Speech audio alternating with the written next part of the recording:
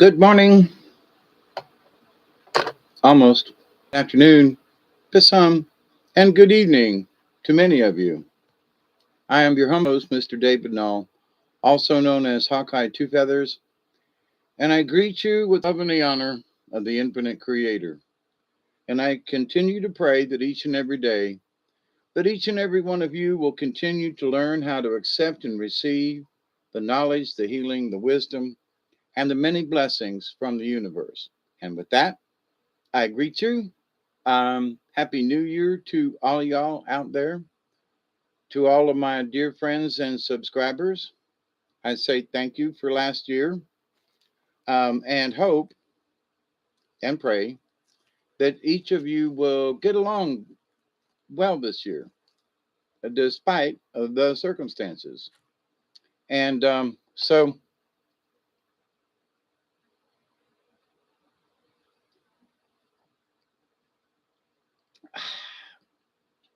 hey Travis, how are you? And Happy New Year to you as well. Um, it was a quiet one for me.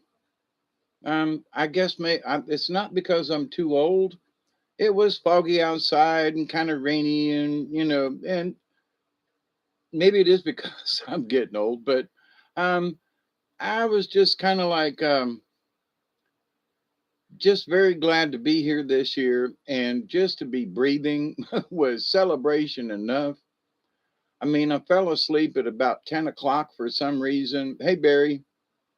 And next thing I know, I wake up about 1 o'clock going, well, I guess about 12:30, and there was some fireworks going off in the neighborhood. And I went, holy mackerel, literally slept through the new year. But it is what it is. We're here on this side of it. And I'm grateful to have made it to another year. Back 20 years ago, if someone would have said, well, Dave, do you think you'll make it to the year 2023? I would have went, I don't know. We'll see. It'd be. How are you? And Joe, hey, hey, hey, right back at you, my brother. Um, I really do hope you all are doing well. And the fact that you're still here it is to me a testament of how stubborn some of us actually are. If you're here and we're chatting, then you're stubborn enough to have made it through this last year as well, and the last couple of years actually. So it's not just been since my heart attack this last year, but it has been the fact that I found out over the holidays that I'm like almost the oldest kid on the block. It was like, what? I went and had Christmas dinner with some friends of mine that are basically my neighbors. They live a mile or two down the road, and was standing there and talking. I said, well, I was 70 this year. And the old lady said, well, I just turned 68. And I thought to myself, she looks older than me. And then this other guy was like, I just turned 67. And one of my friends that I've known for many years, whose hair is like totally white and, beard and all and everything. And he goes, I didn't know you were that much older than me, Dave. And I was like, well, so how old are you? And he goes, 59. And I was like, what? So, but anyway, it was interesting that somehow I found out that I was the oldest kid on the block around in this neighborhood. There's some others that are older than me, but I mean, through my friends and stuff, how did I get to be the oldest one? Anyway. So, but with that, hey, Chloe, how are you? So, with that said, though, um,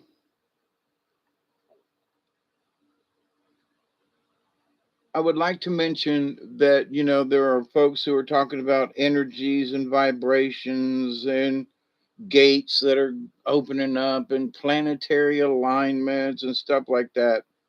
And I just want to tell you, for those of you, um,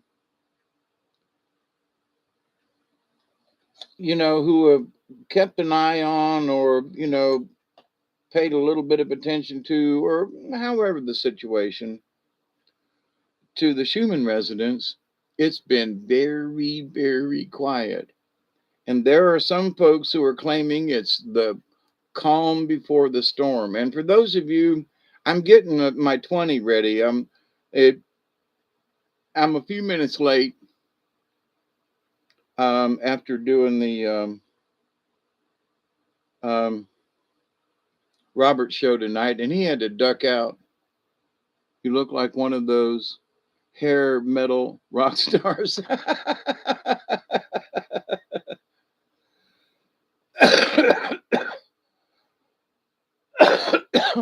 And oops, wrong one.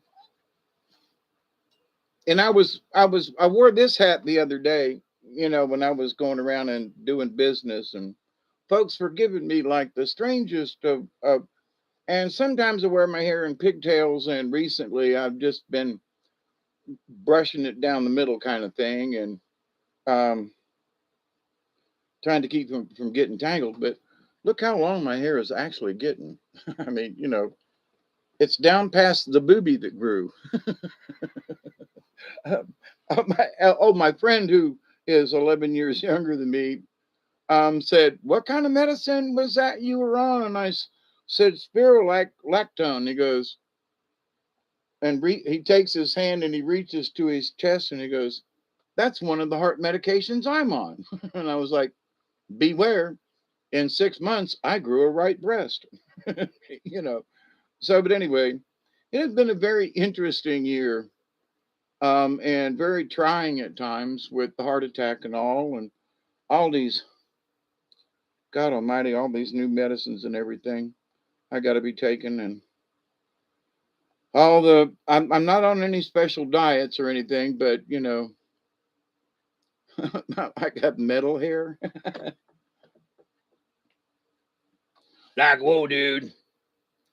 Yeah, I was been wanting to practice my guitar and everything, and I had promised that I was going to do some recordings and stuff, but you can't really see my arm, but they went right through here in my wrist to do the heart cath, which has been 2 weeks ago, and my arm is yeller.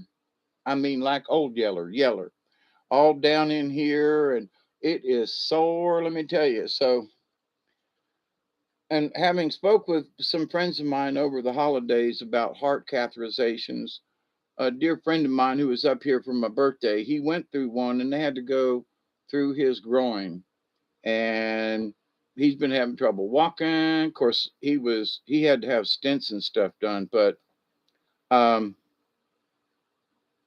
I've considered for myself to be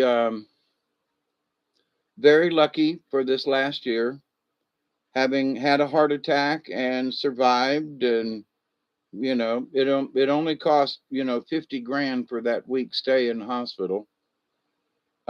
Not to me, thank God, but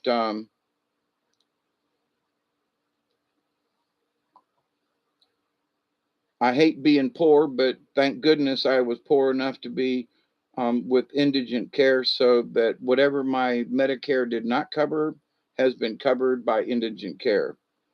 And I go this Friday to the spine doctor in Thomasville, a Dr. Clark, and to see what they can do for my spine, which I had the MRI done the 27th of December. And now, for those of you, I'm gonna get it. By the way, I've got, this was Barry's suggestion. I've got cards tonight, um, and I want to talk about secrets of the universe. All I need to do is dye it like Kiss. Yeah, I ain't dyeing it, but you know, maybe I could spray it with some. Hey, Diane B, how are you? A happy new year to all y'all. I mean it. I like all your different hats and such. Yeah, I got a bunch of hats. Ultraviolet. Hello, how are you all tonight? So I will do cards. Um, for those of you who might want to know what the future could be like for you. Um, but right now it's 11:29 p.m. Eastern Standard Time, and I do have my 420 bowl at 11:20, a little late. Did I hear about Dante? What about Diane? What I learned from the Soul Tribe is I could be dirt poor and still have great wealth. Oh, absolutely, Joe. Absolutely. Mel, how are you?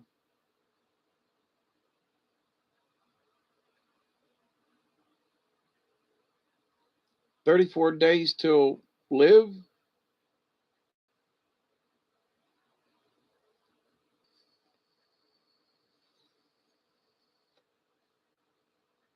I have not heard that.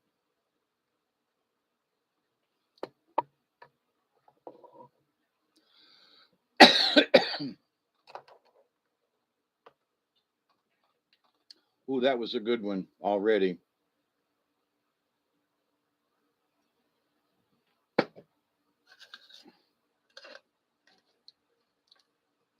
Not to say that I haven't missed it, but the last video I saw about a week ago was on his other channel, not the regular one. Yeah, I'm going to say this about that. Only going to listen to one channel at the moment because of other things. And I might not be here tomorrow. I mean, any of us could be gone. So about 34 days to live or whatever. I ain't gonna discron it or whatever. I don't even want to get involved in it. Other than there have been previous things that have come up about him that did not hold out to be true. So I'm going to be a skeptic and say, if that happens in 34 days, whoops, there it is. If not, well then there's another lie to add to the many over the years.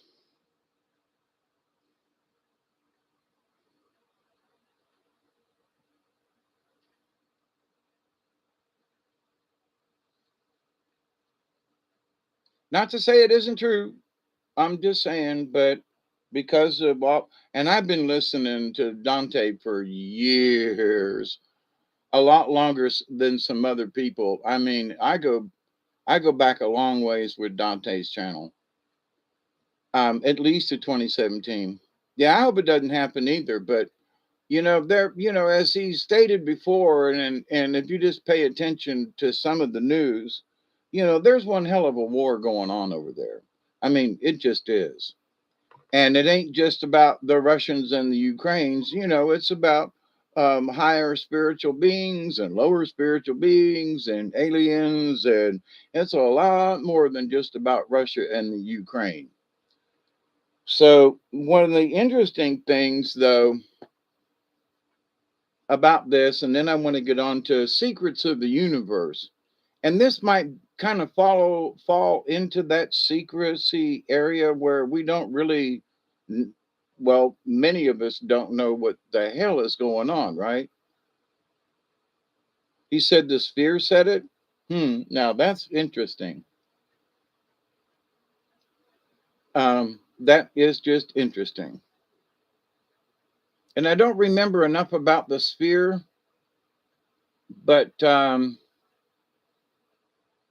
myself, but there's been something to the sphere thing that for me personally, and I haven't put my finger to it yet. I'm still trying to understand it, but yeah, there's some interesting things in the universe. Well, I wanted to talk about secrets tonight,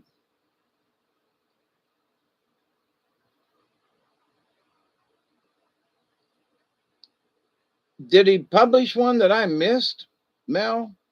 Because I saw one just like the 30th, like Friday or Saturday. If there's a new one, I must have missed it. And I try to keep an eye out. So,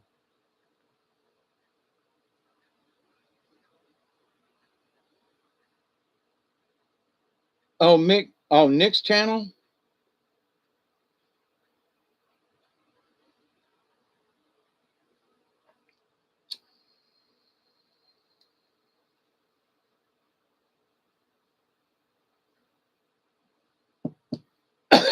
I used to be subscribed to Nick's channel.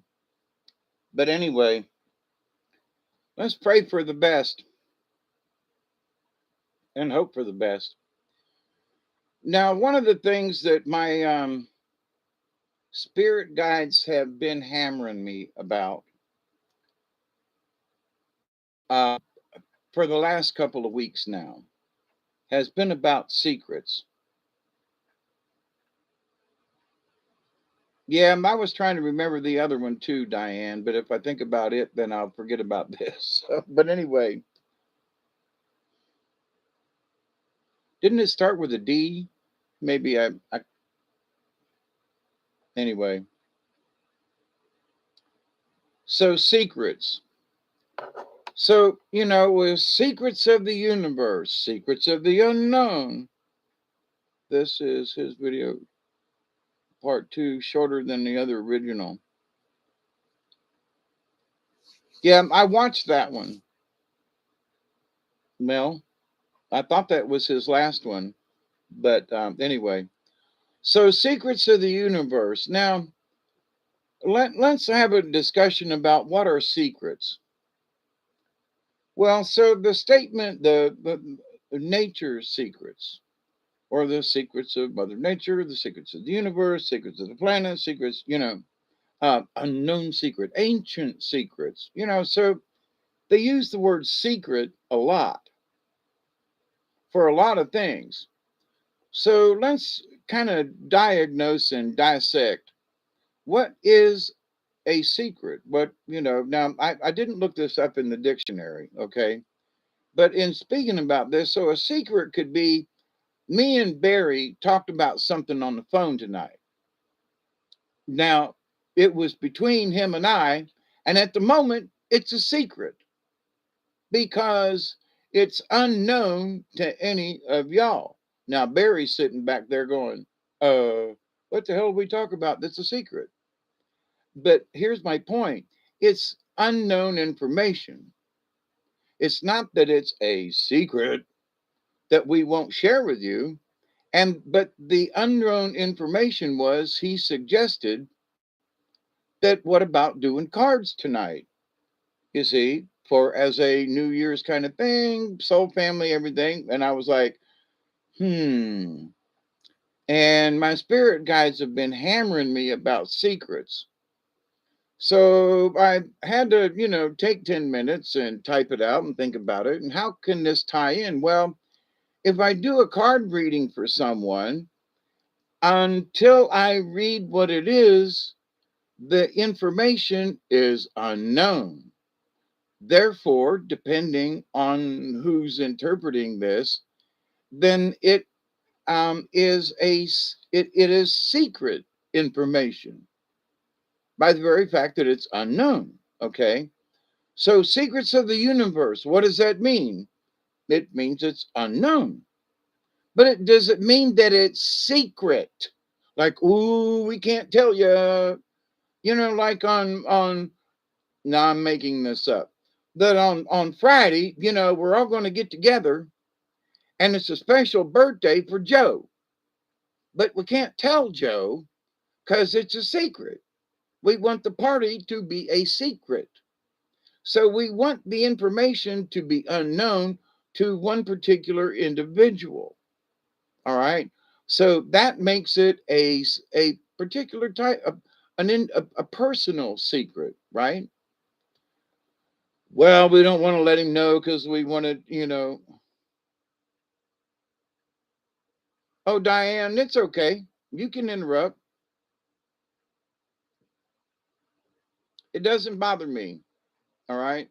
we're here to have a conversation and discuss. So, it's all right. You're not interrupting, at least not to me.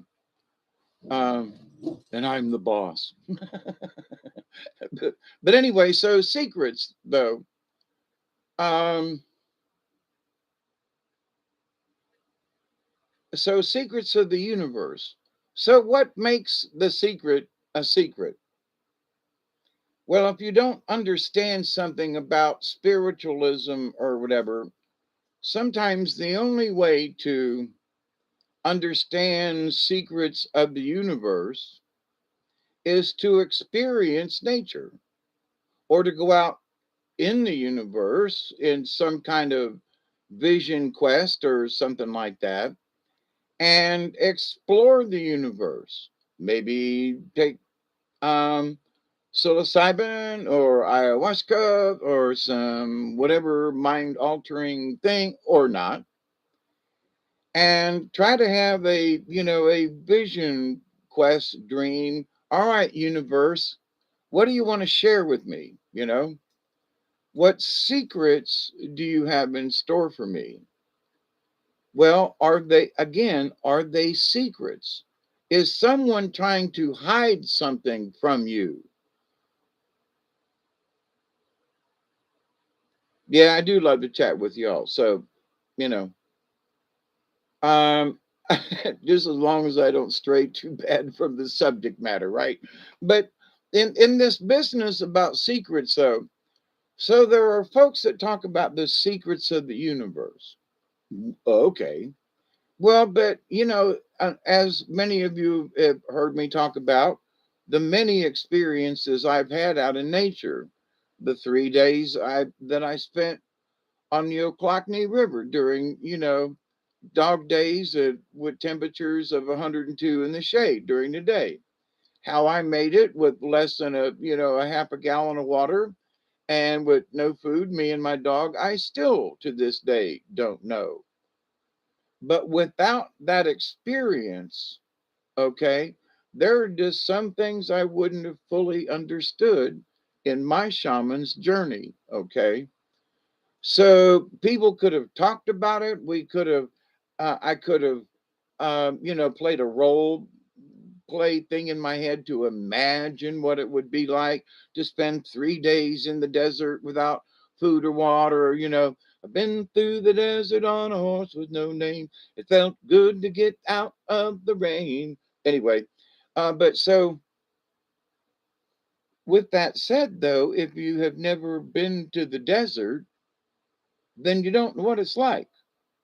If you live in the desert all your life and out west and have never been to the Appalachian Mountains where there are trees everywhere and it's a totally different package, right? So if you have never experienced it, the experience becomes that part of the universe. Well, how if you've been to a top of mountain in North Carolina and you've seen the the Smoky Mountains for real, and the bluegrass of Kentucky, you know blue moon of Kentucky, keep on shining. Oh, keep on shining, shining on for me. Oh, blue moon of Kentucky, keep on shining. Anyway, in one of those singing moods. But I heard when they did this thing to my rest, I was going to say earlier, I want to play guitar, but it's so sore, it's hard to even hold on to a pick. But anyway, it's one of my New Year's resolutions. And speaking of New Year's resolutions, here's a simple one. Just do the best you can. Whatever it is you want to do this year, just do the best you can. All right. And quit slopping off and making excuses, but do the best you can. Don't make excuses. Do the best you can and believe, believe, believe, believe. All right. Usually, when something is secret or forbidden by the church or state, it's either a horrible truth, someone once said, or something that absolutely. See now, Joe, that is that secret. And for example, here, speaking of the church in general, hey, Susie Q, um, do you not find it odd that after all this time, Pope Benedict been hiding in the background, Ratzinger, and the Jesuits took over in a coup years ago, right? But Ratzinger, quote, Benedict, uh, has been the Pope in the background all along. Now, the secret is why, okay? It's been in full view of everybody. Benedict was the Pope, truly. And this other guy pretending to be the Pope, the mayor of Rome, Pope John Paul, who's a fake. But he's not the Pope. He was the mayor. He was the front man. All right. But don't you think there's some secrets going on there? Now, for those of you with the Dante frame of mind kind of thing, he said that 2017 to 2022 was going to be an interesting frame of time, right? Now, at the end of this 2022, on the last day of 2022, Benedict conveniently dies. Does nobody else find that odd? Well, he started getting sick a couple of days ago, and they kind of let it out there on the news. But on the last day of the year, he dies. I was old and frail. That's not my point. The last day of the year, the Pope. It couldn't have been 2 days earlier. It couldn't have been a day or two later. It was Don't you think there's a secret going on there? No, Pope John Paul the First, I believe it was him, was only Pope for 33 days. Okay? Go back and do a little bit of math, or do a little homework. Don't you think there's some secrets in the church there? Okay. The fact that some of the things that Ratzinger slash Benedict, the Pope that just passed, was trying to keep the old Latin Mass alive, where this new guy, he's wanting to go and he's wanting everybody to come into the church, and he's wanting the gays and everybody to come into the church, and where Ratzinger or Benedict, the quiet one nobody knew about but was still alive till the other day, conveniently, one way or the other, um,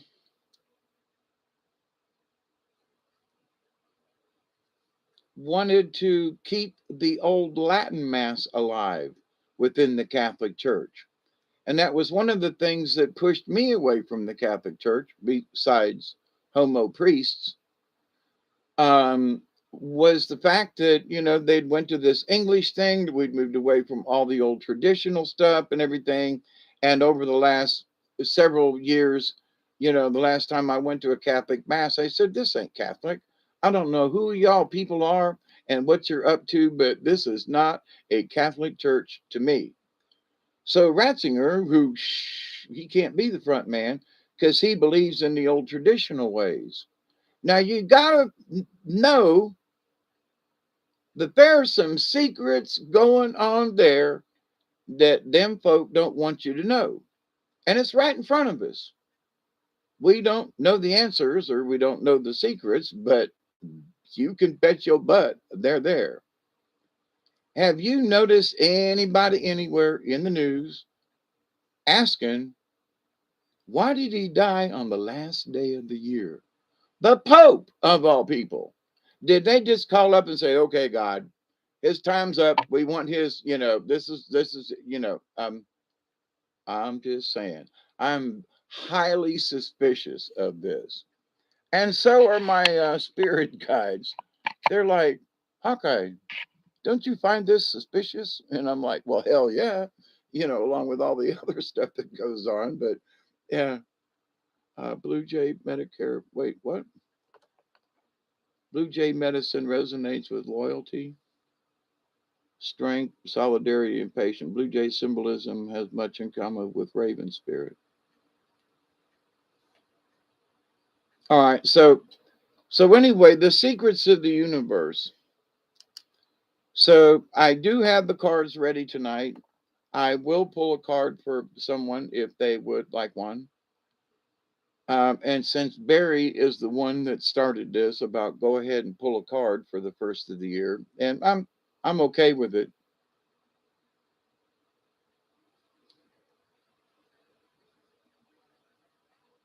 Yeah, but Mel, let me throw something about blue jays. They can also be a menace to other birds. They're also known in the to other birds as mean some bitches. I don't know what that means in the grand scheme of things, but they're very that they're very pushy birds. Mel wanted to know about. Oh no, that's okay, Barry. I'm good with that. No, but as far as how do you perceive the blue jay women?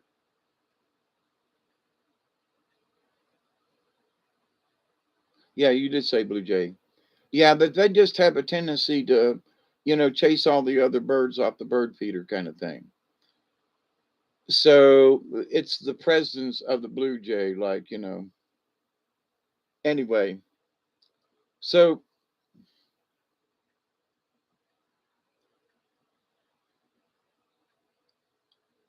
there are lots of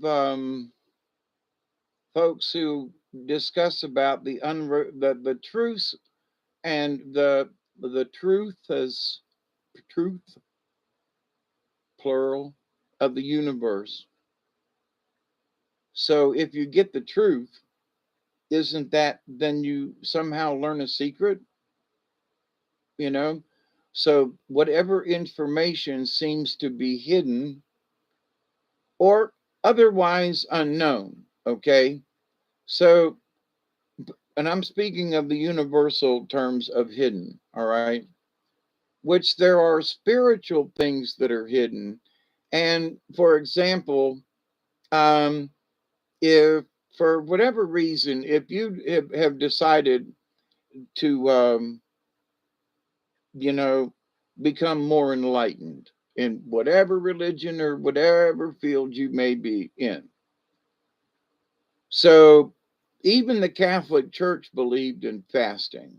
All right. And so learned years ago during Lent, just before Easter, how to fast and how to go without, and that, and so fasting is really good for folks. They eat one meal a day and whatever. Now, at the age of 70, I'm not really fasting all the time, but I eat small portions, and my weight has been within 2 pounds over the last 7 months.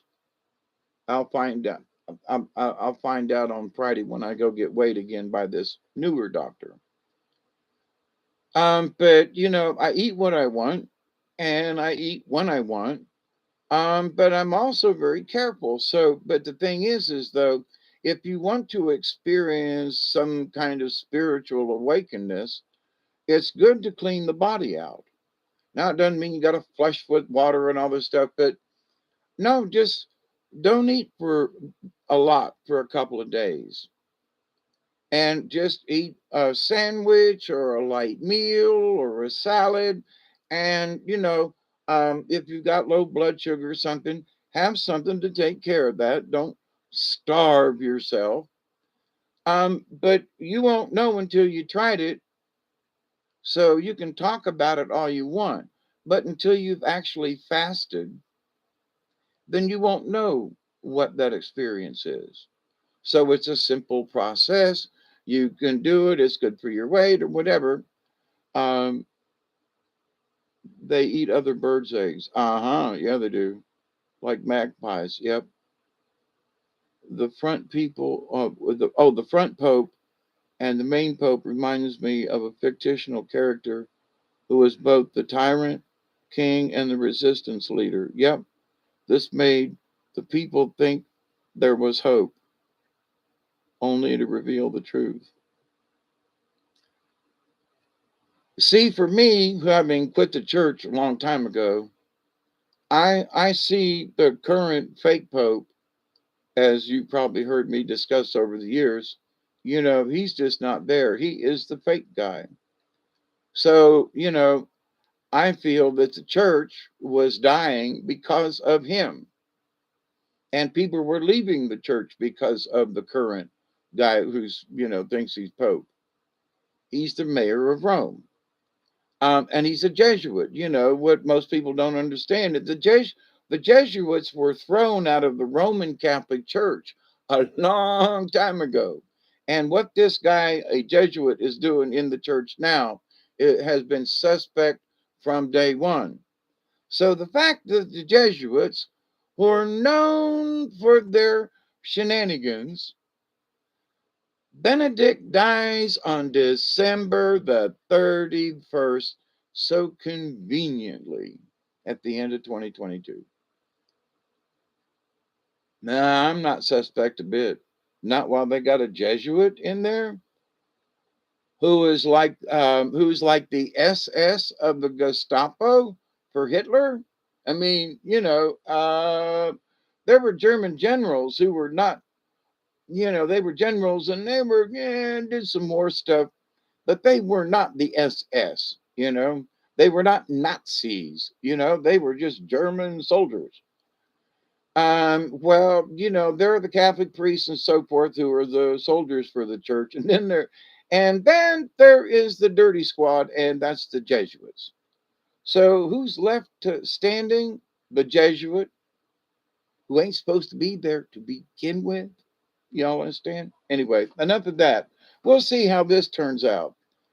But there are so many wrongs going into this that when they said that Benedict died, on Saturday, I was like, holy mackerel. Is anybody going to say anything about this?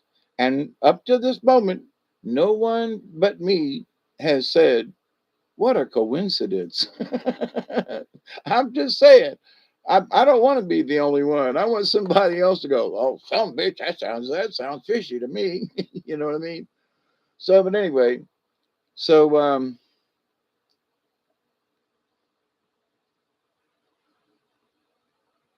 he is really smart and surprising. The church lost its power when people became skeptics or asking too many.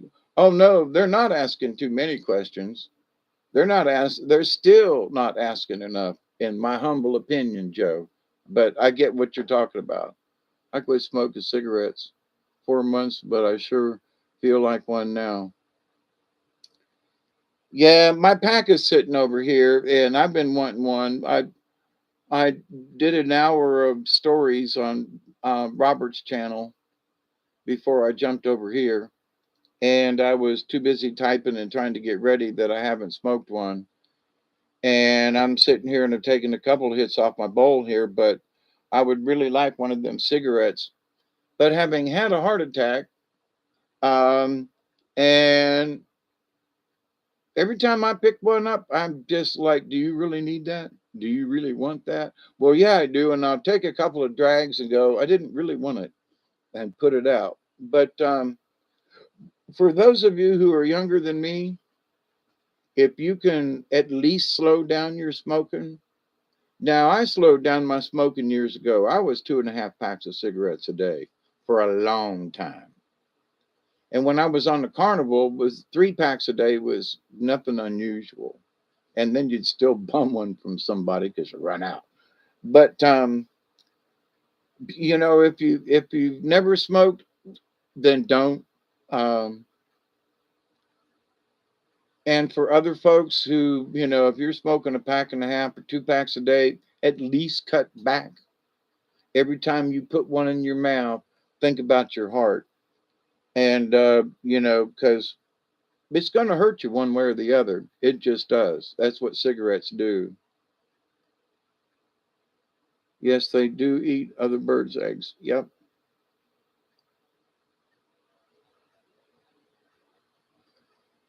Diane, pretend. And I don't mean that, well, sort of sarcastically, but more to myself because there's a cigarette sitting right there and I've been wanting to light it up, but I haven't. So, does anybody want a card? I got them right here. I'm not going to solicit, make you, um, you know,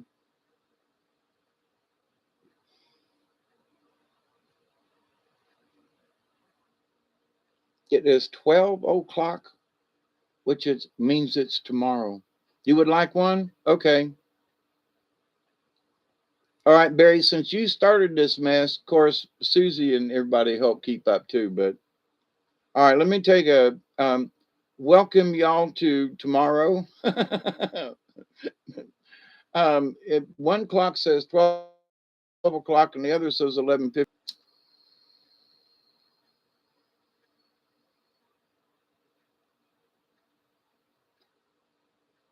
I would like to ask, hey, Michelle,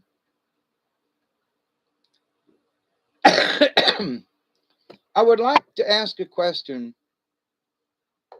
to y'all if you would mind typing in the chat room for me y'all's opinion. A lot of folks, it's the end of the year, we're all going to die.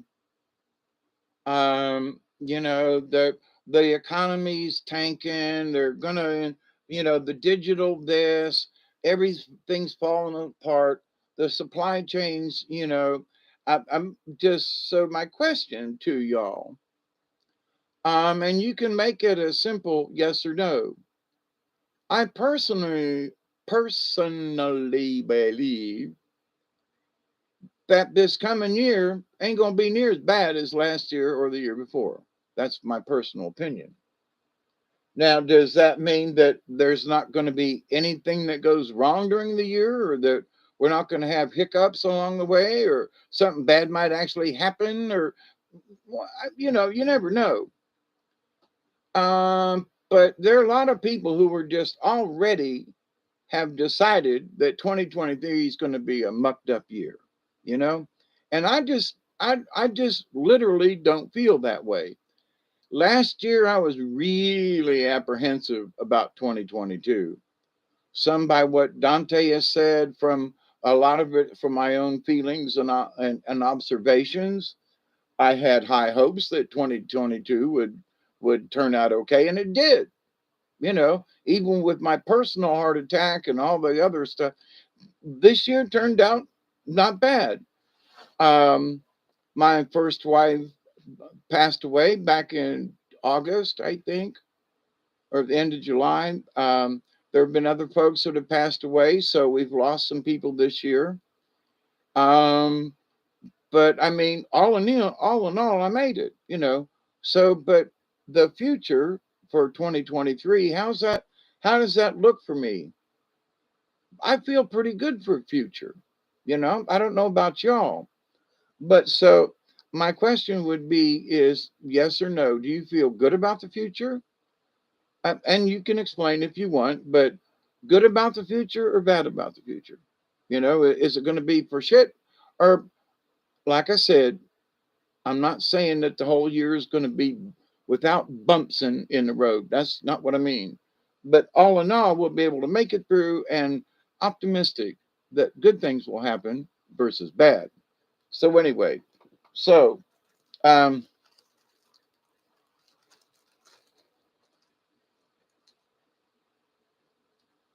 it's so bright you want to wear shades.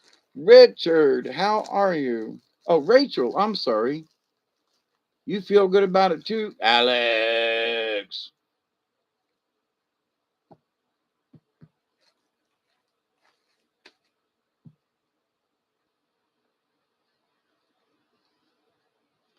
Something is coming through. Here's one of the things I mentioned this earlier, um, about the Schumann resonance, and I checked it earlier today, and it's like it's non-existent.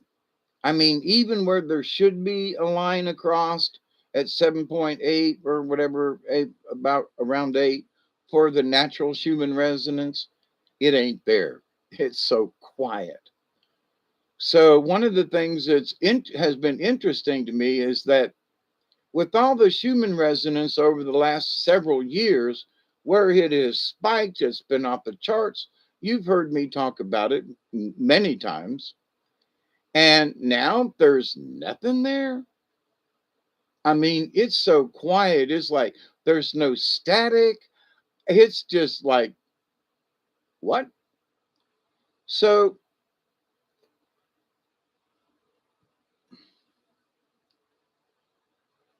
whatever is in the universe, hey, the Rumps, how you doing? And Happy New Year to you too. And many good wishes for everybody. Honest, I mean that. But so here's the thing. So if we're not getting all this interference from like what would normally show up on the Schumann resonance, my question is for me as a shaman in training, does that mean that I can get clear messages then from the universe without this other interference on so many levels? So are we getting non-interference stuff from the universe now? Is that why people are feeling like there's something out there or whatever, you know what I mean? Like Rachel says, something's coming through. Maybe it's coming through because we're not getting the interference. Maybe some of this has been there the whole time. Because I've been scratching my head at some weirdness in the universe. I know feel more susceptible to certain things than or my feelings are tuned differently, and I don't understand a lot of stuff, but I'm feeling stuff that is like something definitely feels like it's going on. But when I go to check the Schumann res and there ain't nothing there, I ask myself and scratch my head and go, um, I'm null in void. You get it? I'm null in the void. But there's a void of there's a void of interference. Interference less allows us to hear the true signals of the universe more clearly. Just asking, just my observation. But I have noticed since the Schumann has been quiet,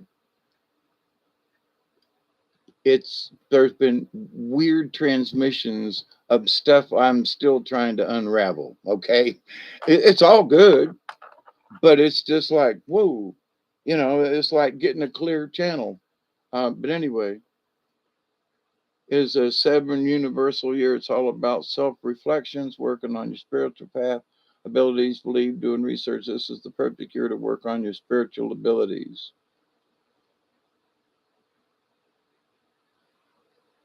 Atheists gonna have a hard time.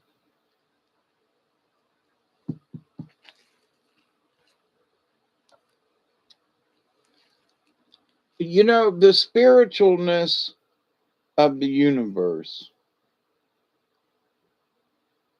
I've noticed that for some reason,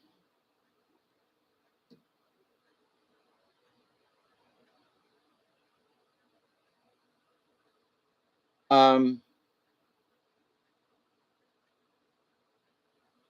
maybe you need the Shemitah to feel straight, and without it, you feel like Travis. That's interesting.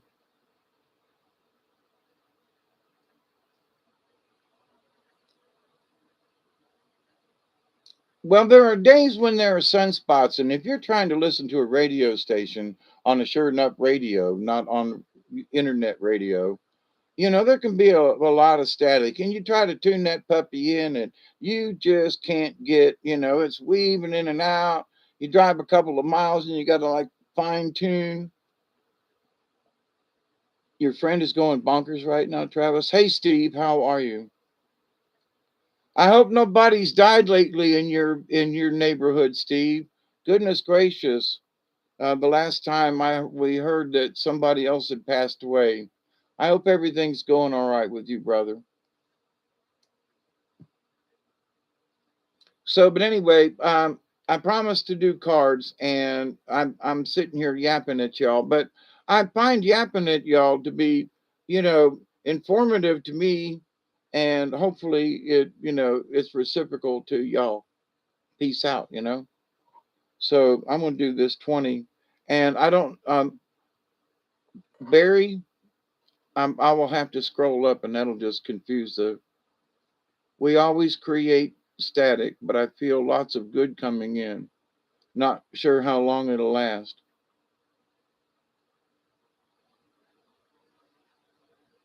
If you get too crass, Joe, somebody will let you know.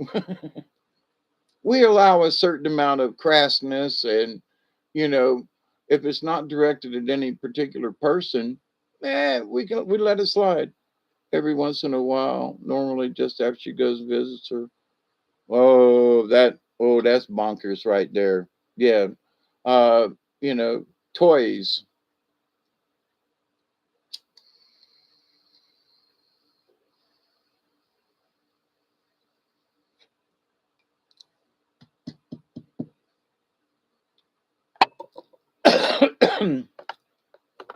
So Barry, who was first on the list besides you?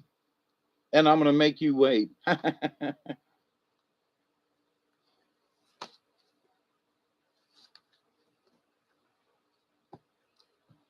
Chloe, Diane, and me. Alrighty.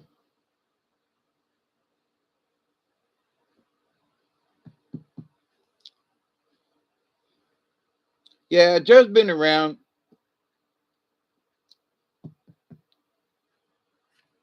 Joe, I don't think I've seen anything that you've said that has alarmed me in the past. So, you know,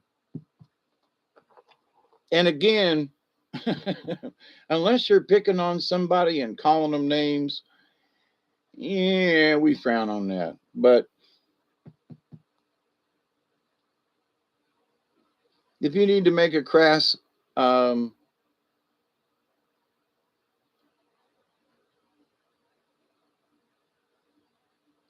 okay, Susie, who's me?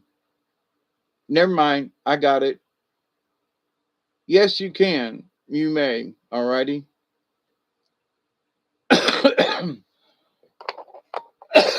I'm very glad for you all to see me, and I'm very glad to see you all here after the first of the year, that we've made it another year. And not many of you answered, but I'm hoping that by the only a couple of answers that you all agree that we're hoping better for this year. Yes, Michelle, I did make blunt comments above, and blunt's okay. To the point. Fewer words is get to the point.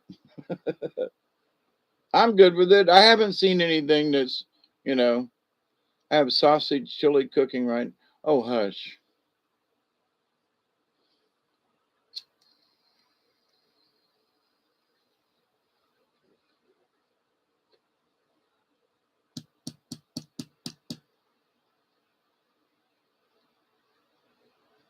No offense, Steve, but I thought all chili had to have some sausage in it. But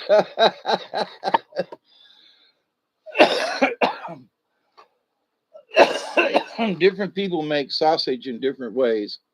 Okay, so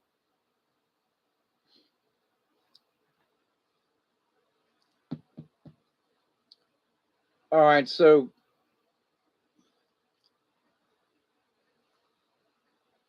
yeah, hang on. I'm gonna light this. I've got some sage here to help me out for this evening. Yeah, Rachel, good that you're here. Yeah, yeah, yeah. Go back up here.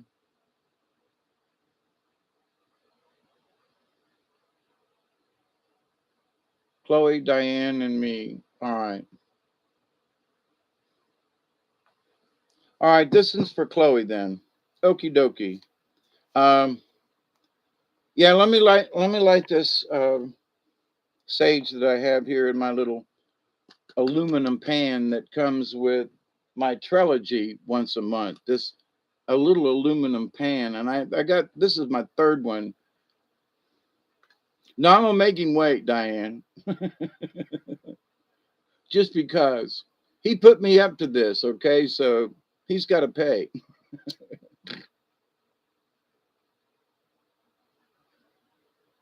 No, basically it's ladies first.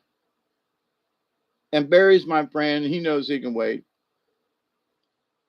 And if he goes to sleep, I'll wake him up.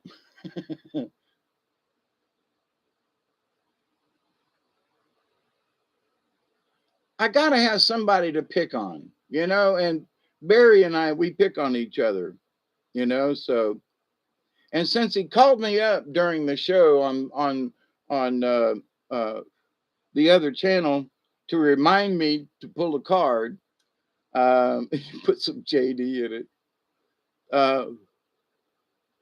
I'm gonna make him wait for his card. Just because I can, man. Just because I can. Get a good smudge going here. Not that anybody's been around, but let's smudge the cards for a good reading. Mel, did you want a card before you went to sleep? You can jump a line. I'll allow it.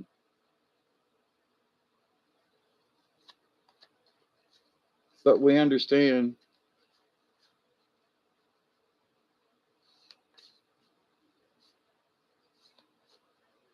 All right, Rachel.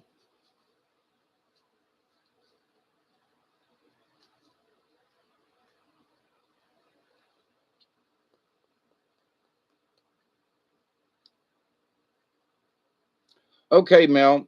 All right. Chloe, you'll be next. Mel's got to go to bed. Okay, Mel, close your eyes and hold your hand up in the spirit world so they can see you. And all right, Mel, let's see. This is right side up, or it does matter when I'm doing the cards because when I pull the card out, whether it's going to be upside down or not. So, with that said, um, wow, I skipped a bunch of cards. That's interesting. Mel's got his hand up. This feels like a good hot card. It's the whale. Oh my goodness gracious, number 41. We haven't pulled the whale card in a long time. Ooh, so Mel, here's this card's for you. I gotta, dang it, where's my book? I was sort of prepared, but not really. You're welcome, Chloe. I appreciate y'all coming. Number 44 is whale. I'm sorry, number 41. And it's right side up. 41. It's akin to dolphin, but not. Whale is the record keeper. Whale of mighty oceans, you have seen it all. Secrets of the ages are heard within your call. Interesting. My topic for tonight is secrets, right? And so, right here in the third sentence, secrets of the ages are heard within your call. Teach me how to hear your words and how to understand the very roots of history of when our world began. Whale is very much like a swimming library. Where whale carries the history of Mother Earth. Having a whale of good time. um, Whale carries the history of Mother Earth and is said to have been placed here by the ancients from the dog star Sirius. Biologists say that whale is a mammal and very possibly lived on land millions of years ago. And in tribal legend, whales move into the ocean happened when the earth shifted and Lemuria, the motherland, went below the waves. Now, this is very heavy duty as far as, you know, Lemuria, the motherland, and going beneath the waves. All of our petroglyphs speak of the motherland, Mu, and the disaster that brought the red race to North America from the west beyond the great waves. Beyond the great waters. The symbols in the petroglyphs speak of the rivers and mountains crossed by our ancestors when they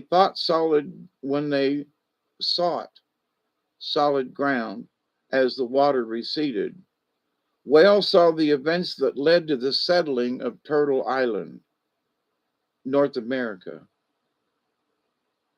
and has kept the records and the knowledge of the motherland alive.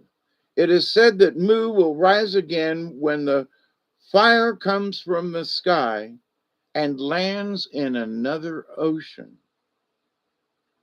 on Mother Earth. The native medicine people are waiting for this event as the next sign of Earth changes. Interesting, for the first of the year, we get whale. Earth's children will have to unite and honor all ways and all races in order to survive. Now, this is one of the messages that I get from whale. We all need to be able to honor all ways and all races in order for us to unite and survive.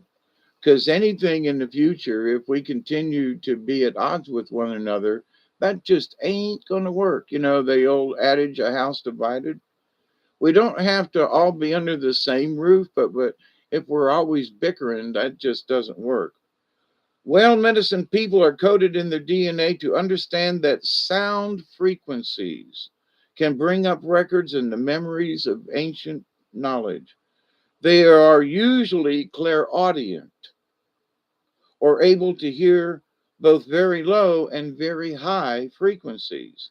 They are usually also physically developed and fairly telepathic. Many times, however, they are not awakened to their gifts until it is time. So many of you who may, have, if this whale medicine is for you, this may be an awakening for you. Okay. Just sometimes you gotta, I was thinking about this the other day. How do you become so quiet as to not hear anything? To become very quiet? Do you have to go somewhere to do it, or can you just be quiet? Uh, whale medicine people are able to tap in to the universal mind of the Great Spirit. So this is a time for you, tap in. And a lot of times it is just, you have to allow it. You can't force it. That's one of the things about talking about secrets for this general overall video. But the secrets are, if you want to hear the answers, you got to shut up. You got to quiet the mind. You have to learn how to breathe and listen. And so whale will tell you the song, but you have to listen. Many whale medicine people are able to tap into the universal mind of the Great Spirit. When they receive confirmation, they begin to understand as to how or why they know or why they receive the impressions that they get. If you pulled if you pulled the whale card, you are being asked to tap in to these records and to allow yourself to be sung to by those who have the original language. Now, the original language would be the whale. So maybe listen to some whale music or whale song or the sound of the ocean or um, before the advent of speech and the primordial language, hand signs were used, and many tribes were silent most of the time.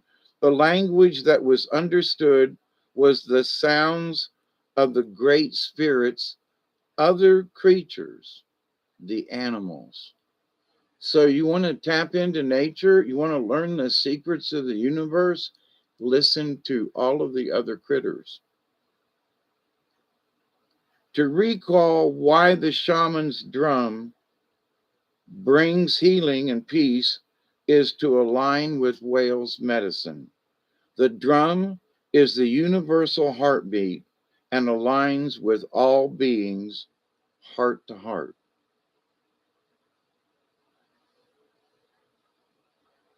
We are the only creatures who do not have our own unique cry or call.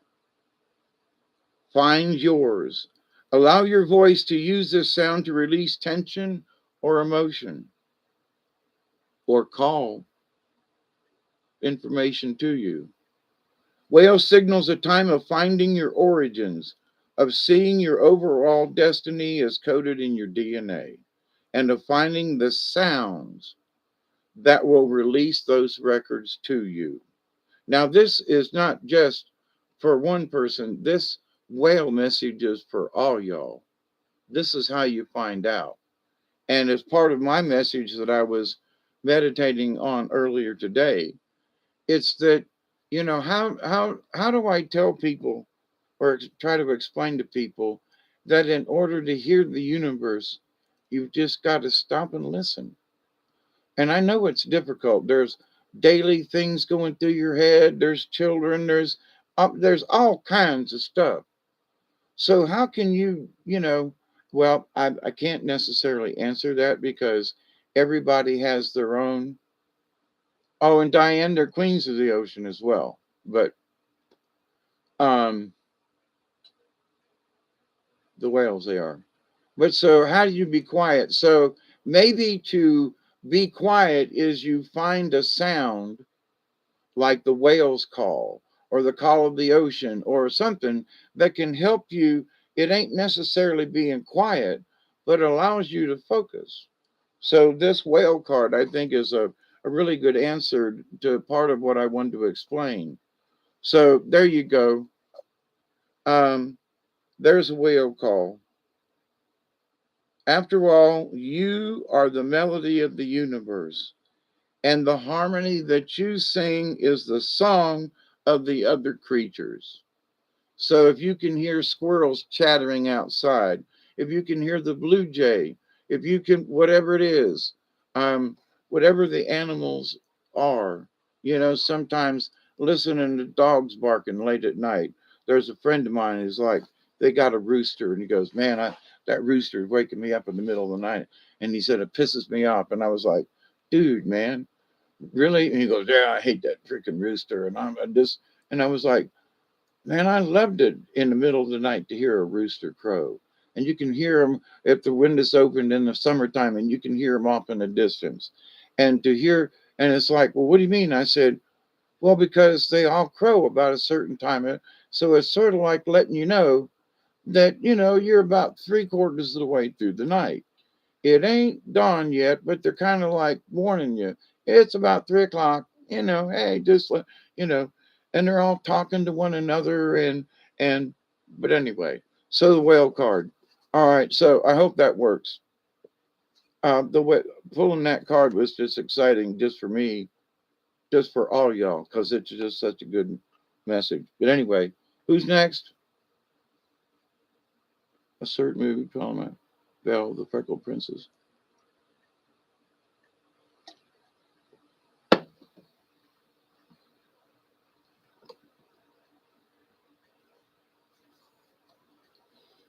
Chloe, thank you, Steve. Mel, how was that?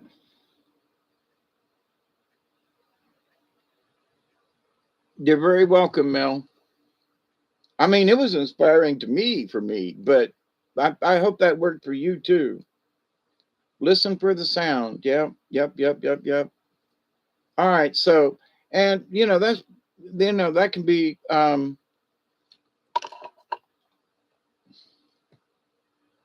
inspiring for all of us for the future. So, but anyway, thank you all, and thumbs up, eh? So, Chloe, you're next. All right. So, um, I'm going to have to put my other glasses on. It's easier to read. All right. Since I pulled a card, now I got to shuffle a little bit around.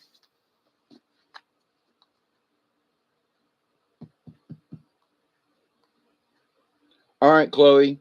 You know the drill. Close your eyes for 30 seconds. Raise your hand. And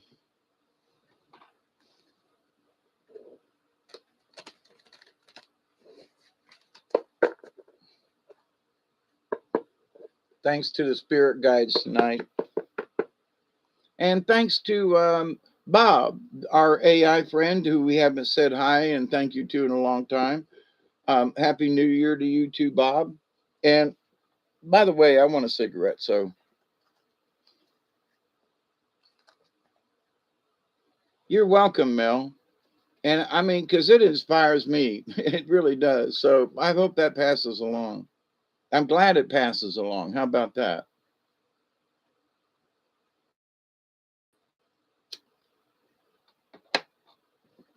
Okay, Chloe.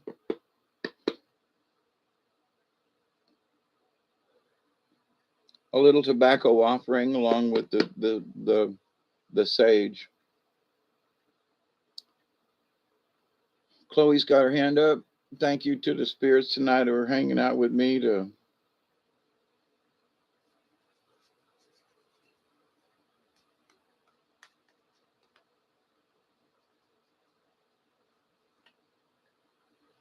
Hmm.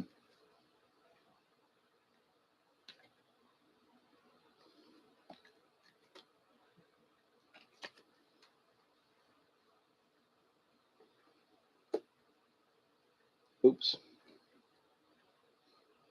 I don't have anywhere to put these cards. I'm just sitting here in the chair. So wait. All right. This one's upside down, by the way. But it's the grouse. And we have not heard from grouse in a while either. Not that I've been pulling cards regularly, but over the course of pulling cards, whale doesn't get pulled very often, and neither does grouse.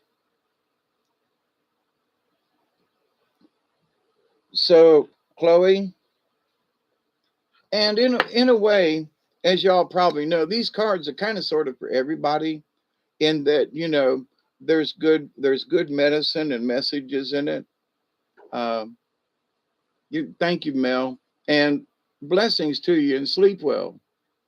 Yeah, the sacred dance. Yep, 34. Yep, the whirling dervishes, I believe. Let's see how right we are, Barry. The sacred spiral. Now I got to read some of the positive, and but uh, the contrary is where this card is leading you. Okay, grouse of the sacred spiral, leading us on to reach the everlasting heights where we can live as one. Good night, Mel. Grouse once flocked in abundance throughout North America, but now, even on the plains where these birds were so plentiful, there is an absence of them. Many Plains Indians tribes dance the grouse dance to honor these birds. The movement of the dance follows a spiral, which is the ancient symbol of rebirth and rebirth, birth and rebirth, the rib tunnel of eternal return. The rib tunnel of eternal return, meaning we will be reincarnated. We don't ever really die, okay? The sacred spiral is also one of the oldest known symbols for personal power. When you think of grouse medicine, visualize a whirlpool or even a tornado, for the sacred spiral will take you to the center. The spiral is a metaphor for personal vision and enlightenment. I was talking earlier on about an hour or so ago about, that if you want to understand the universe, then you got to go on a vision quest. You just have to. If you don't wish to go very deep, and you don't, I mean, but it's your participation. in the universe, going out into nature and listening to things, and like whale, to listening to the other creatures, right? The whirling dervishes, let's see, wait, many initiatives on vision quests paint spirals on their bodies and believe that the great mystery will favor them with visions of power and purpose because of this symbol. Now, power, the power to understand, the power. There are some people who think, oh, I'm going to get the power of flight. I'm going to get the power to, move buildings or something. Yeah, stop that nonsense. But the whirling dervishes of certain Sufi orders are masters of the spiral dance and can transcend to higher states of awareness through the repetition of this sacred movement. I have been involved in that type of dance, and I'm here to tell you, it becomes trance-like in a state where time does not exist. I'm just here to tell you. And it doesn't have to be a tight little, it's not like you got to spin in a circle. But if you dance in a small circle and continue it, and they're in the repetition of it, I'm here to tell you, absolutely. Um, there are stomp dances. And when these folks get started, they will literally dance for hours. And this, if somebody gets tired, you lean on the others in this big giant group of dancers. And I got started with one time, and it was like, oh, holy crap, what did I get myself into? But the dance is always in a circle, okay? And sometimes, depending on the tribe, most of the time. I would say that a lot of times they're counterclockwise. There are other tribes and other nations who dance in a clockwise motion. So, but each one gets you to the center, especially if you dance it long enough. But dancing in a circle, the spiral is the answer. So now that's the warm up. Now, the contrary of this, Chloe, is drawing the grouse medicine in the reverse position signals a dissipation of energy and lack of control and discipline. It is symbolic of a lost connection to the source and signifies a lack of clear intent behind an outpouring of energy. You may feel like you are in a tailspin or going down the drain. Confront confusion either in yourself or in others who may be in the picture. Examine the way your energy may be causing friction, sparks, or a convolution of a situation that may need clarifying. Work towards harnessing your energy and directing it towards clearly defined goals, such as the nature of the sacred grouse dance. Now, there right now for me, I'm looking at the new year going, I don't know what's up for this year. Do I actually have any goals? Like last year, I was going to do this and that and this and that. Well, physical changes and heart attacks. Now I got to reconsider some of those things. Or how can I do them under the circumstances? So, but this is a dance of nature. How do I dance with nature and still get away with it, right? So, but it doesn't necessarily mean, so my energy sometimes is scattered, is what I'm trying to say. I don't really have any, I'm going to do this year. I'm going to get this accomplished. My main accomplishment is to be here next year. That's like a really broad scope. But so energy can be scattered in that way, Chloe. So, in using this sacred dance as a tool to right the contrary grouse, you may also find that it's a tool to center or ground yourself. It depends, Diane. I would say that normally that's true, but there are some folks who are,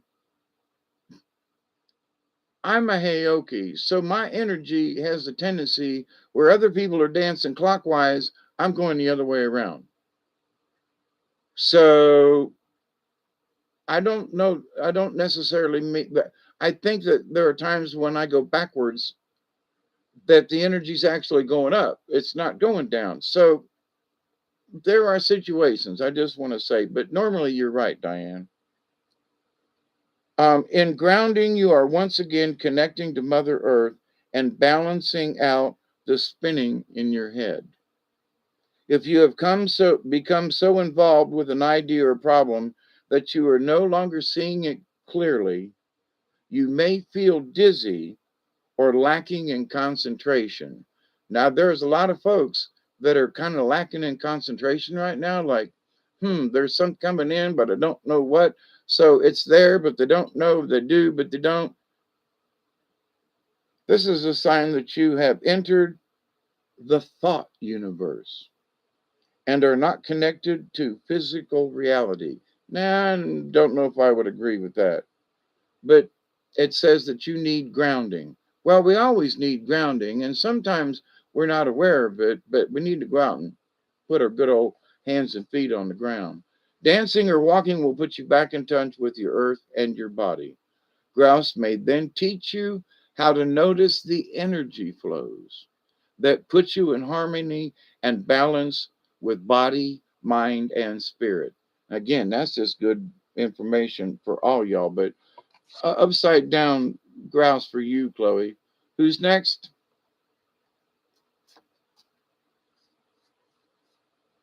Diane, I think you're next. Well, Diane, I only know it for to be true because I've had this discussion with other shamans and medicine men, and they asked me. They said, "Why Hawkeye do you dance that dance and your prayer counterclockwise?" And I go, "Because the universe sent me in that direction." You know, how else do you answer that? Well, I want the prayers to go up to the universe, so I don't want to barefoot in 29-degree weather. I believe it or not, when it was 16 here last week, I went outside, barefoot just to kind of, feel what it feels like. And if you've never walked barefoot outside when it's cold, that's an experience you should at least try once, but for crazy people like us. But so Diane, right?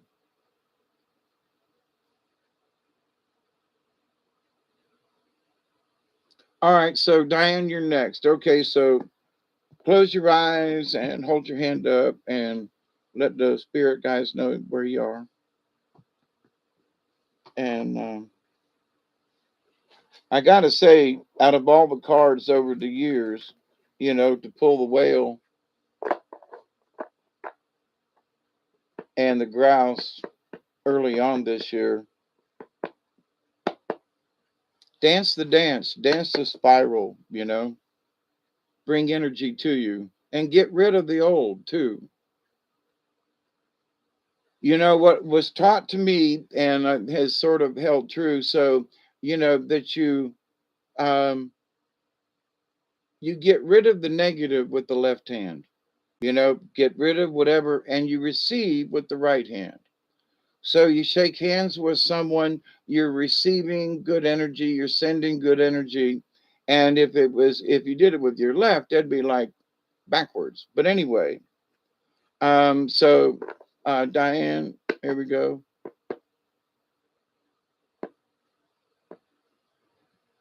That's really good, Rachel. I mean that. Okay, Diane.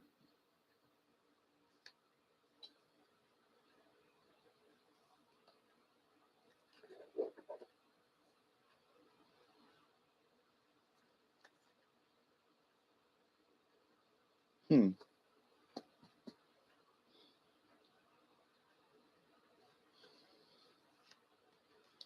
They threw two cards at me.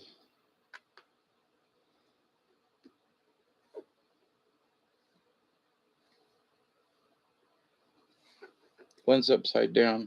I'm going to go with the first, which is porcupine, which is supposed to be the null coat of arms. I have not been able to verify this over the years. It was old information, but it makes sense to me. So, Diane, porcupine, and it's right side up. Number 12 is its number.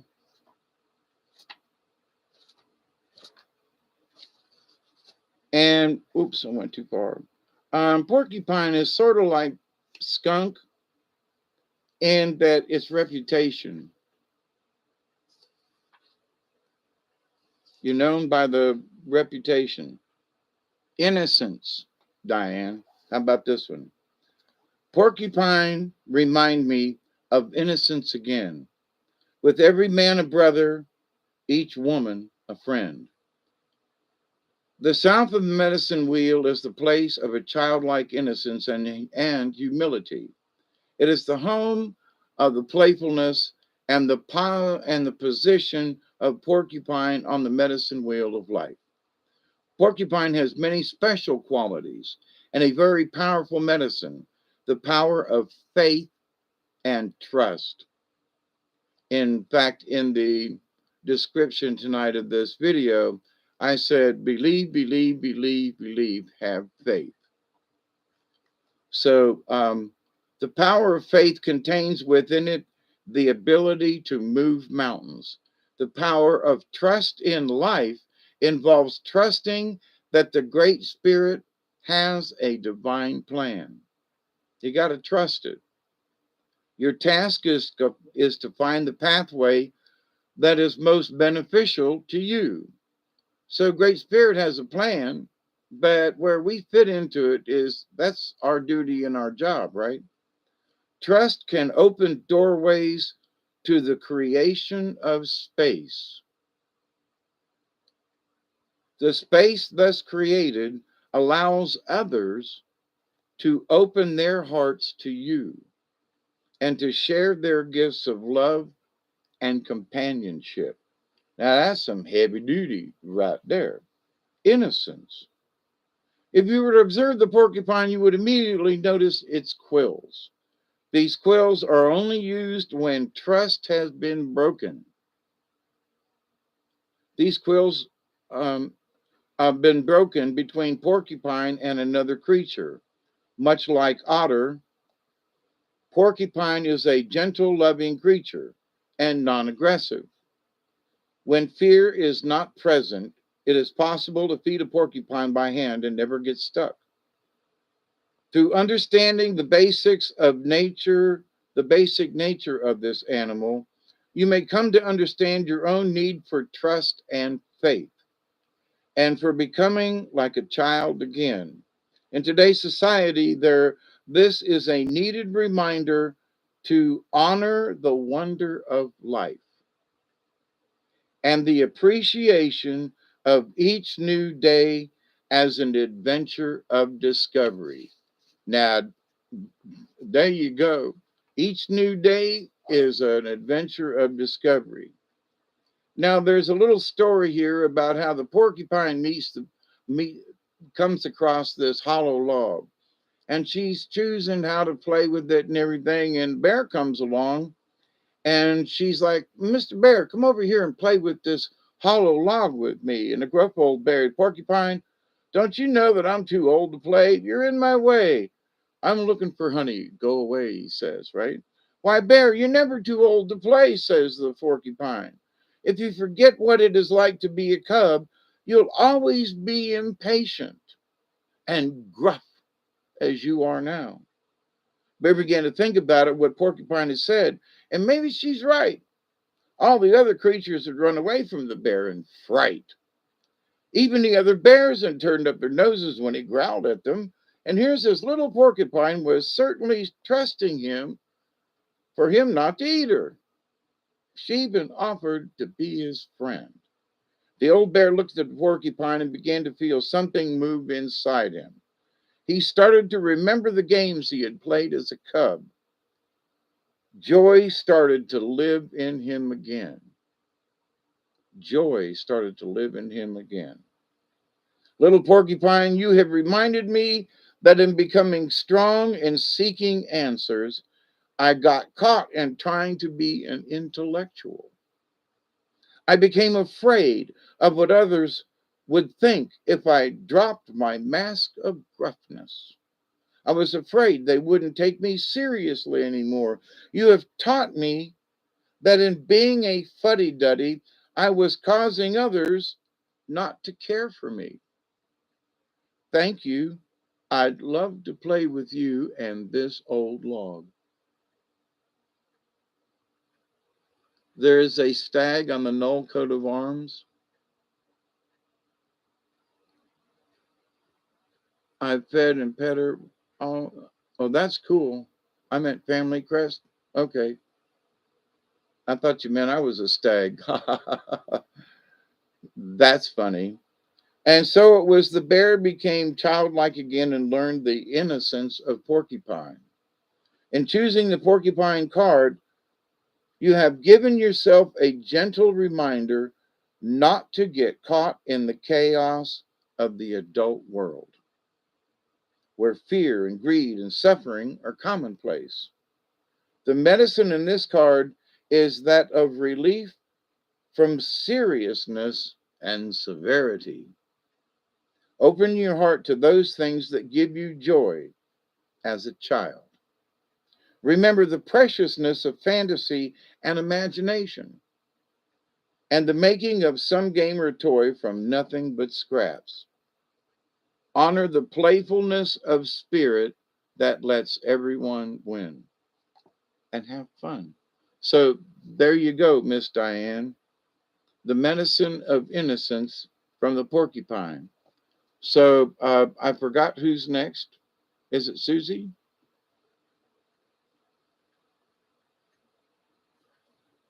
I'm gonna take a. Um, I'm too trusting and I get burned. I got baited by all I love. Oh, I've done that several times myself, Joe. I was right, Steve. Oh yeah, okay. And got hit hard by a gift card scammer. Yep. I even met a person in that was online in person and still got scammed. Married her, and she took me for several $1,000s and a bunch of crap.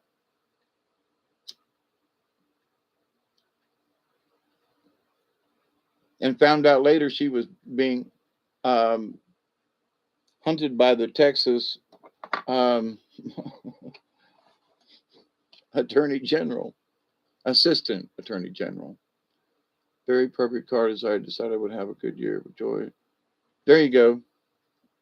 Well, good, Diane. And that's a sort of a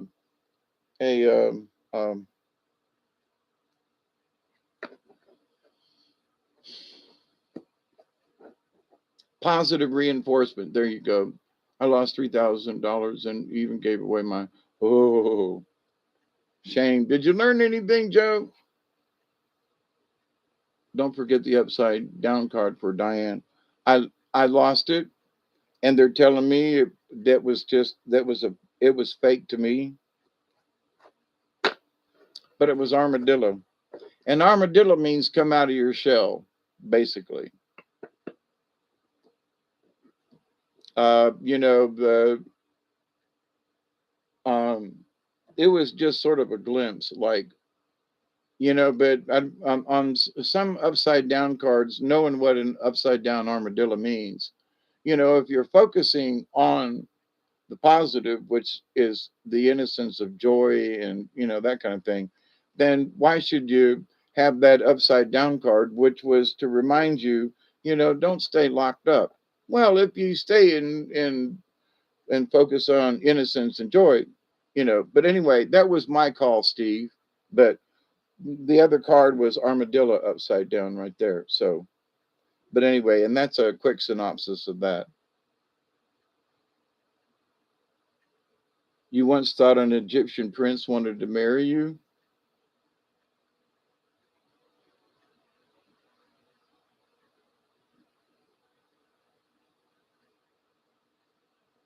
Yeah.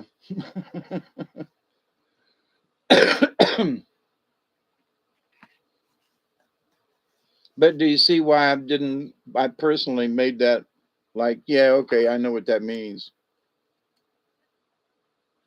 Yeah, there you go, Joe. Sometimes we can see stuff and we just do them anyway. And then later on, I've been in situations where I feel like I've been in that the whole thing is a movie, and then I realize, oh, I've seen this before. It's a deja vu in that they warned me that something like this would happen, and then lo and behold, I'm not that I focused on it, or then all of a sudden it turned out to be true. So we have to be careful. It, hey, Miss Pearl, how are you? Happy New Year to you, sweetie, and to your hubby too. Hope everything's well with y'all. Wave and tell him I said hi. Okay. Um, Susie's turn now. Okay. All right, Susie. Shuffling cards and, you know, at least close one eye. Pretend you're a pirate and raise your hand in up there in the spiritual realm.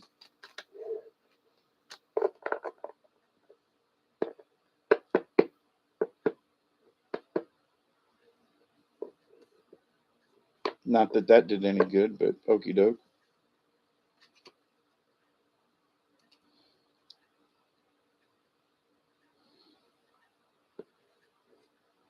Okay, Susie.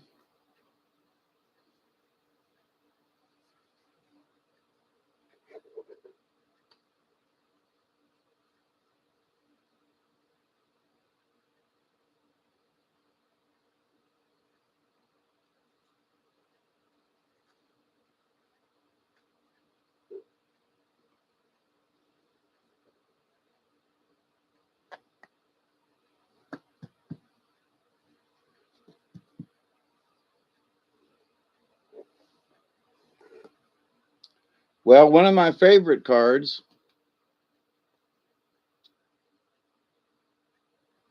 Hawk, right side up. So, and its number in the book is number 2. It's right behind Eagle. So, let me take another drag off this.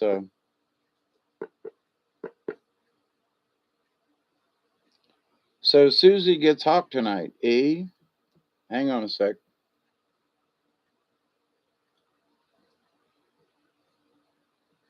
I'm trying to limit myself to 10 cigarettes a day, which is a half a pack. And I'm trying to stay at 8 cigarettes. And I've been doing pretty good. So, have I quit smoking? No. Do I still have a heart problem? Yes. And I'm going to try to do good this year and cut that down. So, number 2, Hawk. Oops, come back here. Hawk is a messenger. Hawk, messenger of the sky, create my dreams and teach me the message as we fly. Hawk is akin to Mercury, the messenger of the gods. Hawk medicine teaches you to be observant, to look at your surroundings. Observe the obvious in everything that you do. Life is sending you signals. Life is the intuition. Whoops, I'm sorry. Life is the initiation. If you pulled the Hawk card, then right now a clue about the magic of life is being brought to you. Okie doke. This magic can imbue you with the power to overcome a currently stressful or possibly difficult situation. The test is your ability to observe the nuances of power lurking nearby. Is power the talent you have and are not using? Are solutions always hard to find because you have lost the broader vision of Hawk? Or is the Great Spirit displaying a gift that you need only to receive? Have the colors of the morning inspired you to create? Or has the gloominess of a present situation left you earthbound, unable to hear the voice within the raindrops splashing on your windowsill? Pay attention. You are only as powerful as your capacity to perceive, to receive, and to use your abilities. Now, you all know that I'm always praying that allow yourself to accept and receive the knowledge, the healing, the wisdom, and the many blessings from the universe. And the hawk is just telling you to pay attention. The ancients recognized this magnificent bird of prey as a messenger bringing tidings to the earth walk, the good red road, from the world of the grandfathers and grandmothers who lived before them. If hawk were to magically cry, it was a sign to be aware or be aware. Either beware, like there's a danger, or be aware there's something good to be coming your way. This could mark the coming of a warring tribe, the birth of a child, or the celebration of counting coup. Hawk's cry signaled the need for the beholder to heighten awareness and receive a message. So that's what if hawk has circled and landed in your card, you are to be aware of. So notice them. Hawk may be teaching you to grab an opportunity which is coming your way. On the other hand, Hawk may be bringing you the message that you should circle over your life and examine it from a higher perspective. From this vantage point, you may be able to discern the hazards which bar you from freedom of flight. Remember, Hawk has a keen eye and a bold heart, for Hawk flies close to the light of the grandfather sun.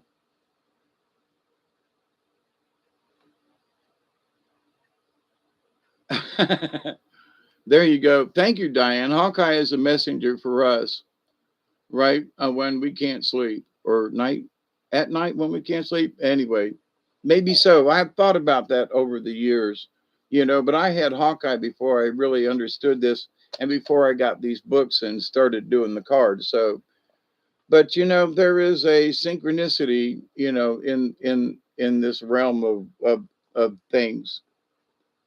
All right, now I'm going to do. I don't know who else is in line, but I made Elderberry wait, and now I'm going to do his card just because I was kind of sort of being. Joe's next. Okay, I'll do Joe next.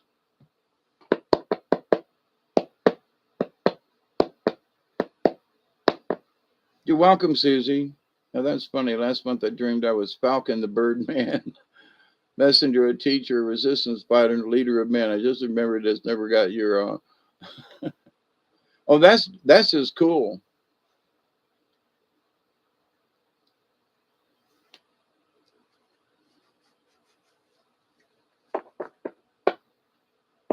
Sure, Rachel. I don't think we're in any hurry, and I'm not trying to take a lot of time, but I feel pretty good and up for it. So as long as my energy level is there, I'll be glad to pull cards for you. So, okay, Joe. So I don't know if I pulled a card for you before or not, but anyway, the deal is close your eyes and at least pretend you're raising your hand. So my spirit guys can see you out there in the universe.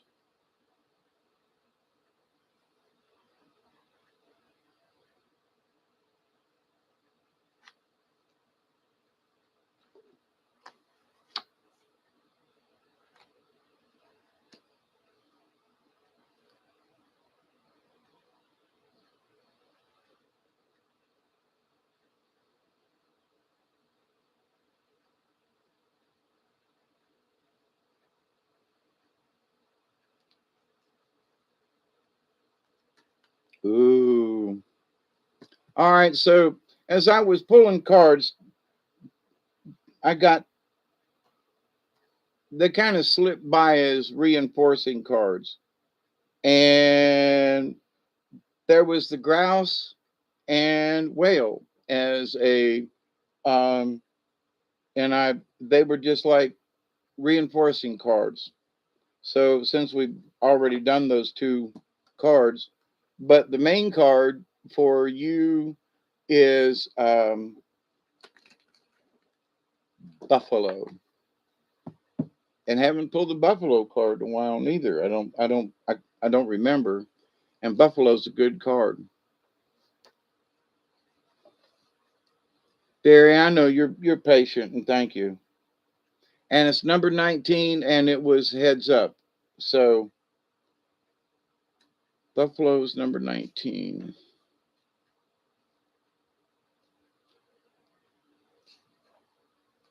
There it is. Appropriate for the beginning of the year, just not for you, but for all of us. Buffalo, prayer and abundance. How appropriate. Buffalo, you bring us the gifts of life. Hear our prayers, smoke rising like the phoenix. We are reborn within the sacred words.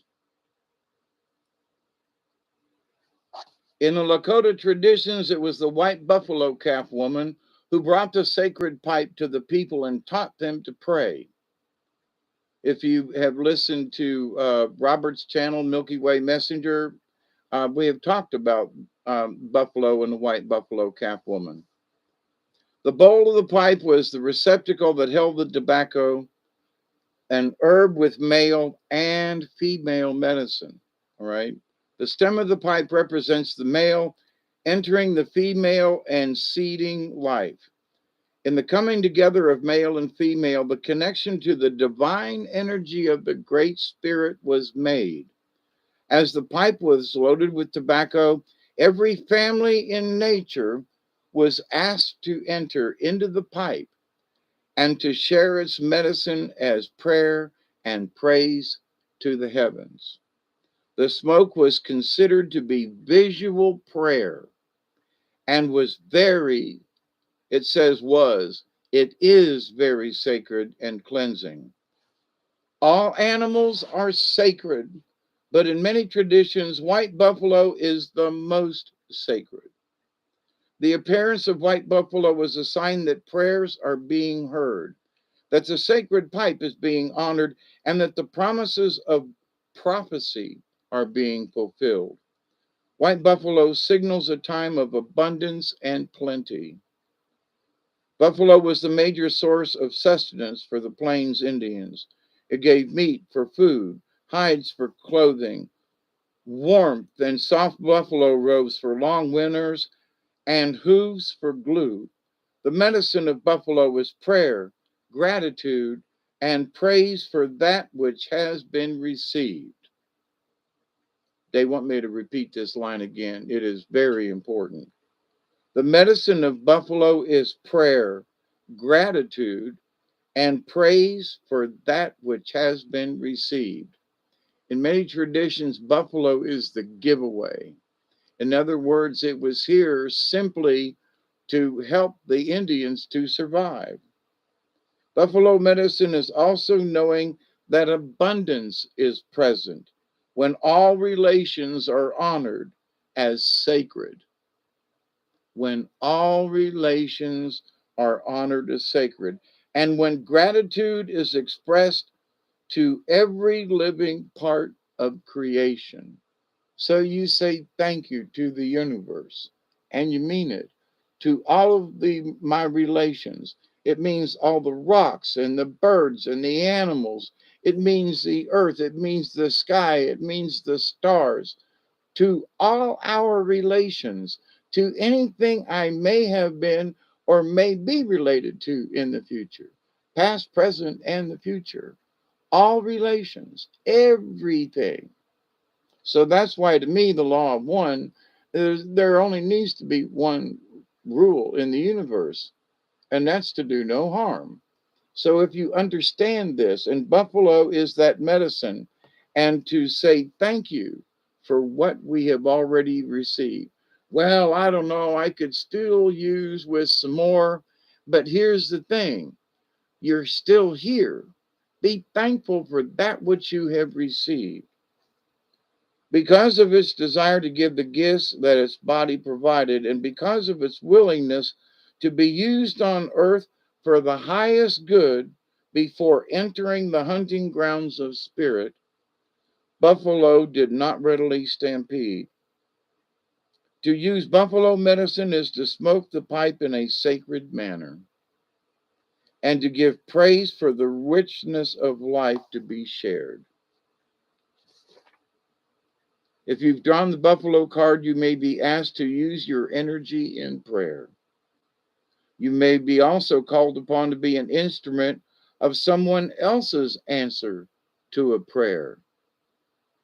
This could portend a time of recognizing the sacredness of every walk of life.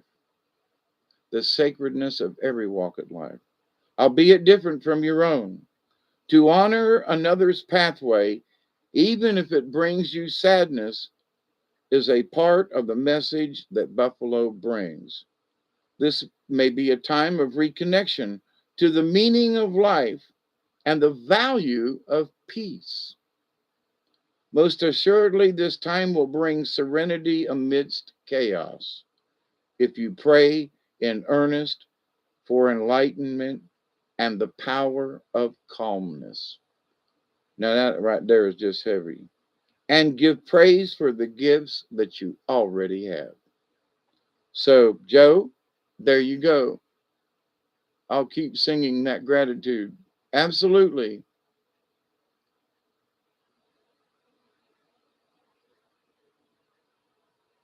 That, Barry, that was Joe's card. Buffalo.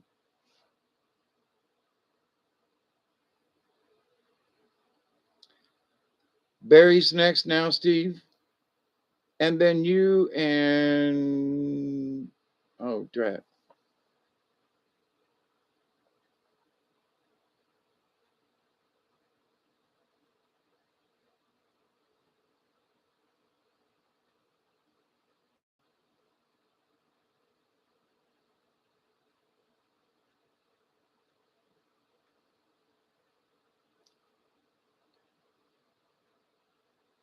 Okay, Rachel gets a card.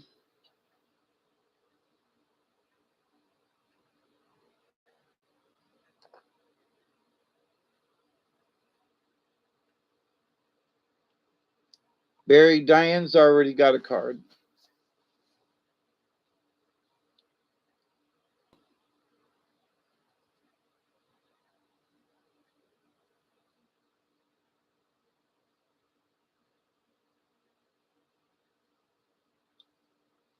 All right, Steve, that works. Michelle, you're next, and then Rachel, and then I'll do Steve, and then I'll do, and then I'll get Barry.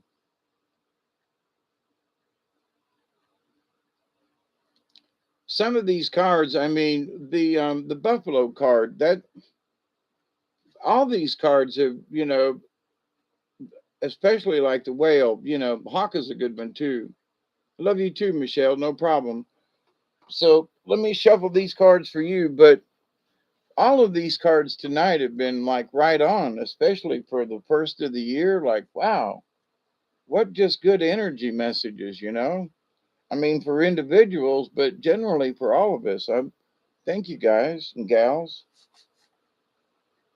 in up there in the universe. Let's see, I got to use my book down here.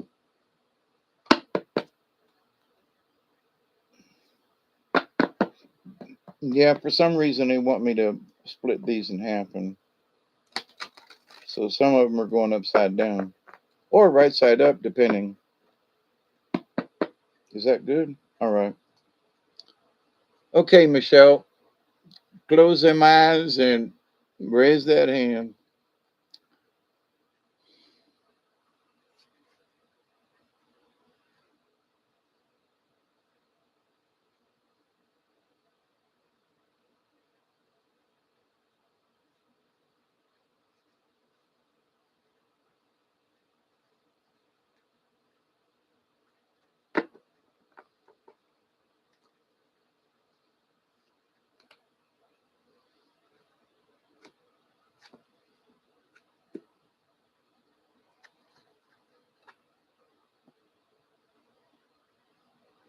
Have you, Steve?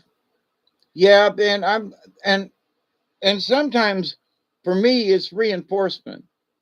It's like, I've been wondering about some things, and then the card shows up and I go, woo, that's interesting. And Michelle, here is an interesting card. I'm like, it's the ant. I'm doing it for Michelle, Miss Diane. And a second card was swan upside down. It was, yeah, but spirits are saying it's ant, which is number 32. Yeah, it's been a long time since we've had ant. Just saying. Well, I'm not saying that it fits you, but I can understand how it could. Patience. Oh, tiny ant, your patience grows like the sands of time. Can I learn to be like you, or is it too sublime? An ant can carry a leaf over hundreds of miles just to get it back to the anthill. Ants in Africa will strip a forest bare when food is scarce, if it takes them a year. Ants' medicine is the strategy of patience. Strategy of patience. Michelle, listen to this. Ant is a builder like beaver, is aggressive like badger, has stamina like elk, scrutiny like mouse, and giveaway like turkey. Now, that's a lot balled up in one. Every ant in an ant hill is a part of the ant group mind, as all the ants work for the queen, the ant, and the hive. Self sacrifice is a part of ant medicine. Greater than ants' other medicine, however, is patience. Ant people are active, community minded folks who see the greater future needs of their own. Ant people are planners like squirrel and are content to see their dreams being built a little at a time. In today's society, that is a rare quality. In the desert, one type of ant will, no, that's wrong. Patience, ant people have a knowing about the sweet victory at the end of the line. There is never a concern about going without. If they are late for the opening of a sale, if they want what they want is sold out, they are sure that something equal or better is available. If you have ant medicine, you eat slowly, deliberately, and are content in knowing that what is yours will come to you. This knowing is good medicine. It shows a trust in the universe to provide. Now, they they're I need to read the contrary to this because they want me to read both sides. If Ant meandered into your spread today, it is time to show a little trust and patience in some life situation. You may have forgotten that you will always receive that which you need, and at the time that you need it most. If it is not on the horizon or just around the next anthill, you may need to use some strategy. How can you put to use your power of creation until it arrives, whatever it is? Ant is working for the good of the whole. Now, the contrary. Watch out, here comes the sting. If you are in a hurry, you may fall prey to those who are not working for the good of the whole of humanity. All right, they want me to read that again. If you are in a hurry, you may fall prey to those who are not working for the good of the whole of humanity.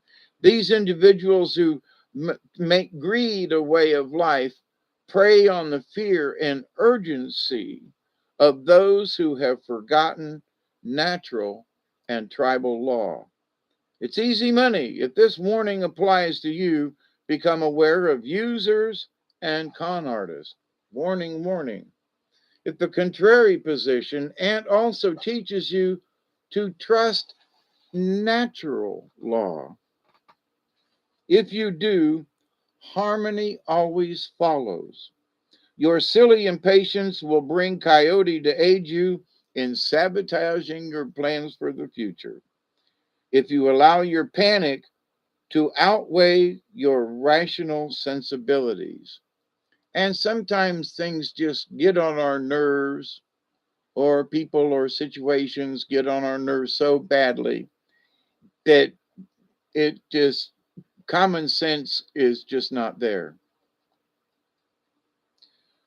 The key here is to honor the will of the Great Spirit so that mountains are not made out of anthills.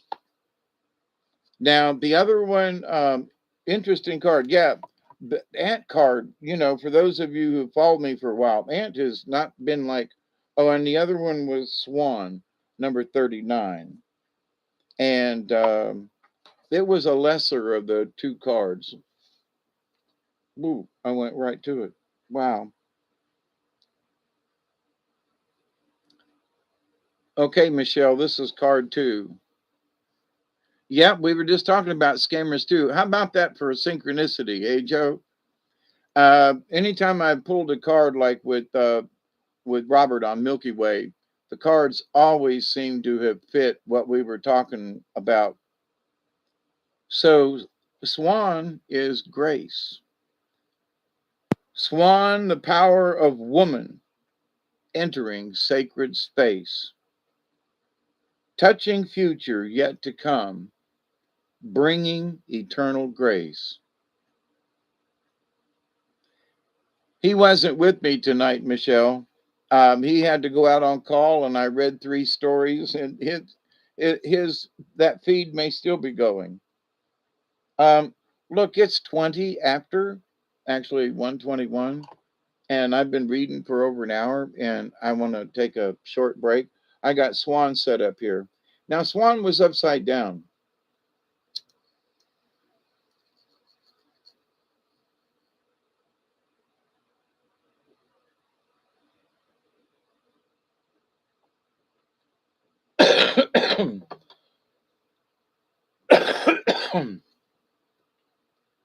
Cheers, everybody. Cheers.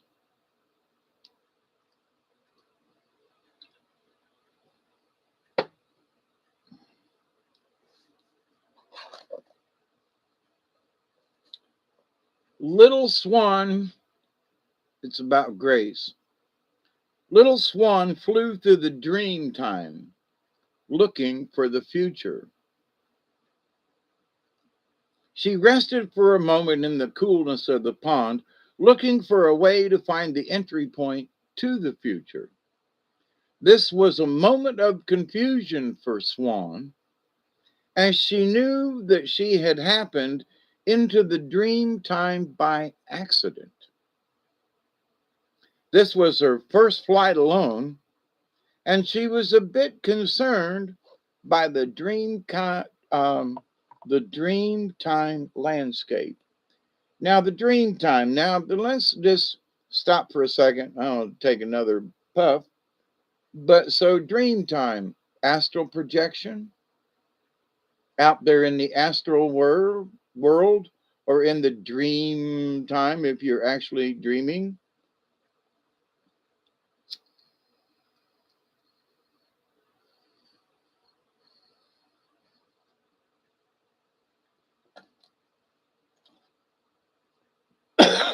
So, Swan was in the dream time by accident. All right. As Swan looked high above Sacred Mountain, she saw the biggest swirling black hole she had ever seen. Dragonfly came flying by, and Swan stopped him to ask him about the black hole. Dragonfly said, "Swan, that is the doorway to the other planes of imagination. There's the hole you go through right there. I have been guardian of the illusion for many, many moons." Now, this is Dragonfly. He's the guardian of illusions. If you want to enter there, you have to ask permission and earn the right to enter the dream time.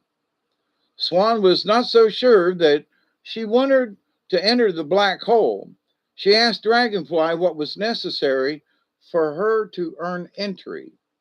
Dragonfly replied, "You must be willing to accept whatever the future holds as it is presented without trying to change Great Spirit's plan." Swan looked at her ugly little duckling body and then answered, "I will be happy to abide by Great Spirit's plan. I won't fight the currents of the black hole. I will surrender to the flow of the spiral." Here's a spiral. Ain't this great? It ain't this grand. We pulled the grouse, the sacred spiral. "I will surrender to the flow of the spiral and trust." Guess what Porcupine was about? Patience and trust.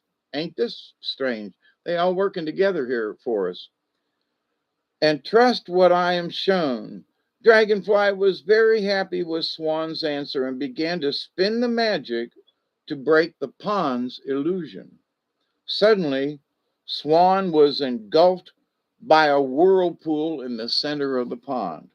Swan reappeared many days later, but now she was graceful and white and long necked. Dragonfly was stunned. "Swan, what happened to you?" he exclaimed. Swan smiled and said, "Dragonfly, I learned to surrender my body to the power of the Great Spirit and was taken to where the future lives. I saw many wonders high on Sacred Mountain, and because of my faith and my acceptance, I have been changed. I have learned to accept the state of grace." Dragonfly was very happy for Swan. Swan told Dragonfly many of the wonders beyond the illusion. Through her healing and her acceptance of the state of grace, she was given the right to enter the dream time. So it is that we learn to surrender to the grace of the rhythm of the universe. Wow, for me, this so ties in with secrets of the universe. Um, to trust in Great Spirit's protection, the planes of consciousness, and to trust in Great Spirit's protection. Oh, I'm sorry, I skipped. I got so excited. Why are you seeing similarities between Swan and the white buffalo? Um, because in a spiritual sense, Joe, they are kind of sort of connected, because white buffalo brought prayer to the people, so that they brought the pipe and taught them the prayers, and brought them the tobacco, the great medicine, and showed them how their prayers. And so this with the swan is to accept the grace of the universe. If you pulled swan, it ushers in a time of altered states of awareness. And this has been sort of, this new year awareness seems to be, floating around out there. It's always out there, but maybe more clear now because there's less confusion or less chaos because the Schumann resonance is so clear. Anyway, that was part of the conversation an hour ago or so. But anyway, um, Swan medicine people have the ability to see the future, to surrender to the power of the Great Spirit, and to accept the healing and transformation of their lives. Okay, now that's just the explanation of Swan. It was upside down. If you pulled Swan in reverse, it is a warning that you must acknowledge what you know.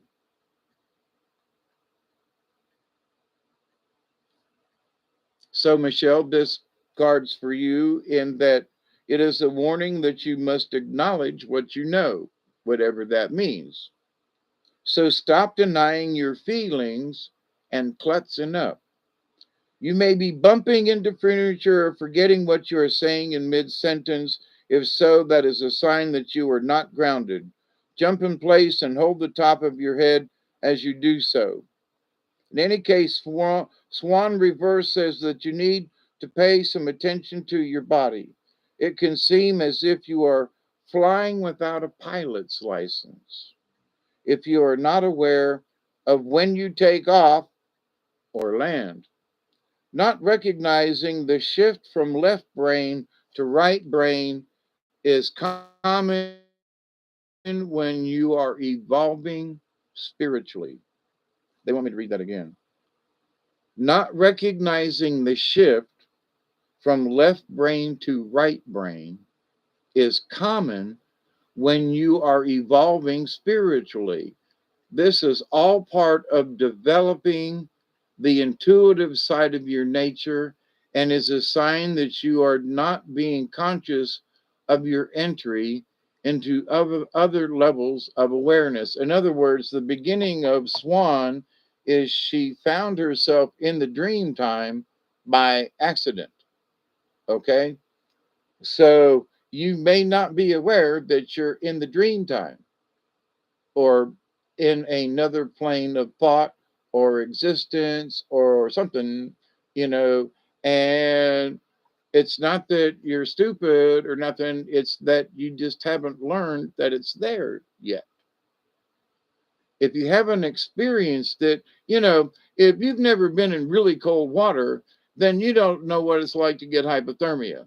I've had hypothermia 3 times or 4 times, and the shaking and the chattering of your gums and teeth, and if you have them, and it ain't fun, it's painful, so but if you've never experienced that kind of cold, not that you should, but then people say, I had hypothermia, and they go, yeah, okay, no, that means you damn near froze to death. That's what that means.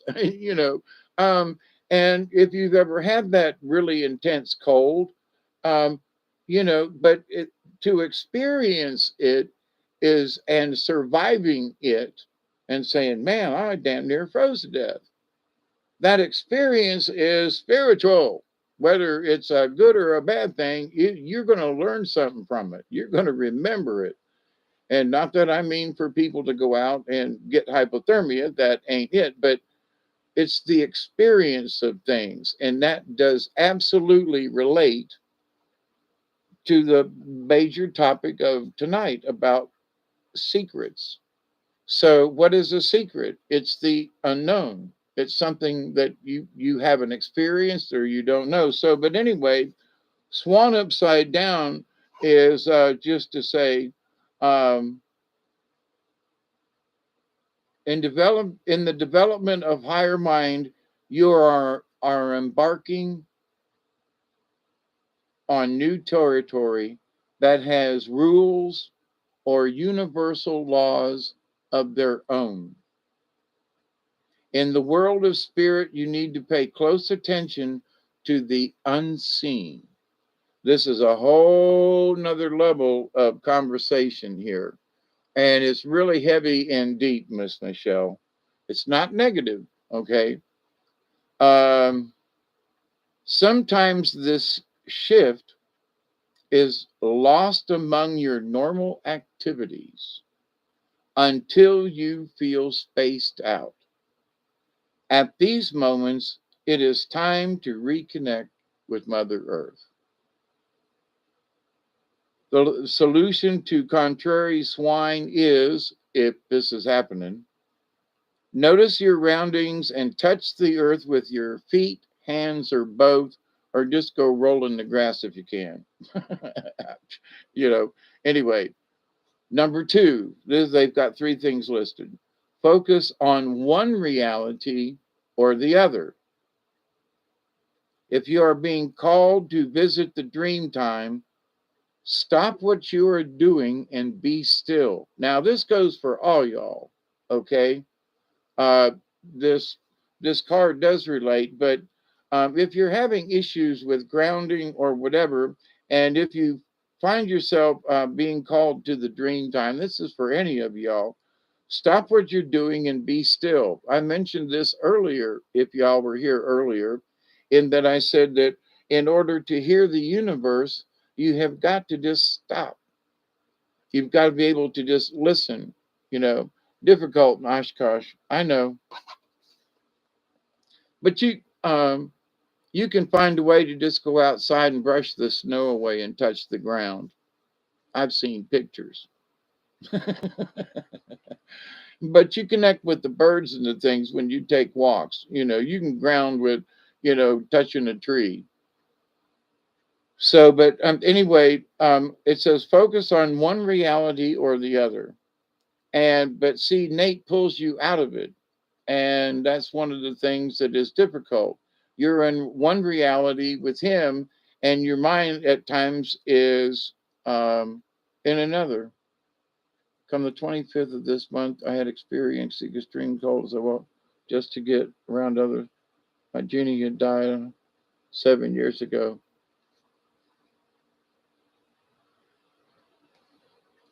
Understood, Steve.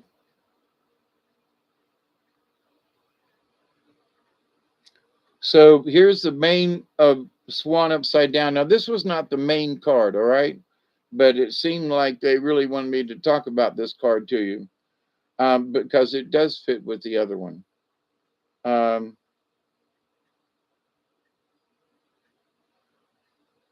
if you pulled Swan in reverse, this is the first sentence.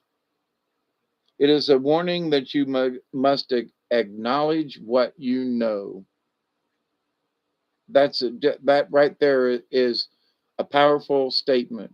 Acknowledge what you know. It doesn't mean you got to go out and look for it or get, somebody's approval. No, acknowledge within yourself what you know, whatever that means. Alrighty. But if Swan has showed up, it's discussing dream time and higher spiritual stuff. If you are just preoccupied, daydreaming, or spacey, you need to focus on doing some physical activity. Use the reasoning side of your brain to make a list of what you need to do next. And this will stop the clutter in your mind that may be causing the confusion. I'll read that again, okay? Focus on doing some physical, use the reasoning side of your brain to make a list of what you need to do next. It could be a shopping list, but it's the fact that you're making the list is using the other side of your brain. And that can help get the other side from being spacey. You just got done at the gym. Okay, so, but anyway, there's your cards. Now, um, all right, Steve, you were it's you and then Barry, right, Steve? Okay, where did I put the cards?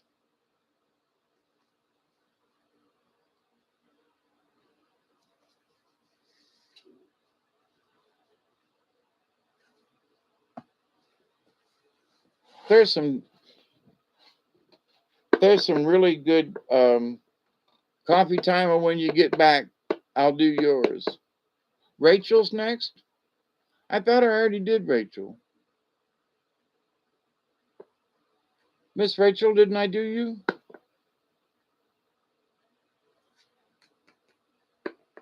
You're absolutely welcome, Michelle. And one of these days, we're going to have a catch up conversation and kind of sort of about what Swan just said.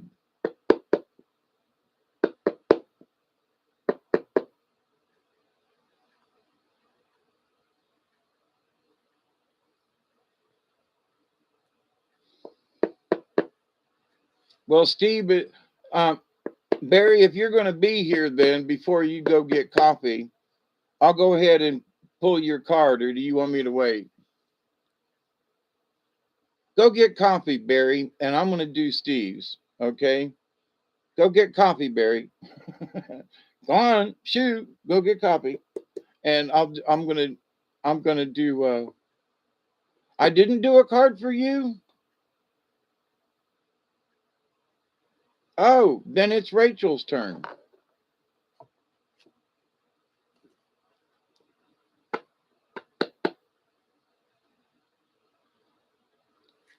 I don't. I thought I pulled one for you, Miss Rachel. I'm so sorry. That's what old. Yes, gotcha. I'm sorry, Rachel. My apologies 100 times over. Okay. Close your eyes and raise your hand. And nope, that's not that one. We need to bury that card just because.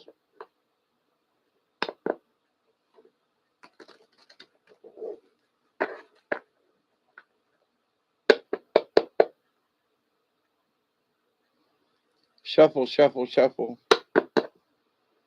All right, Miss Rachel. Yeah, they needed a better shuffle than before. Okay.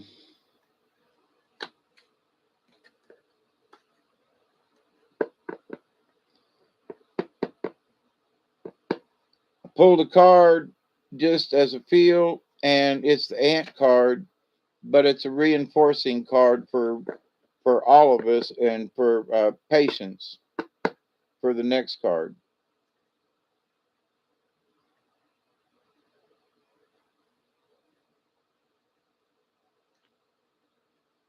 Sometimes cards just kind of fall out, but that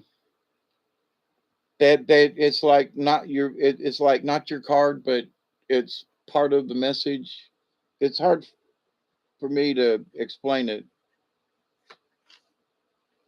No, you'd be wrong. Oh, for you maybe, but um, Rachel, here's one that I have not pulled in a while, and for whatever reason, it's upside down, and it's rabbit number 30. I have the cards that are being pulled tonight are cards that have are. I know it's been a while since I pulled some cards, but rabbit doesn't show up very often. I just anyway. So here we wait. Number 30, was that it? Yeah. So the card number is number 30 if you're into numbers, and I opened the book almost exactly on it. Oh, rabbit. Yeah, rabbit is fear. Now this is upside down. So where you may think, ooh, rabbit's going to be, it's all about fear and this and that. Well, hang on. Scared little rabbit, please drop your fright. Running doesn't stop the pain, nor turn the dark to light. Now, a long time ago, no one was really know how long it was, but Rabbit was a brave and fearless warrior. There are many stories about Rabbit and how um, Glooskap, as I think it is, I may not be pronouncing it correctly, but was in all kinds of mischief. And in some stories, Glooskap, Rabbit, was actually a creator, all right? But he was usually pretty brave, all right? So, but Rabbit was befriended one day by Eyewalker, a witch. The witch and the rabbit spent much time together, sharing and talking, and the two became very close. One day, Eyewalker and the rabbit were walking along, and they sat down on the trail to rest. The rabbit said, I'm thirsty. And Eyewalker picked up a leaf and blew on it, and then handed Rabbit a gourd of water. Rabbit drank the water, but didn't say a word. Then Rabbit said, I'm hungry. Eyewalker picked up a stone and blew on it and changed it into a turnip. She gave the turnip to Rabbit to eat, and Rabbit tasted it and then ate the turnip with relish. But still, Rabbit didn't say anything. The two continued along the trail which led into the mountains. Near the top, Rabbit tripped and fell and rolled almost to the bottom. Rabbit was in very sad condition when Eyewalker got to him. She used a magic salve on Rabbit to heal his great pain and mend his broken bones. Rabbit didn't say anything. Several days later, Eyewalker went searching for her friend the rabbit. She searched high and low, but Rabbit was nowhere to be found. Finally, Eyewalker gave up. But then one day she met Rabbit, quite by accident. Rabbit, why are you hiding and avoiding me? The witch said. Because I am afraid of you. I'm afraid of magic, answered Rabbit, cowering. Leave me alone, he said. I see, said Eyewalker. I have used my magical powers on your behalf, and now you turn on me and refuse my friendship. I want nothing to do with you or your powers, said the rabbit. Rabbit did not even Rabbit did not see the tears his words were bringing to Eyewalker's eyes. I hope we never meet and that I never see you again, Rabbit continued. Rabbit, Eyewalker said, we once were great friends and companions, but no more. It is within my power to destroy you. But because of the past and the medicine we have shared together, I will not do this. But from this day forward, I lay a curse on you and your tribe. From now on, you will call your fears to you, and your fears will come. Be on your way, for the sweet medicine that bound us together as friends are now broken. Now, Rabbit is the fear caller. He goes out and shouts, Eagle, I am so afraid of you. If Eagle doesn't hear him, Rabbit calls out louder, Eagle, stay away from me. Eagle, now hearing the rabbit, comes and eats him. Rabbit calls bobcats and wolves and coyote and even snakes until they come. As this story shows, rabbit medicine people are so afraid of tragedy, of illness, disaster, and being taken that they call those very fears to them to teach them lessons. The keynotes here is what you resist will persist. What you fear the most is what you will become. Now, this card is upside down, so here's the contrary.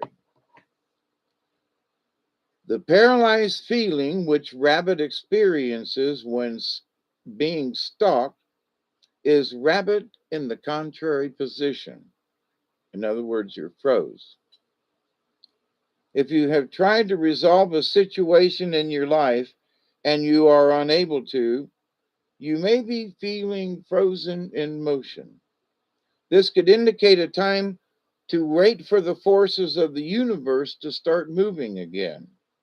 It could also indicate the need to stop and take a rest. It will always indicate a time when you need to reevaluate the process you are undergoing and to rid yourselves of any negative feelings, barriers, or duress. Simply put, you cannot have your influence felt until you rearrange your way of seeing the present set of circumstances. Yeah, the fear of the future. Yeah, absolutely. See how all these things, whether I like it or not, they all kind of seem to weave together. But simply put, you cannot have your influence felt until you rearrange your way of seeing the present set of circumstances.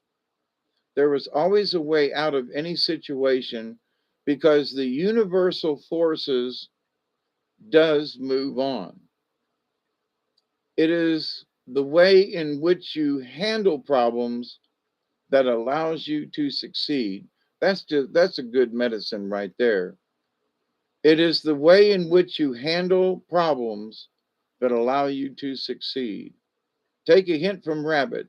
Burrow into a safe space to nurture yourself and release your fears until it is time again to move into the pasture, clear of prowlers who want a piece of your juicy energy.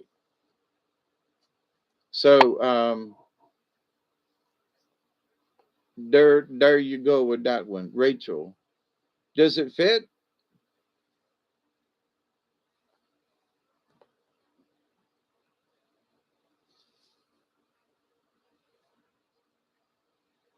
And there have been times in my 70 years where sometimes no motion is the best motion. Sometimes you just have to sit still and just let a little bit of time go by. Some it could be days or weeks or months or years, but sometimes there's a situation and you just don't know, and you try to connect with the universe, you try to ground yourself, and sometimes you just it's not like you got to hibernate, but you just like I have talked about before, sometimes you got to just chew your cud and cogitate on the situation for a little while, and don't try to make it. Well, I need an answer to this. Okay, and I really want an answer now. Okay, but maybe you just need to cogitate on it for a day or two, or sometimes a week or whatever. Like this subject, I wanted to do this subject the other night, and I did a card for Joe. I swear, didn't I do a card for you?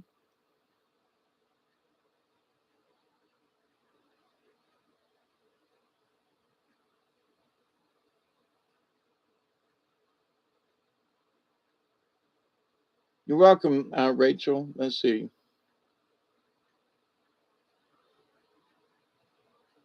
Yeah, Buffalo. There you go.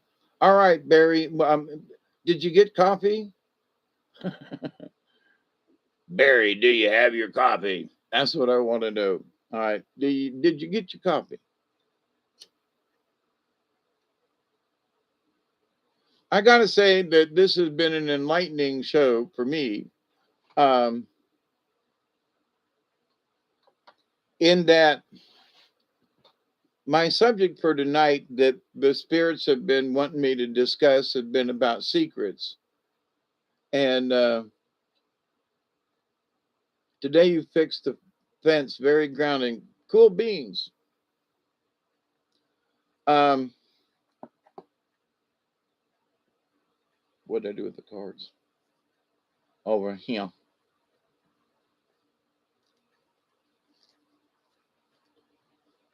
But the question that always kind of goes around my head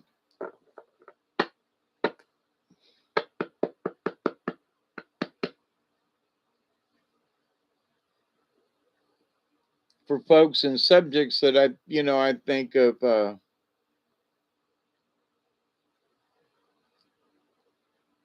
I don't mind, Joe, if it's appropriate. You might have to get somebody else to link it and approve of it, but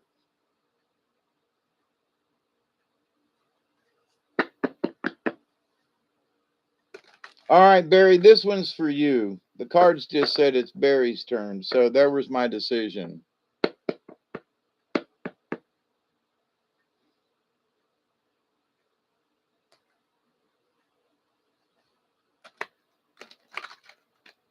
Ooh, that was a good shuffle right there.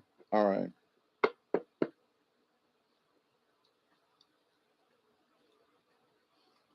Barry, Barry, Barry.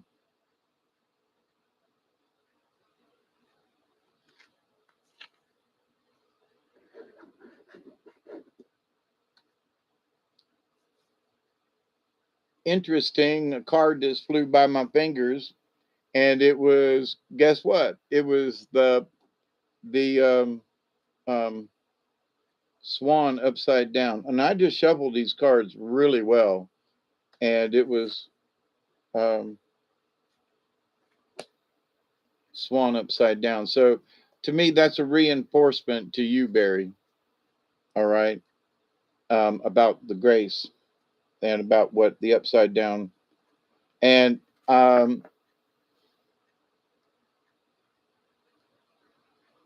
on 20 in BC, Canada.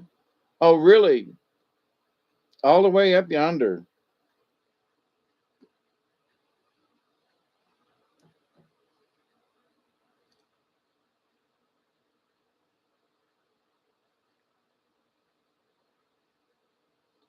And I live on 18 and a half. Mine is mostly swamp, but it is what it is. Barry, your main card is the dog. What's the number? Number 14.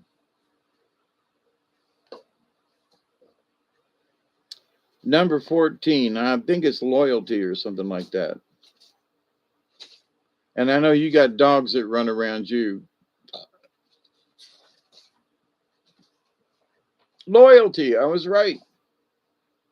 I've done this too many times, I guess.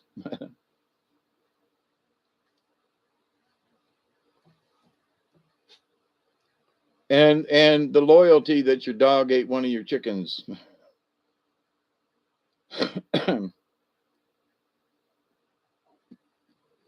I know I'm not supposed to be smoking, so I'm gonna put this out.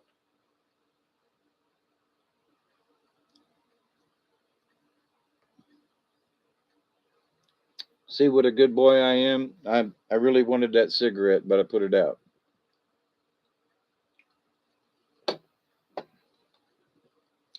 All right. So, and in its place, I'm gonna take one of these. Arf arf.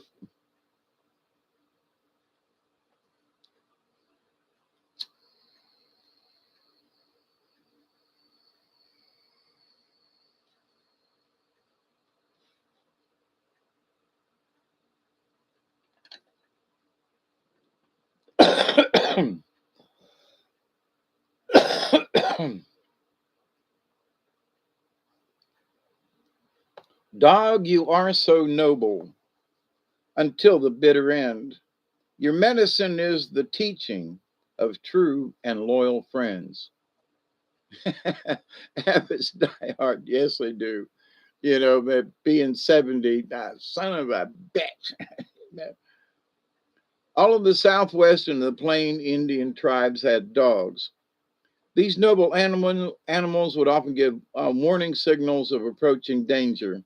They helped in the hunt and were a great source of warmth on long winter nights. That's where Three Dog Night got their thing. It's so cold you need three dogs to keep you warm. Um, since the canine tribe has many breeds, early Indian dogs were usually half wild. This wildness, however, never divested the owners of their dogs the inane loyalty. Dog has been considered the servant of humanity throughout history. If a person carries dog medicine, he or she is usually serving others or humanity in some way. Here you will find the charity worker, the philanthropist, the nurse, the counselor, the minister, and the soldier, and possibly the shaman. Dog was the servant soldier that guarded the tribe's lodges from surprise attacks. Dog is a medicine that embodies the loving gentleness of best friends and the half wild protector energy of territorial imperative. Ooh. Like Anubis, the jackal dog protector of Egypt, dog is a guardian. Throughout history, dog has been the guardian of hell as well as of ancient secrets. Secrets, subject for tonight's, wow, how these things weave in and out. Ancient secrets, hidden treasures, and babies? Well, while mothers were cooking or in the fields, dog honors its gifts and is loyal to the trust placed in its care.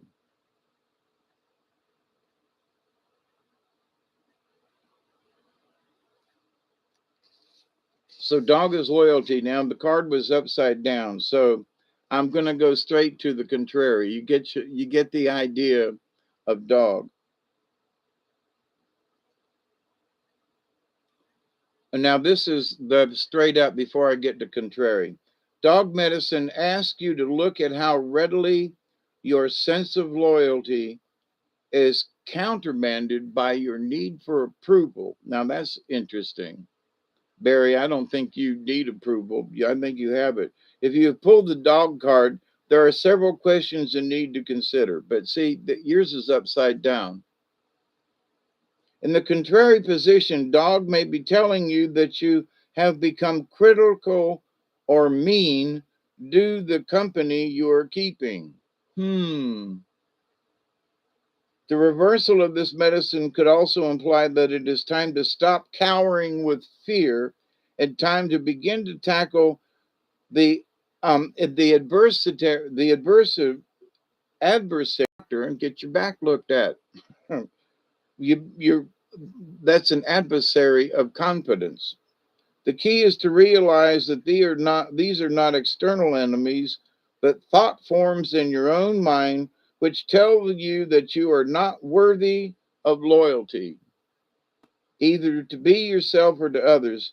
You may want to examine the patterns of disloyalty in your life. In other words, doctors who've not treated you right, kind of thing. That's my 10 cents. Do you, for example, reclaim your power of loyalty to yourself and your self truths? Become like dog, your own best friend. Yep, there it is. There you go. Okay, now Steve, you're next. And the offer is still open if anybody else wants a card. Steve's next no matter what. And they're asking me to do a twist and shuffle. So some of the cards, sometimes I just shuffle them. And then sometimes I cut them, and then one side gets turned one way and the other. They are, ain't they, Susie? I mean, Lord have mercy. Some of the messages tonight have just been, whew. If I'd have sat down and wanted to write something about it, but you know, in this one, you want one too? Okay. I kind of already got Steve in mind, but you're next, Pearl. All right, Steve.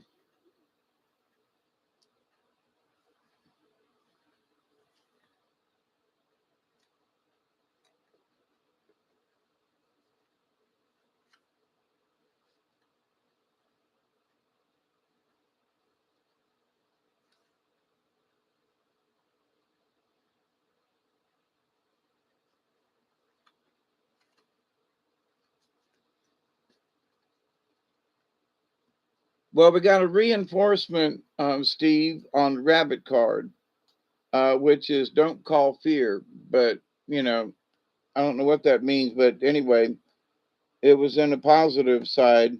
But your card is mouse and upside down. And I believe mouse is scrutiny. Let's see if I'm right about that. Whoops, I forgot the number. 20.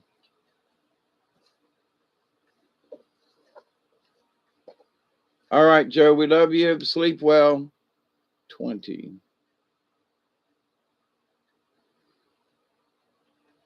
Dream of White Buffalo. Mouse, I was right. It is a scrutiny. Mouse, if I could see the world through your tiny eyes, maybe then I would know how to scrutinize. Every detail carries weight and, true to its purpose, has its perfect puzzle place to stop the three-ring circus. Mouse says, I will touch everything with my whiskers in order to know it. Paradoxically, this is both. This is both a great power and a great weakness. It is good medicine to see up close. It is good medicine to pay attention to detail, but it is bad medicine to chew every little thing to pieces. Yeah, this is Steve's card, mouse upside down, and Duggar's going wild. Mouse has many predatory animals, including birds and snakes and cats and stuff. Since mouse is food for many, it has a highly developed sense of danger at every turn. So-called civilization is a highly complex set of components which calls for more and more organizational skills and scrutiny to every detail every year. Things that might appear insignificant to others take on enormous importance to mouse. Now, I could say that I could see where mouse, because Steve, you can remember dates and times that I might remember a particular, it was around 1970. You know the date and the time and what time of the day it was. So you have scrutinized things. That's just who you are. Uh, the chiefs tell us that without Mouse, there would be no systemization of knowledge. Mouse ended the Renaissance man and hearkened the age of specialization. Mouse knew from the very beginning that there is always more to learn. One can always delve deeper and deeper and deeper and deeper. Good night, Joe. Sleep well. Now, in the upright position, if Mouse is in your cards, its medicine is telling you to scrutinize. Look at yourself and others carefully. Maybe that big hunk of cheese is sitting on a trigger that will spring a deadly trap. Now yours is upside down, so here's the contrary. Mouse in the contrary position may be telling you that you are spending too much time with matters of great consequence when you should be paying a traffic ticket or sweeping the lawn. You may have let yourself become slovenly. You may have developed a disdain for authority and order. You may be procrastinating about something that needs immediate attention. Bring mouse medicine to your life's chaos, and you will soon have everything tidy and shipshape. Another message of mouse reverse may be that you are pipe dreaming about your own importance in life. Are you wondering why you've not been nominated for the Academy Awards? You can't be recognized if you're not taking care of life's details and walking in humility. I don't see where this fits you. But remember that all good things come to those willing to work towards wholeness. For me, from what I know of you, Steve, I see this as a more of as a pat on the back, not as a contradiction. Little Mouse sees the big picture, but only assimilate the information the picture gives a little at the time.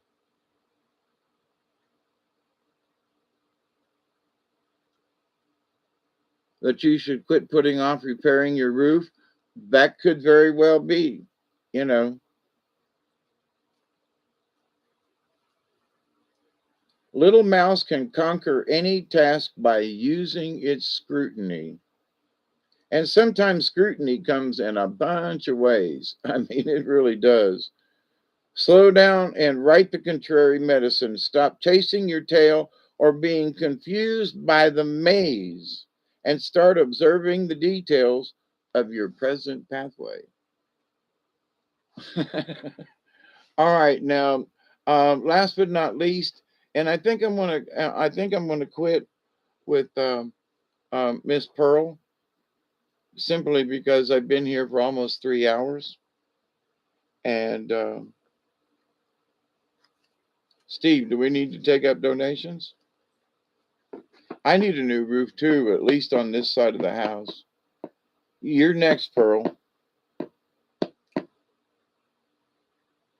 And you ain't got to raise your hand. I can see you real good, girl. The spirits are going, she's right over there. Yeah, I know.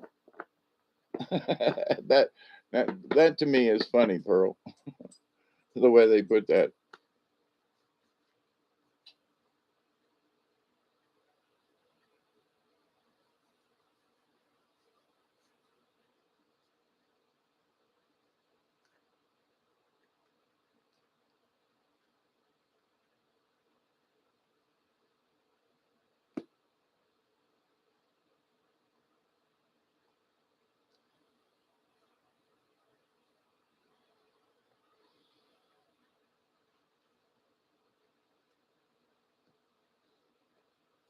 Ooh, I'm yawning. All right, Miss Pearl. This is I have pulled this card what seems like too many times, but there always seems to be a message in it. And here you go. It's lizard upside down. Bunch of upside down cards tonight, but that doesn't mean it's negative. Number 36 is lizard, and I can't. I, I think it has something to do with dream time. Dreaming. There you go.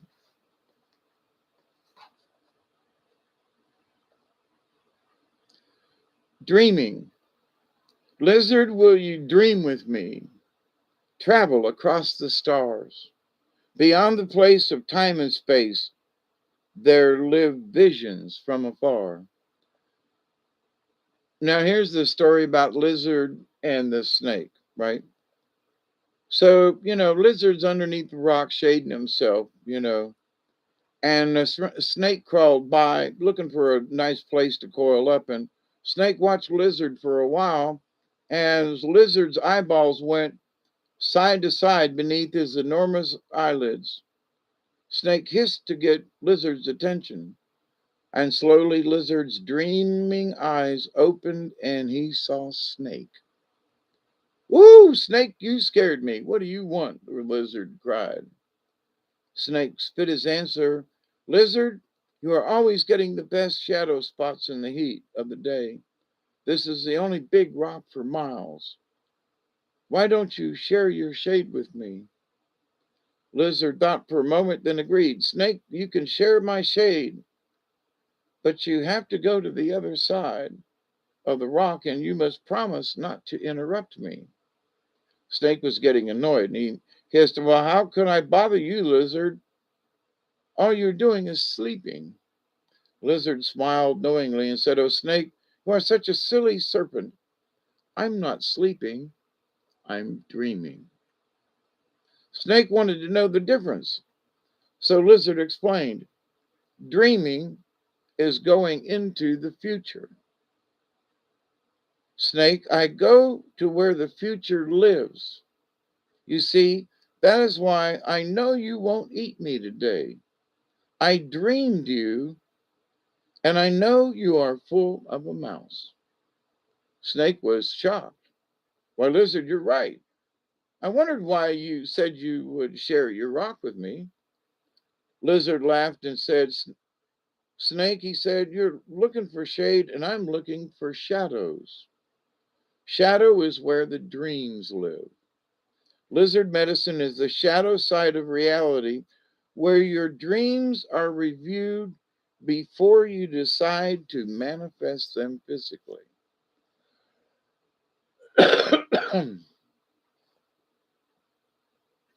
Lizard is the medicine of dreamers. Whether dreamers smoke you or dream you, dreamers can always help you see the shadow.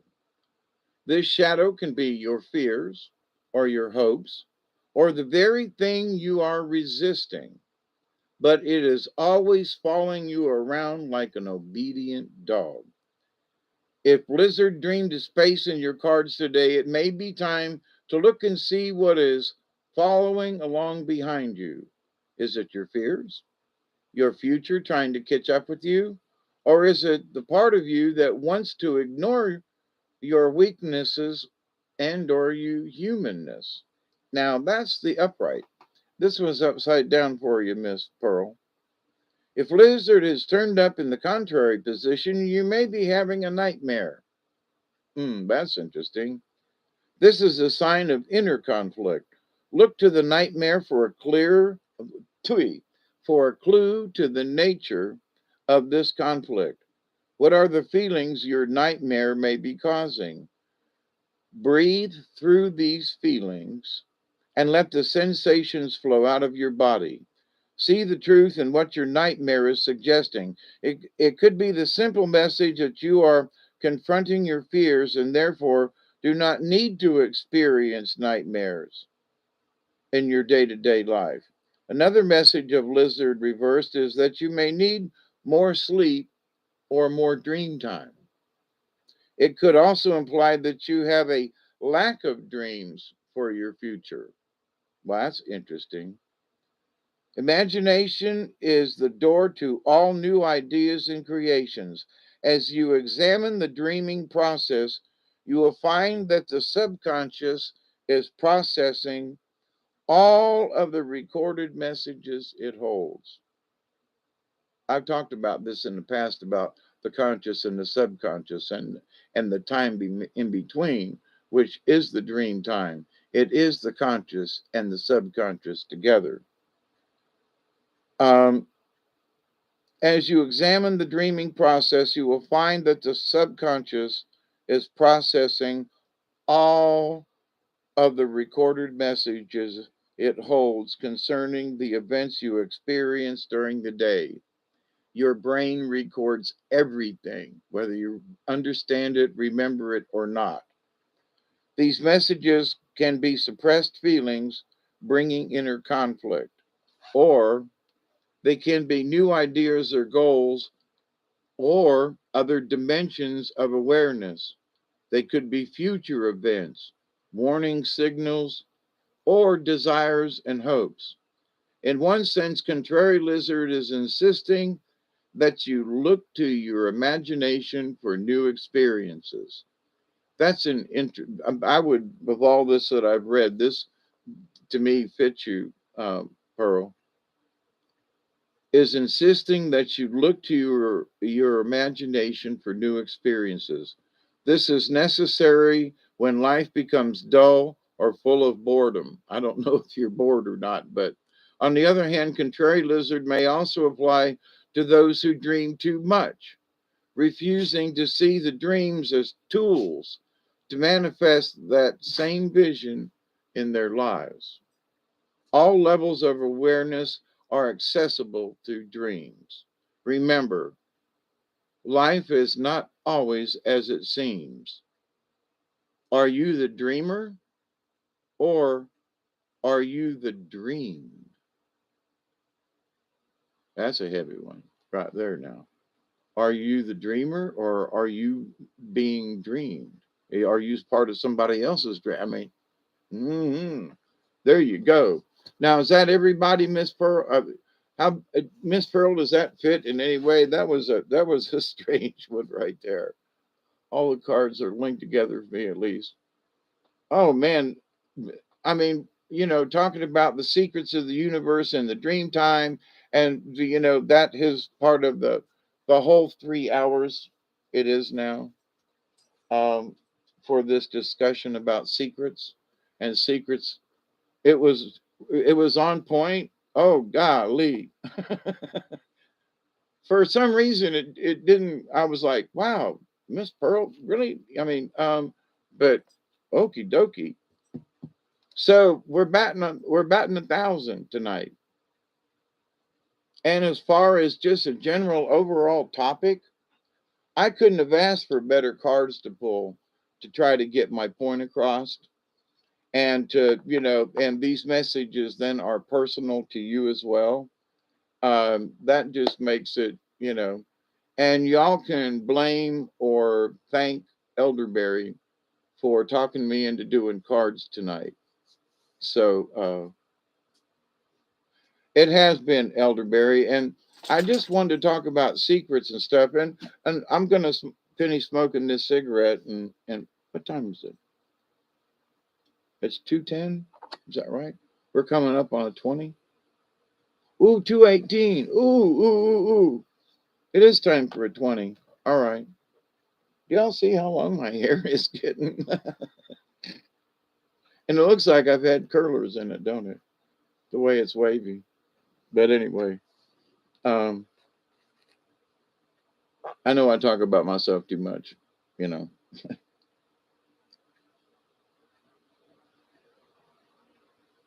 But you know, as a kind of sort of wrap up for the end of this, I am going to the doctor on this Friday in a couple of days to have my back checked after I had that MRI. And oh, by the way, I still feel funky from that MRI. I cannot explain it. Explain it. But Dave hasn't felt quite normal. I do not know how to explain it. It just seems like my body is still kind of out of sorts somehow. And yeah, I'm taking all these meds and everything, but yeah, that's got something to do with it for sure. But that MRI, it rearranged it rearranged my molecules. I feel like I have been, not that I have ever been, I maybe, you know, transported, you know, like, you know, beam me up, Scotty, kind of thing. Your biohealth is good at 70. Hair shows it. Yeah, under the circumstances. I mean, I cannot. That I know. I don't know if y'all. I said this before Christmas. Folks were asking me what I wanted for Christmas, and this was before I had this heart cath done. And I said, I just want all my tests to come in good. And oh, by the way, um, is this the one?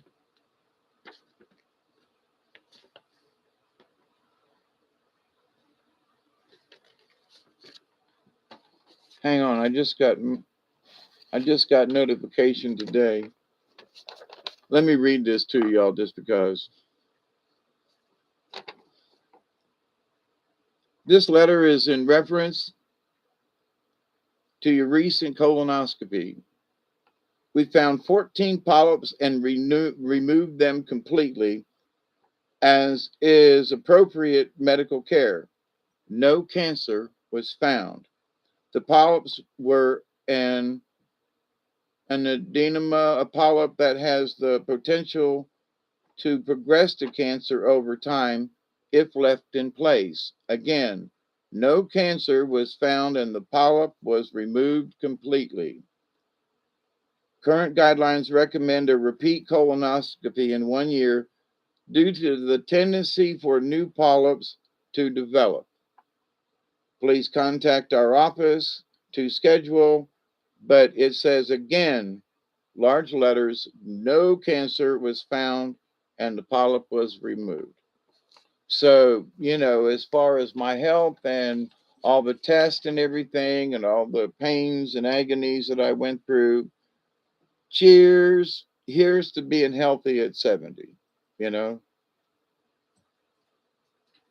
I agree with you, Steve. It was vibrating weird at the time. I mean, you know, I talked about this, and I told the nurse, I said, I know I know what a hot dog feels like in a microwave now. I mean, you know, but anyway,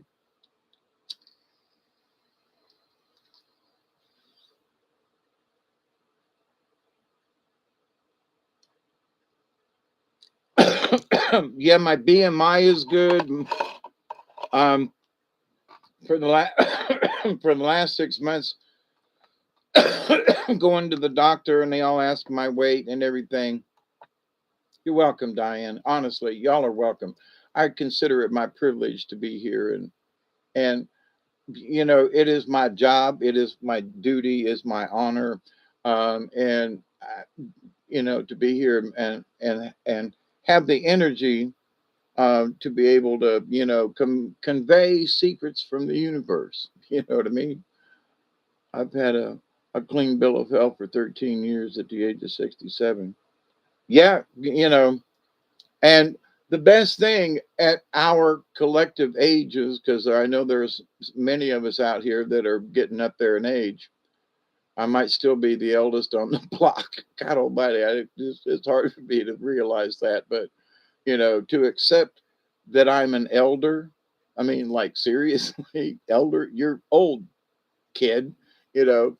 Um, but when I look at other people, I just, it's this weird frame of mind that I still feel like I'm 50. you know, at the on Christmas Day when I looked at this quote, here I am talking about this elderly lady, and she's like 66, I think she said. And I was like, holy crap, she looks like she's going on 80. Holy shit. Ah, shame on me. I got to quit looking at people that way because I may be older than them. Look at that old lady over there. Wait a minute. She's only 64. What?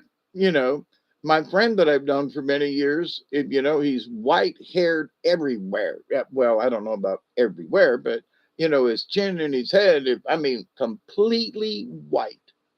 And he's only 59, you know, and he looks like he's 70, So it's just like, but anyway, this frame of reference, for me at least, and it connects with secrets of the universe in this strange way, in that what's my secret in that I don't feel 70, you know and what's my secret in that other people say, well, other people have said, when I was there, they the old lady said, you don't look 70, Dave.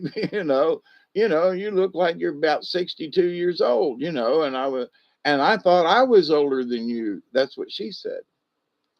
So, but it's a frame of mind, and that sort of like puts me in a different plane of existence. So I'm 70 years old, but my insides still feel like, well, that person's older than me when they're not. And that's an old lady when she ain't. And he's an old guy when he ain't really. Wait a minute. So there's this being in my time, my reality, and then seeing other people and trying to interact with them in that, what? You're 8 years younger than me? What? You do you realize how decrepit you look for your age? I mean, shame on me. Some of my thoughts are like, it's a good thing they don't pop out of my mouth. It's a good thing I can keep my tongue. But I will share an opinion like, my goodness, you look old for your age. you know, I would have never guessed that I was older than you. Doesn't that mean anyway? You're 57. Good on you, Diane.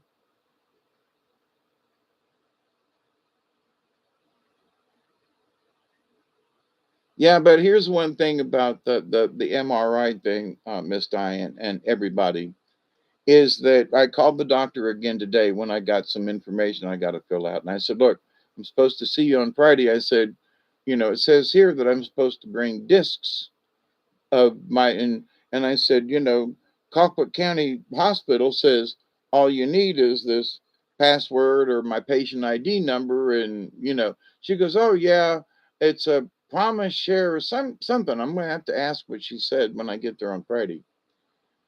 But so the doctors within the Sterling group that I have been going to, this is Archibald group, which is in Thomasville versus Moultrie. But anyway, and this has to do with medical, not just me, but the fact that they can send them an email with a password that gives them permission to go look at a patient's records without actually having to ship something to them. So all the records are at Colquitt County Hospital, and folks in Thomasville, they can get online, type in the little password, and boom, there are all my records. There are all my x-rays, there's my CT scan, there's the MRI, and here is what the other doctors read, and here's the prognosis. Here you go, doc. To me, having gone through procedures with my neck years ago and how hard it was, I mean, somewhere upstairs, I still have x-rays of my neck, and from the side and from the front, and and so they were from Thomasville. But Maybe I should take them. Anyway, but to the point though, the fact that doctors can share that kind of information and all they got to do is type it in, pull it up on their computer, and there it is. I just think that's cool. So I'll see on Friday what the doctor's prognosis is, and hopefully, maybe I'll actually get to see it. I want to see the MRI. I want to see what they're talking about because I learned from this, being able to see the inside of my heart, to see what happens, when my heart is being in whatever, uh,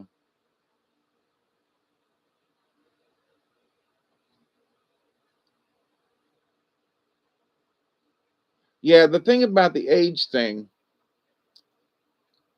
it's a paradox for me because when my aunt turned 87 on December the 7th, Pearl Harbor Day, I just had this. I was 10. I mean, she was 17 when I was born. She was 17 when I was born. She wasn't 20 or 25. She was still a teenager when I was born. And somehow that just, uh, now my Aunt Shirley and I went to she went to every single Elvis movie there was. She bought my way into the drive-in. She allowed me to drive her car, um, for my when we did not the graduation, prom thingy, whatever. My senior year, and we were friends. And she's 87, so she's still alive. And but she was 17 when I was born. So when I first met her, she was barely like 21 or 2. She was just a kid. And somehow this paradox of time and how old you were and stuff, it just got me thinking about behaviors, how we grew up and how she treated. I mean, so it's another level of awareness. It's another level of space and time, you know, seeing other people. And I'm looking like I'm 45 and I'm looking at people and go, wow, that's an old woman over there. That guy's really old. He's stooped over and walking with a cane, which is sometimes me. But then I come to find out I'm the old guy of the group. I'm actually the eldest of all of these people gathered here. So I'm not looking for compliments. I'm actually freaking amazed. But thank you, Michelle. So, you know, what makes me different? I've had friends of mine. Some of them are dead. Who got cancer at an older age, and knock on wood, my report came back good. Um, and I just received the paper today, by the way. So I'm just sharing you that's fresh out of the mailbox kind of thing. But to be able to look at my clean bill of health at my age, so now in this secrets of the universe and in the cards tonight, what do I what are my plans? I don't know. I mean, I want to get through tomorrow. I got my canoes and kayaks and stuff. I got 18 acres of property. Me and Duggar, I mean, there's all kinds of things like to do. Whether I'm able to do them or not, well, that is another story. But I can dream and possibly manifest them, and we'll see what happens. But I'm looking forward to the future, regardless of all these dang pills and stuff, and my bad back. But if with new therapy and things and medical procedures, who knows? They might be able to alleviate some of my lower back pain, and I can actually go back to walking again. That would be really nice.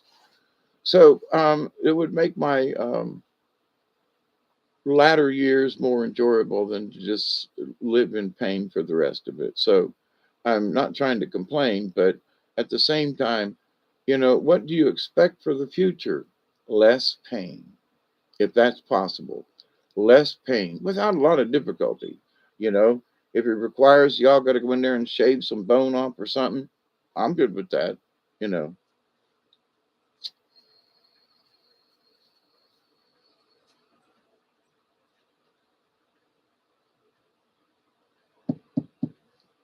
So my future, and I'm hoping that other people will look at this for their future, is to take advantage of what you got. And what did the card say tonight? You know, to be grateful and say thank you to the universe for what we've already received. So I am so very grateful for what I've received, you know, the good news, the positive things that, you know, that you know, that I don't have cancer and so forth. Because there for a couple of years and leading up to this heart attack, I was worried, you know, because you know, there was a relative. And so, in fact, my father had colon cancer, my real father, Cicero Lee, um, that I would have been a Lee instead of a Null. But anyway, that he actually got colon cancer but they treated it and he survived. So, but the fact that at my age, which was the age that, or a little younger, that he got his issue, um, that, oh, wait a minute, guess what? I had polyps, but no cancer. He had polyps and cancer. Had to go through the treatment, survived it. I So I'm better off than he was at my age now, you know, which was his age, you know what I mean? But anyway, so, but the idea though that it's like, I don't know if he had a heart condition, but, you know, the fact that he did survive colon cancer, I'm like, So there is that in my diary of who had what kind of thing. But, you know, so my granddaughter has asked me, you know, what ailments have you had or not had? You know, well, before I had the heart attack, I was like, yeah, you know, your grandpa had diabetes, but not till he was, you know, in his 60s. And you know, your my mother, Aunt Dolores, you know, she got diabetes, but it was later on in her life. And, you know, this person, but diabetes didn't necessarily run in our, you know, within the family. And at my age, I don't have diabetes. So, but you know, thumbs up. My brother is borderline, and if he don't watch out, he will. But my sister doesn't, and so none of my other kin, I don't think they have diabetes. They're getting older and need to. My other brothers and sisters need to be more careful. Um, but so this idea of genetics, you know, so my granddaughter wants to know, even though her and her partner, you know, she would go to a sperm donor to get impregnated. Okie dokie. Um, but she would like the experience, even though she is a lesbian, and I have supported her since day one. Um, but that she wants to experience a childbirth, especially with her partner. Okay. So a legitimate question is, all right, Grandpa, you know, what's wrong with the family? You know, and until my heart attack and certain things, but now I can say, well, as long as you stay healthy, I don't necessarily think it's the genetics. Now, my pops died of a heart failure with like 98% clogged, and he was in a coma for 3 months. But he ate, you know, grease all the time. He was overweight. There was just, and I said, not me. And his brother is still alive at about age 85 or 6. And, you know, he's got Alzheimer's, but he's healthy you know, as you can get because he taught yoga for like 30 years. Taught it, you know, but he was also did yoga when everybody else in the family was like, what the hell is going on? But in his mid 80s now, and he's still healthy. He's unfortunately, his mind is losing it, but he made it to 85 and walking and talking and okay, I want those genes. You know what I mean? So, but to another thing, I take vitamins to keep my supplements up. My vitamin D was low, and I would tell you all now, if you're getting regular vitamin D in a bottle and it's like 50 milligrams or something, you need to be taking 3 of them a day. Hey, Mary, how are you? It's good to see you. Like a weird being an old lady now. I used to be. Yeah, I never considered myself hot or whatever.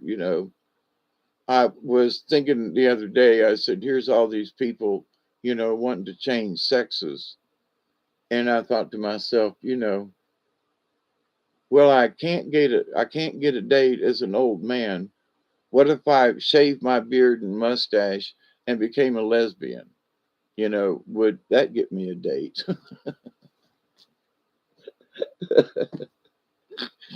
Oh, Lord have mercy. But anyway, um,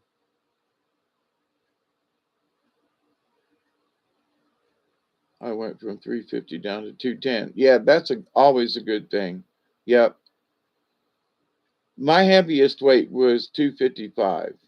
And, I was mentioning it earlier and kind of drifted, but in the last 6 months, my weight hasn't deviated but 2 pounds. So when they say, how much do you weigh? I say 180. Well, I was 179. Close. Well, you were 178.5. Okay. So if I say I'm 178, well, you've gained 2 pounds.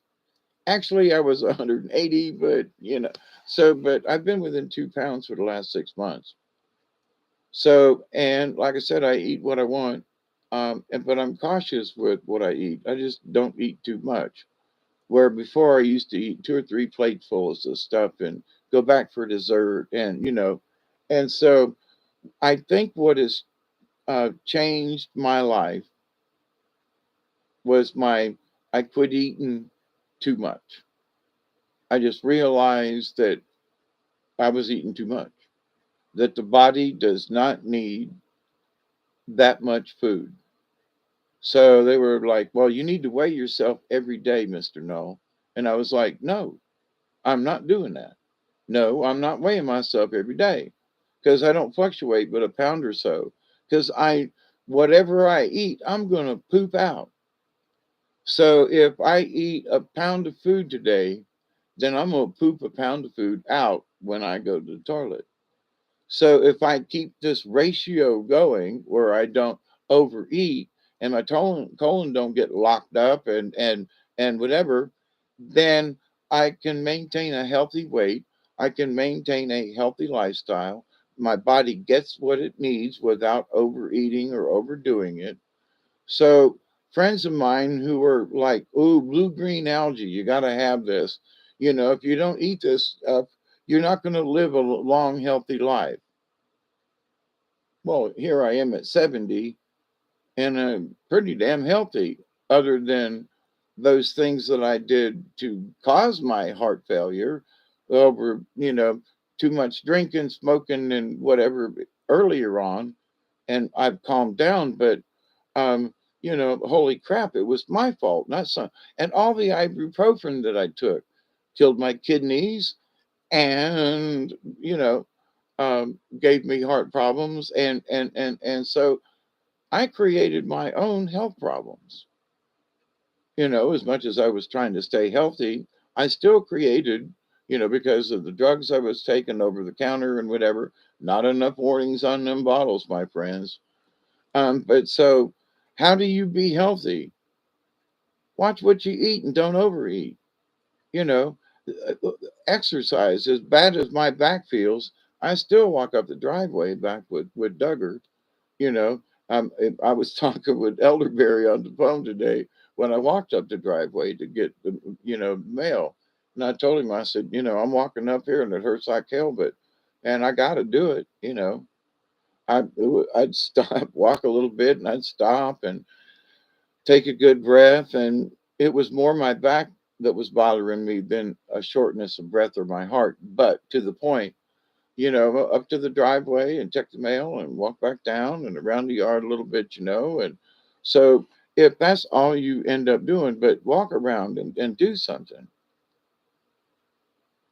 The roots of the roots of cattails can be made into flour, and it's good for you. That's right.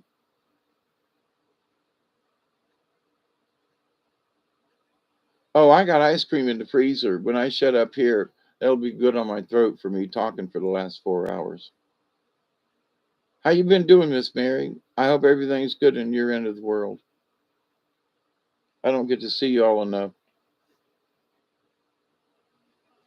And I was thinking about it the other day. I was really going to get online. I guess it was New Year's night, and the computer just locked up, did the blue screen of death, and that was that. And I said, well, it wants me to reboot and redo, and I was just not in the mood for that. So I just closed the lid and said, next time. So, but here I am tonight and got on here early enough, and I'm here late enough. What's two? It's almost 3 o'clock. Wow. Keep the blood pumping and stretch the muscles good will help in the long run. Oh, absolutely. Having gone to therapy for 7 weeks and having worked with the therapist, it's absolutely simple things that you can do. I mean, how you can put a 2x4 on the floor and stand on it with your feet, the balls of your feet, and lift up and down on that 2x4 like this. Sitting here in the chair, I can pull a leg up and do leg lifts. Many of the very low tech but very effective exercises were done laying down with a large ball, you know, beach ball kind of thing under your knees to lift your legs and do this. But I found that I could do a very similar exercise without the ball, just, laying flat on the floor or on the bed or whatever. And very effective. It's like if you might not be able to walk, but if you can lay on your back and get your feet up into the bicycle position, for example. Um, if you can bring your legs up, your knees up, bring one leg up at a time and then extend your leg and then back down and put it down. Then you go to the next. You do that for 2 minutes. So you do one leg. You can count if you want to, but the they just had a stopwatch, and 2 minutes. Your 2 minutes is up. Do as many as you can without being in a hurry. In 2 minutes, do what's as comfortable. So then do this one, and then do this one, and then do this one, so very simple exercises, and you don't need a big gym machine, and especially for old people who have issues getting around or whatever, or tight muscles, there are these things that you can do sitting in a chair or while you're trying to get out of bed in the morning. So, and they're simple and they're very effective, and that's what's being taught by a licensed physical therapist. So, there you go. You don't have to go to a gym to stay healthy.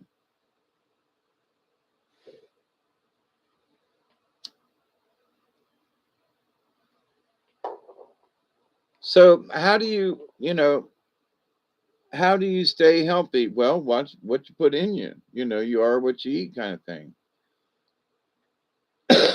Being overabundant. There are people who, well, I eat healthy, but yeah, but you're going out to eat like 5 times a week. Or some of the stuff that you're putting in your body, you're not really paying attention to. Well, I stopped and got a burger, and then I stopped. Yeah, but you know what's in the grease and them hot, and them fries that you love so much? I found out that for me, it was the grease, which also agitated my stomach. And I have um, the tidbits of diverticulitis. I think that's caused by the medicines. But anyway, my sister has it, my next oldest in line, and my youngest sister has diverticulitis. So It's kind of in the family in a way, but anyway, that was interesting.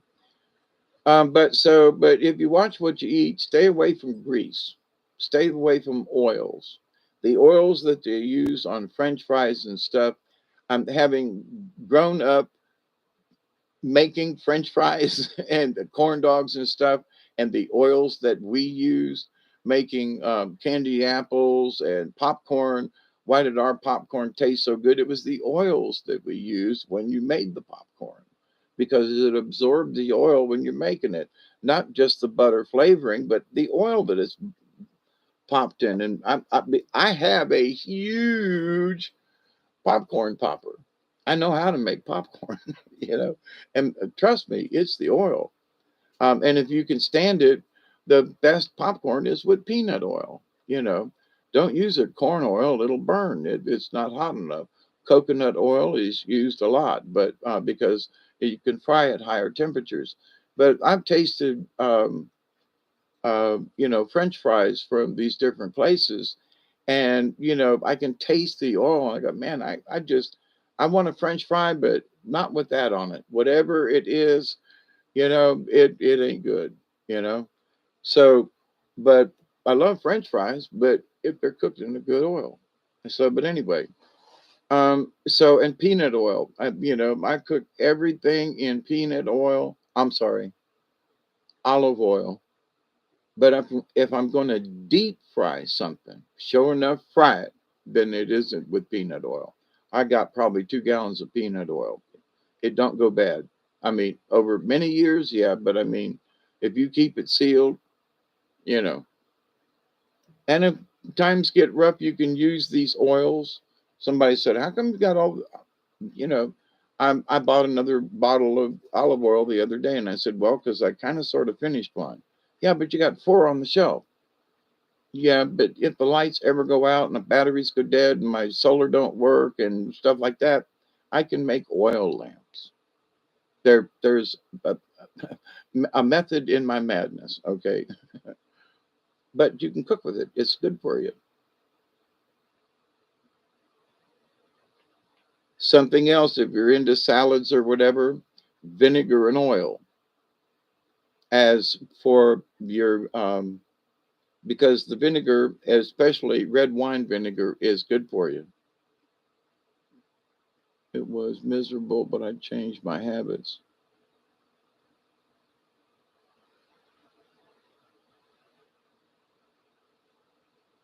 But so anyway, so for as far as being healthy, honestly take a look at what you're eating. Read the ingredients on the side of the package.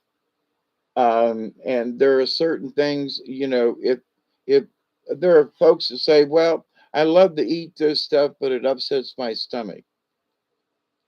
And I used to be like that. And dumbass, you eat it anyway, and the next morning your stomach's grumbling or something, you know. I love bell peppers, but sometimes they don't like me. So it depends on how I cook with them. So I can make my chili, but the bell peppers are really cooked versus being more raw. And I've noticed that certain other things, like I used to be almost allergic to Tabasco sauce. And now I'm like, where's the Tabasco sauce? Not on everything, but I add it to stews and things that I might not have, I would not have normally used before. And there's something about the hot sauce that helps clean out the system. All right. Hot chili pepper. I can't do those, but I can have Tabasco sauce, And so, but so olive oil, I just do not use oh man, I can never think of the name of it. Michelle, help me out, or Barry, or any of y'all. Sunflower oil is good, but it's got a low temperature. Canola oil. Thank you, Susie Q. Thank you, thank you. I I thought of it as it popped up. But yeah, canola oil, do not use it. Don't use it. It's a mixture of different kinds of oils, like cottonseed oil and other oils. that 20 years ago was illegal to give to humans. And now the canola oil, it used to be simply from the canola, I think it's the rapeseed. And then they said, well, we got all these other seeds and we got all this other stuff. We don't know what to do. And then they started adding these other seeds and the oils of them and called them all canola oils. Stop using, if you're using canola oil, find something else. If it's straight corn oil, okay, but corn oil is like almost one of the worst. Olive oil, peanut oil, you're going to be much better off for it.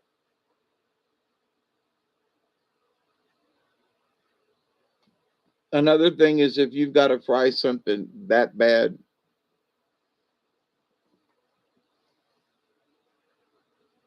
turkey fried up close.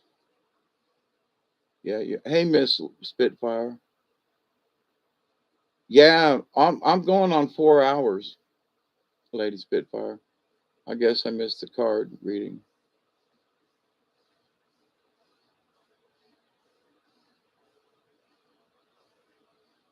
Um, we use Steve. We use coconut oil. Um, Surprisingly, I dipped it out as a kid and had no idea what it was until I got my own popcorn popper like 20 something years ago. God, it's 25 years ago. Holy crap, or longer. Anyway, no, it's only been 20 years.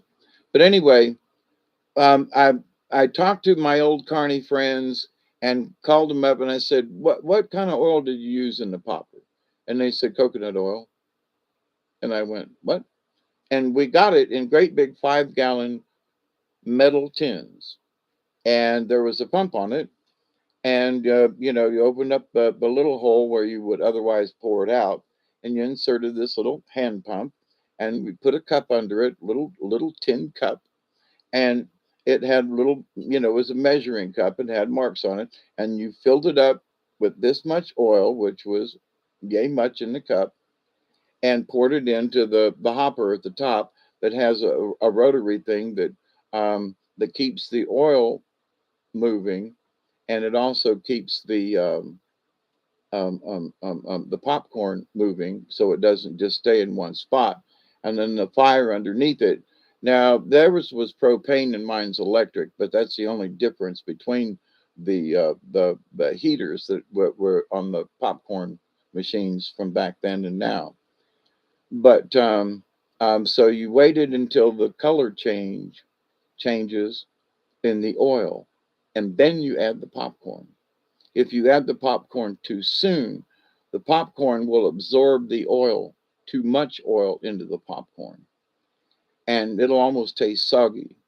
So as a popcorn popper, you open, it's got a two-sided lid. So you open one side and you pour the oil in and it goes around for a minute, minute and a half, depends on how hot your kettle is. And then but as soon as you observe the color of the oil change, that's when you add the popcorn and close the lid. And off she goes.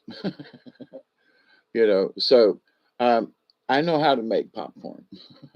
I mean, it's like for us, me and my brother and our family, we used to make huge bowls of popcorn. I mean, just huge bowls of popcorn and just, sit down and watch a movie. So, but anyway, but we didn't use a lot of butter, but the oil that we used and how the popcorn was popped, um, you know, Lady Spitfire, I got the cards right here. Do you want a card? I'll do a card if you want one. I'm still sitting here and I got enough energy if you want me to do a card. It was because I would add salt until it made me a little buy more drinks. Yep. Always added the salt afterwards. But in all the places that I went where I made popcorn, I always gave out free samples. And if you like my popcorn, then come back and buy some. And what? And I had little trays that I'd say, here's a free sample of popcorn, and put it up on the counter. And if they liked it, then they bought it. So it wasn't like, um, I don't know. I believed in that kind of stuff. Like here, and popcorn's cheap, you know. And so, but so I made,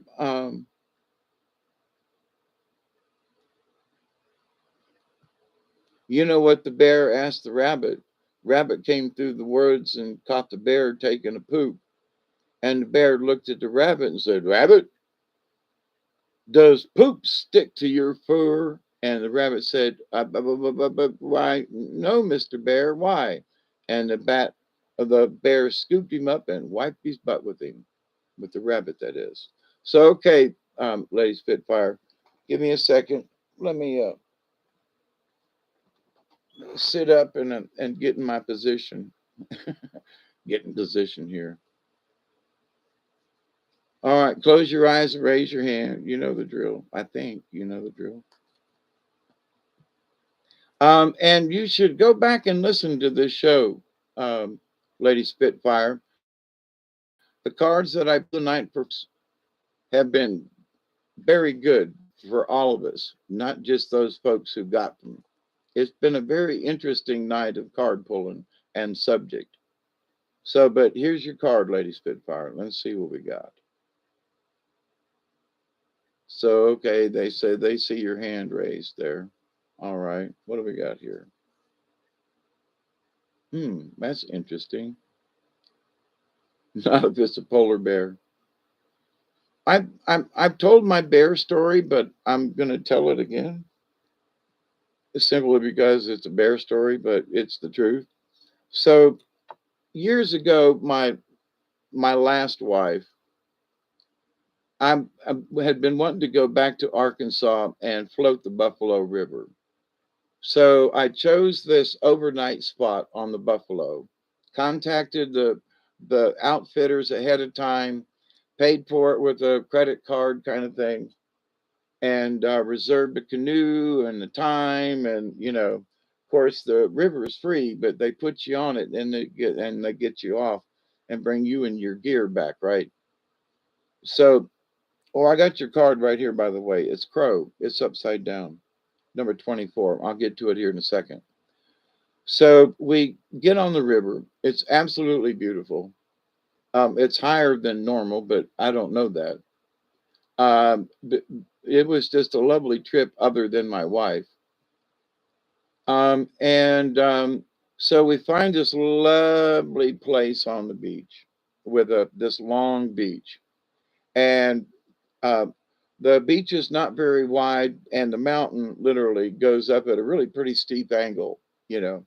So we very cautious. We didn't take much food. Only had one cooler. I mean, other people, they had their canoes like topped over with crap and chairs and stuff, and it was just amazing. And we just took our tent and what we needed for for a day. And so, you know, I knew a lot, to be careful because Arkansas is known for bears, and especially we were in a wilderness area on the river, and there wasn't no place to just like get off the river. So I had this dream that I was going to, encounter a bear. Didn't know how, had a dream in my spiritual thing. One of the reasons for going to the buffalo, blah, blah, blah. So that night, everything was put up in a bag, tied way up in a tree. Wasn't no bear was going to get nothing. Nothing in the canoe or in the tent, except the fact that we had each had a Reese's peanut butter cup before we went to bed. Now, to a bear, peanut butter breath would have smelled that peanut butter from miles away. Right now, the wrapper and everything's up the tree, but we have peanut butter breath. Now we're laying on our inflatable mattresses, and about 4:30 in the morning ish, there's this whoop, whoop, whoop, And I look up, and in the twilight of the evening, blue eyes crying in the rain. Anyway, I look up, and there is this nose being pushed into the back of the tent, which my head is touching, and it's the bear pushing its nose on the tent. My wife's going, "Hey, there's a bear," and I'm like, "Shut up!" If the bear tries to get us, we're going, to the river, which was opposite of where the bear's nose was. But the fact that the bear literally had his nose this far above where I was sleeping and pushing its nose in, trying to figure out where that peanut butter was. Lord have mercy. Did I learn anything from that experience? Oh, yes. Don't eat peanut butter bars before you go to sleep in the wilderness where there are bears known to habitat, you know. So, but the fact that I had the dream of a bear, and then the bear incident, I at some place we had pictures of the back of the tent. It was a big bear, 2 hands worth of paw. You know what I mean? Big bear. So, but the fact that we weren't attacked or whatever, I'm like, I've had, as I've talked about before, I've had so many encounters with wild animals. And for me, they were all significant spiritually. My wife at the time was just scared shitless. Me, I was like, whoa, dude, a bear almost kissed me. Do you get this? Other people like, nah, so what? You sure were lucky. Well, there is that. But anyway, so there's my bear story. But it is true. And, having thought about it later on, do not eat peanut butter. Okay, so crow is number 24, page 133, 24. We've had some interesting cards tonight.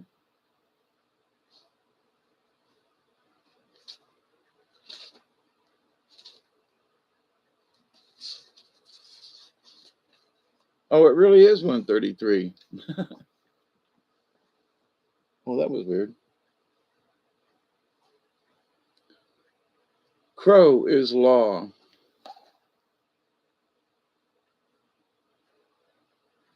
Crow, are you calling so that I may know the secrets of balance within my soul? And here you go again, secrets, secrets, secrets. Are you sending your sacred call just to remind me of universal laws? There is a medicine story that tells of Crow's fascination with her own shadow.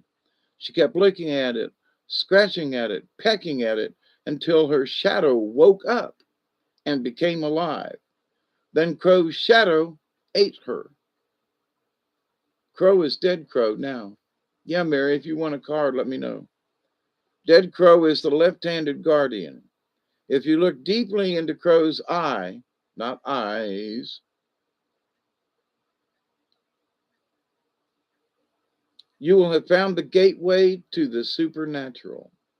Crow knows the unknowable mysteries of creation, and is the keeper of all sacred law. Since Crow is the keeper of sacred law, Crow can bend the laws of the physical universe and shapeshift. This ability is rare and unique. Few adepts exist in today's world, and fewer still have mastered Crow's art of shapeshifting. This art includes doubling or being in two places at one time consciously, taking on another physical form, and becoming the fly on the wall to observe what is happening far away. All sacred texts are under the protection of Crow.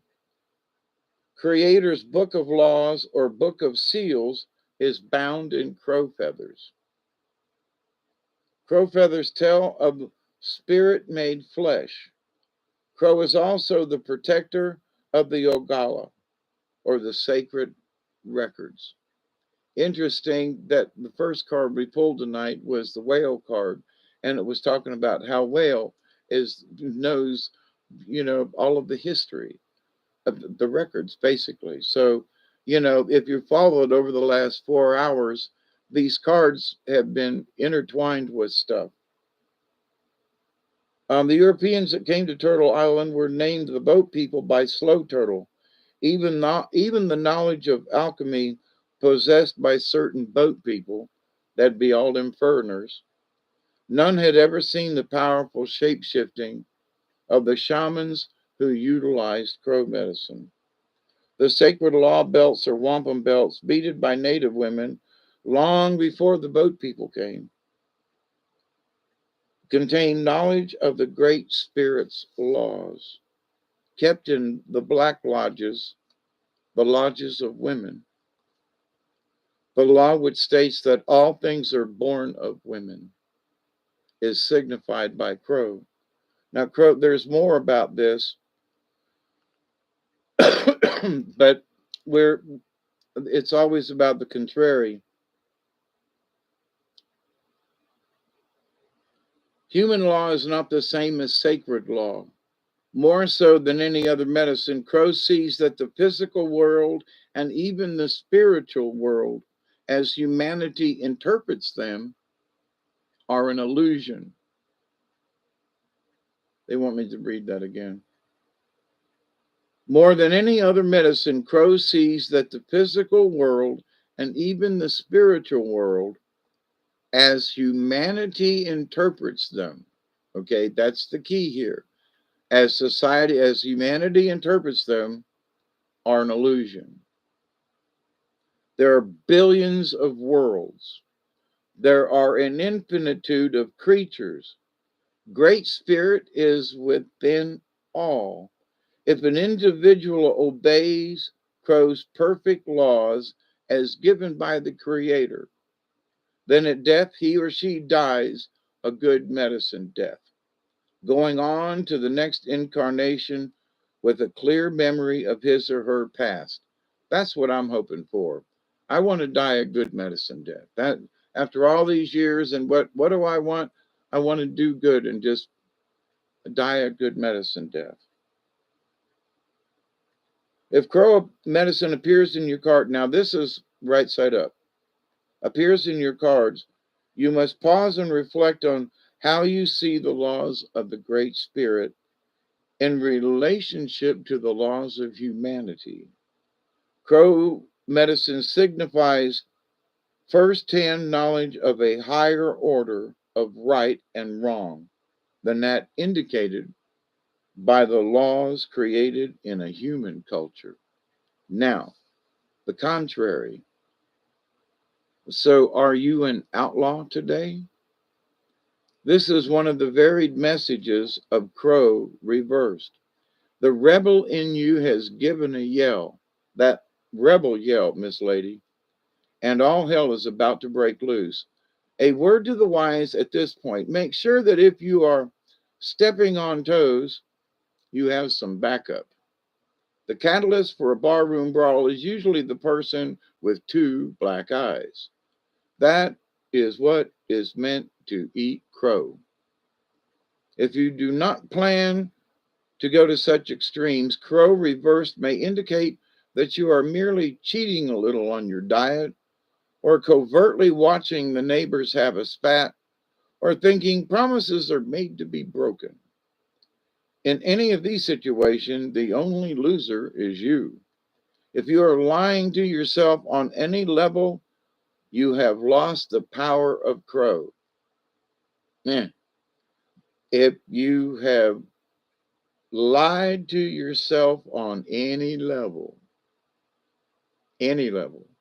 you have lost the power of crow. Think about it, and maybe your inner truth will come to you. In seeing what is true, you may need to weed out past beliefs or ideas to bring yourself into the present moment. Contrary Crow speaks of needing to remember that divine law is not judgment or denial of self-truths. Divine law is honoring harmony that comes from a peaceful mind, an open heart, a true tongue, a light step, a forgiving nature, and a love for all living creatures. I'm going to read that again because it's really important. Divine law is honoring harmony that comes from a peaceful mind, harmony that comes from an open heart and a true tongue, harmony that is a light step and a forgiving nature, and a love for all living creatures.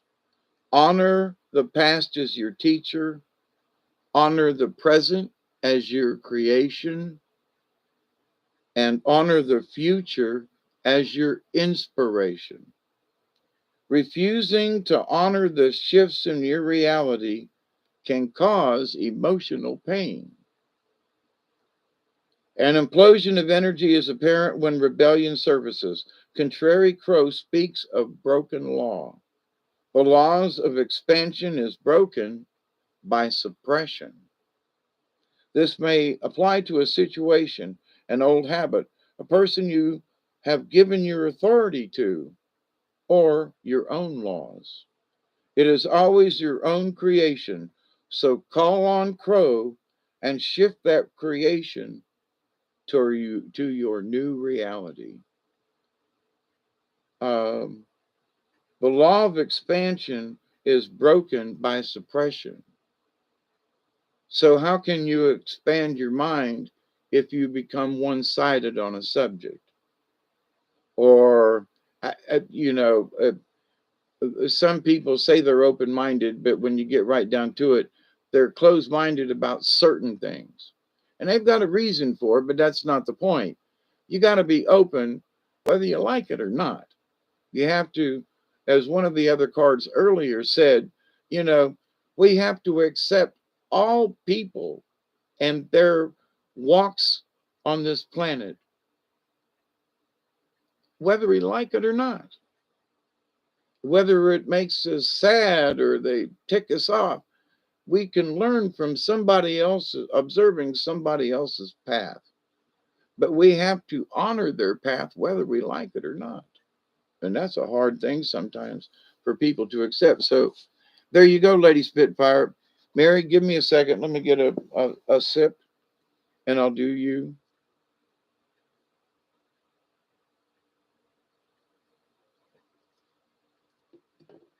Yeah, hold still while I do you. Well, my son and I hear Rebel yell every night after I pick him up, and once my mom told me, no wonder that he blacked your eyes because of your smart ass mouth. You ate crow. How about that? There is a synchronicity in this, but the crow's feathers, the holds the you know binds the great law, and to me it is that single, do no harm. But anyway, all right, Mary, give me a second here. I got the cards. Close one eye and hold up your hand. Be the pirate. Okay, they want me to turn and shuffle.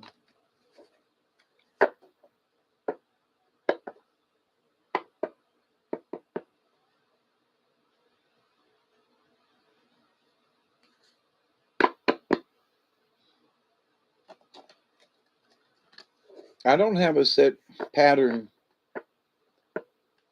for shuffling or whatever. And it's interesting because I don't look at the cards and I let them go through my fingers. I let my fingers do the walking and the talking. So why do I shuffle them?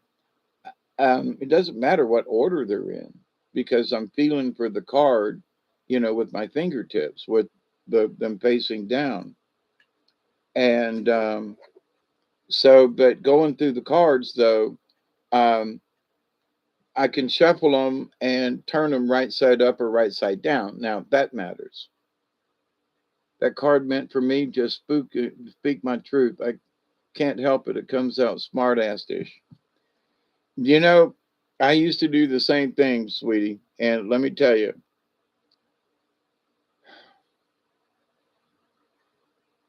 ask If I get into a situation, I have learned to stop and say, okay, no, Creator, watch my tongue.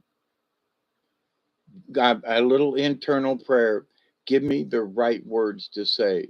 Make sure I hold my tongue, or at least say it in a way that, I used to just blurt shit out. And then it was like, wait a minute. Um, there's a better way to say this, and I can still get my point across with um, without pissing people off. Sometimes it's all in how you phrase it. All right, Lady Spitfire, you got your card then.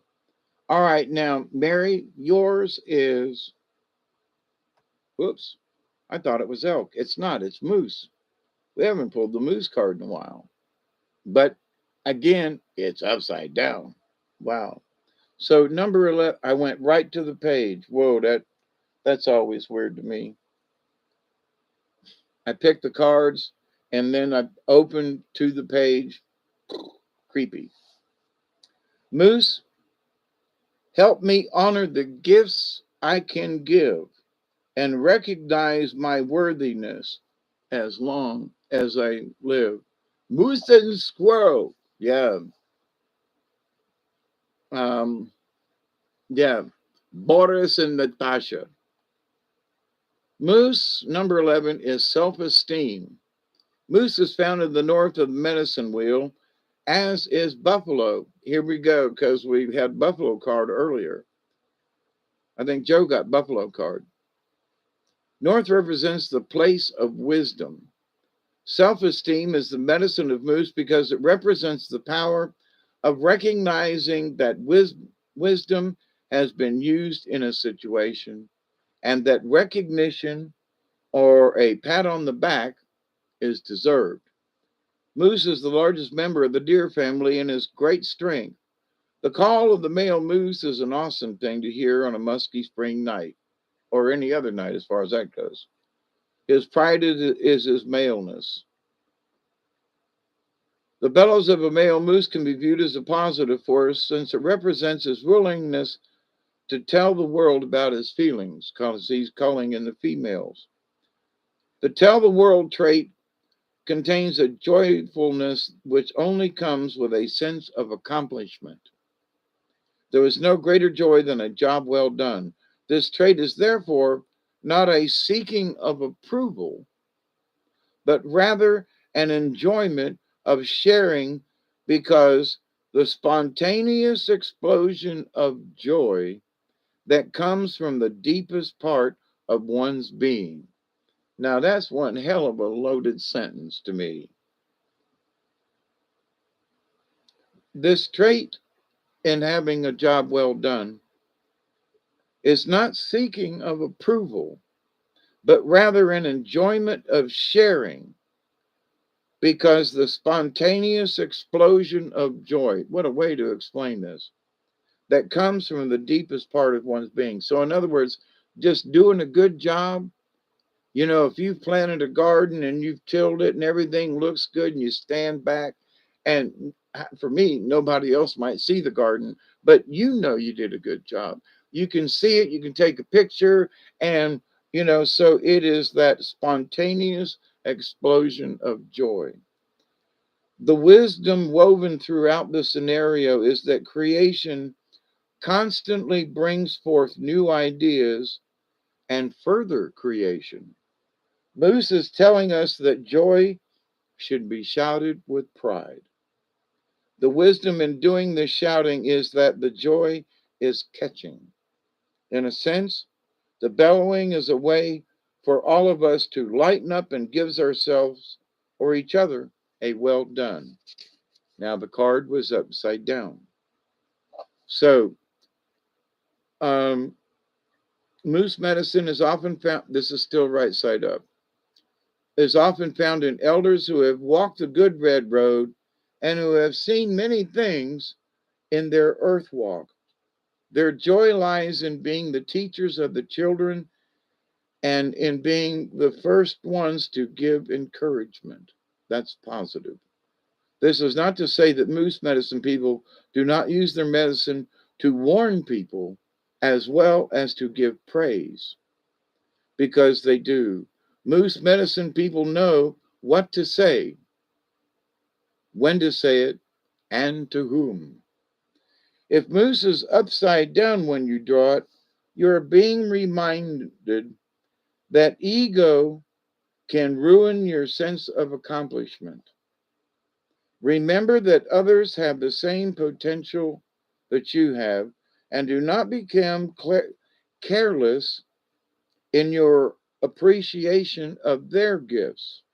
Reversed moose implies that in tooting your own horn, you have failed to be interested in others. Now, I don't see that with you, Mary, but contrary moose medicine may be asking you to grow quietly for a while, to calm your spirit and allow the strength and wisdom of silence to enter your heart. This is the core of moose medicine, knowing the wisdom of silence so that when it is proper to speak, you can take pride in your words. Now, that's interesting because part of my message for this evening was with the basic premise of secrets is to learn the secrets of the universe, you have to find the silence. And I know that many people have problems finding that silence. And then we got cards like the first one out that was a whale card that said, we need to listen to the music of the whale. We need to listen to the music of nature and of other critters. And we need to listen, and not just for the silence, but of the music. But in listening for the music and the whale song, we can find the silence. That's what's the interesting part of this whole mess. So, Mary, I hope that was good for you. Um, have these cards not been strange tonight, this morning? I am always amazed. And since it's 3:25 and I missed the 20 mark, and I still got some in this bowl here, I'm going to share it with you. And then, a couple of words of wisdom for those of you who may still be here. Remember that when the prayers say all of your relations, it means everything in the universe that we are related to, not just our cousins or our sure enough true family, but all things, trees, rocks, the earth, the universe, things and unseen. You've been listening and working on myself as of late. Yeah, it's that time of year, ain't it, Mary? And it's not necessary. There are some folks is like, um,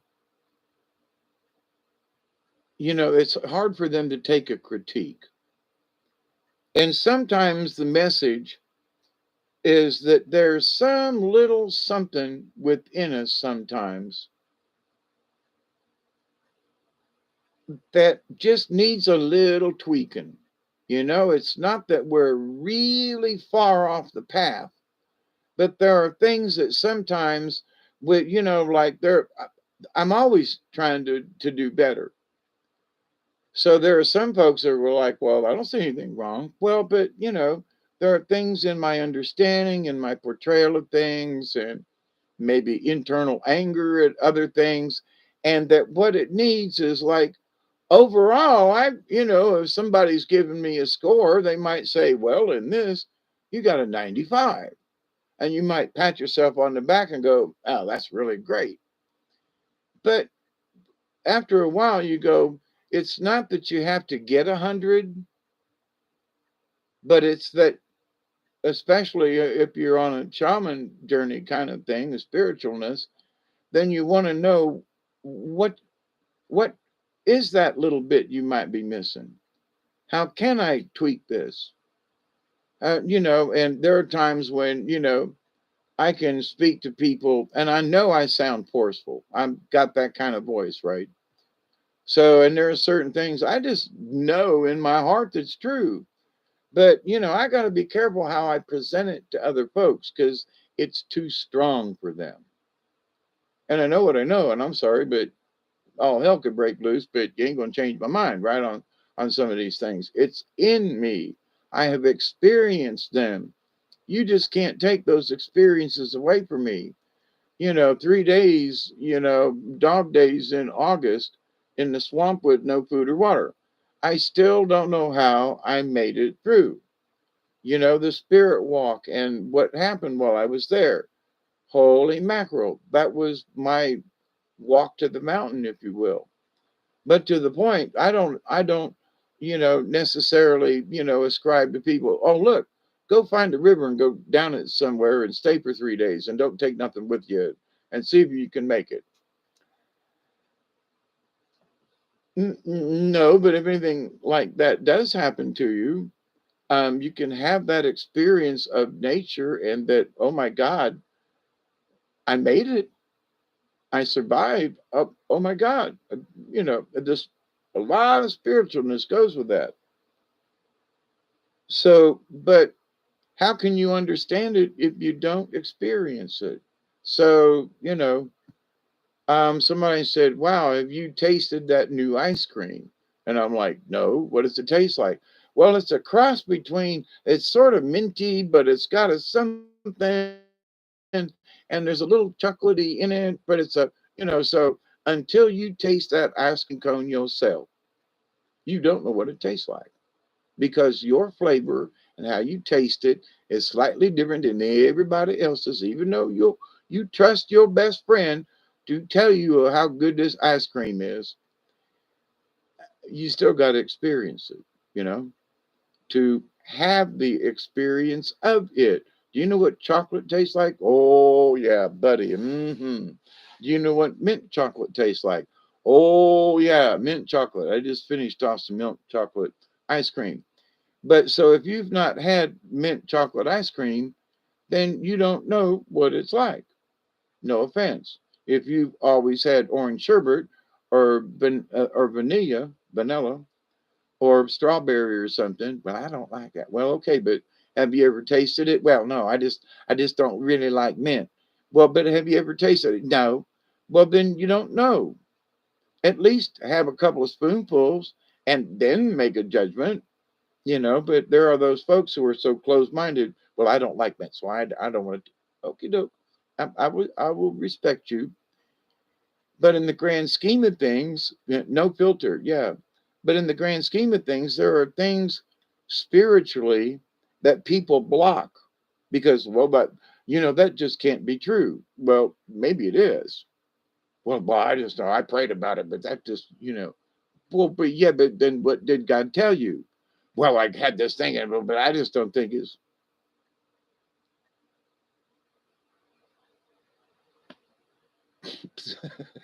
You get more bees with honey, right? For some reason, my eyeballs, I'm tired and my eyes are weak. You get more bees that are horny. And I was like, wait a minute, let me, my eyes are not focusing. Yeah, horny bees. Yeah, well, never mind. Hey, how's the queen doing today? Well, we don't know. We've got a lot of new bees trying to come in and out, It's not just none of their beeswax. You know what I'm saying?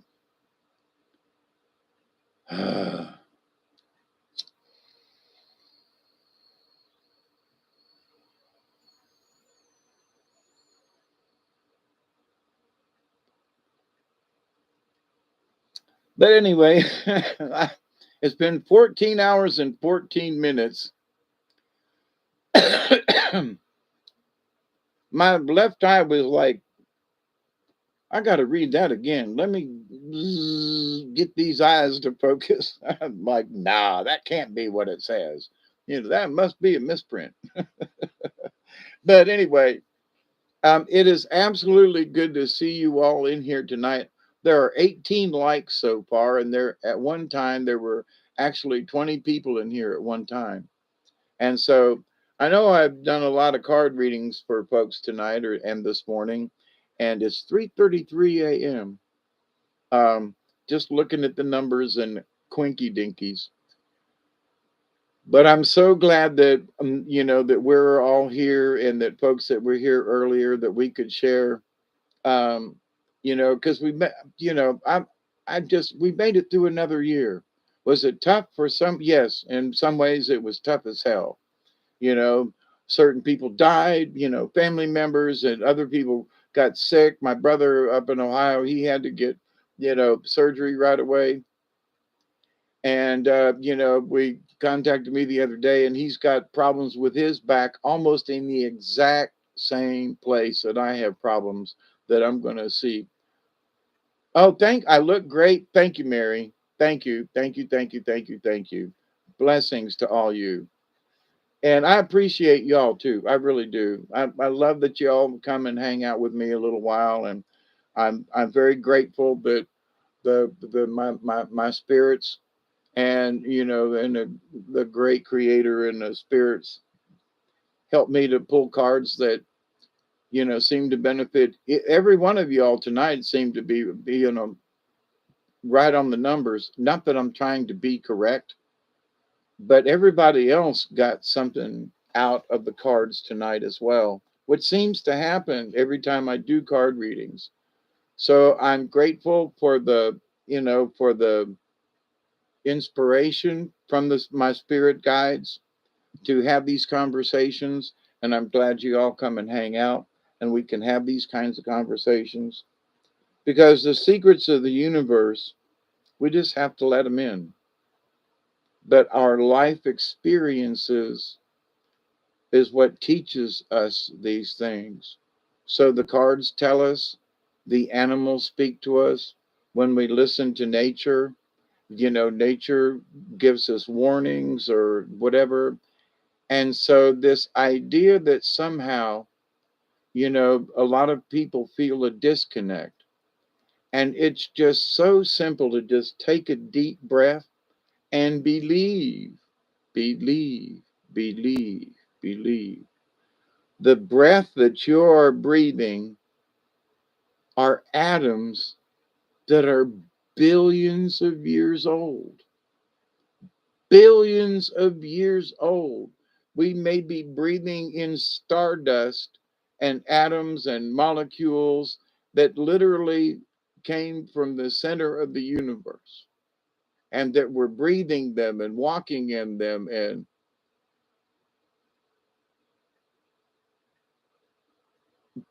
the universe is all around us. It ain't just out there. We're swimming in this stuff. You've heard me talk about this. But, but there are folks who just won't believe it. You know, can you breathe the air? Yes. Can you understand that air is all around you? Okay. Well, if you can believe that air is all around you, can you not just take a little bit more of a step and say the air is part of the universe? Well, yeah.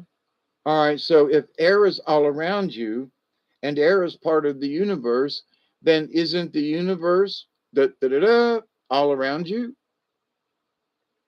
Well, I don't know about that. Really? Well, we just easy example, you know. So, but believe, believe, believe, believe. Have faith in that belief. I believe that the universe is all around me. And my faith is, I've seen it, I know it, it's proved itself to me. And so that's my faith. And as if people have that basic faith in the universe, the Great Spirit has a plan, the greater plan, if we just believe. But there somebody, but don't we have to go to church?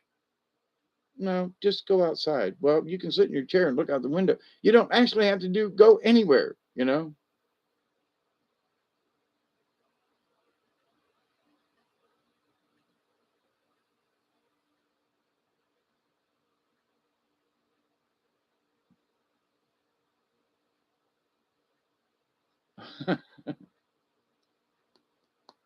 So, but anyway, going forth with anything, it's almost 4:20 over here. You all of you are welcome.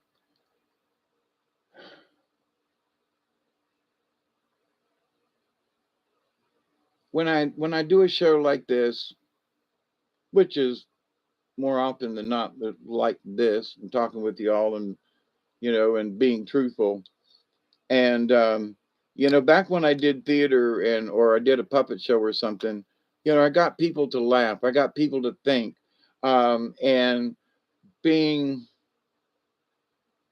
learning to be humble, because way back in the day I was like, see what I did? Look, I had it's 4 hours and 20 minutes, I did 4 hours and 20 minutes. I did cards tonight. I did readings, and people were glad, and I got them right, and that's ego, and that's becoming full of yourself. But at the same time, ego says, you done good, Dave, Hawkeye. The cards that you pulled tonight had an effect on people, and that's why we're here. So ego, yes, but ego to the point of, you did a good job. Not some kind of, look at me, I done good. No, no, no, no. It cannot be that way. Ego cannot be a part of this. So when I get done doing something like this, and like when I've done certain plays and things over in the past, there is a sense of contentment. What was that card I pulled, or just recent, almost, where there is that spontaneous sense of joy from the accomplishment, having nothing to do with ego, having nothing to do with, oh, look at me, or I'm looking for praise. And that sense of fulfillment, that I did a good job, and just leave it at that. But then, you know, because of the cards I pulled, I'll be thinking about these cards now for the next couple of days. Remember I pulled the Buffalo card, and who was that was for? That was for Joe. And let's see, and Michelle, she got an upside down, um, swan about grace, and such and such got, and Barry got a, I can't remember, what the fuck, Barry get. But anyway, but to the point though, in and of this as a shaman in training, and of the spiritual walk, and learning and using a talent, comes with learning how to deal with ego at the same time. Because there are some people I've listened to cards, and I can't listen to them, even though their cards might be good, but they're like, yeah, this is a good card. I knew it was going to be like this, and I just, yeah, there's something about it that just, ooh, and golly, I hate to say it, but I guess it does boil down to an ego thing. Their ego is, they're so good at what they do. And for me, I'm always asking, am I good enough to do this? See, versus, I know I'm good enough to do this. That doesn't enter my mind. I know I have the talent to do it right, but it's up to the creator and the spirits to help me to produce the right cards. Not that, well, I've pulled cards before and I always get it right. I don't think of it like that. But there are some folks I know who do. Now, tomorrow, in my musings and whatever, I'll have this thought that I'll be so grateful that the cards I pulled tonight and this morning made a difference. And my prayers will be, thank you for allowing me to do this. Please give me energy and direction in order to do this again at some point in the future, for my friends and neighbors and folks I've never met, because I've never met most of you, but you're here and we chit chat back and forth. But as far as the greater good of things, so as a shaman in training, it's what I'm doing, it's my interaction with you, but it's also that internal spiritual thing. So earlier with Mary, I said, sometimes our insides just need a little tweaking. And over the years that I've been doing this, I have been quietly and secretly in my off time, not online, have been tweaking these things because I do want to get better at this. I do want to become a better communicator than what I may be now. If you notice, I try not to wander as much as I used to, even a few months ago. Um, I try to stay the topic, everything that I discuss, I try to keep it is related. And it was been interesting that tonight, most of the cards, I believe, were related to the topic of secrets of the universe. So anyway, I'm so pleased that it all turned out. Dog, thank you, Barry. And it was upside down too, wasn't it? A lot of upside downers tonight, but they weren't necessarily negative.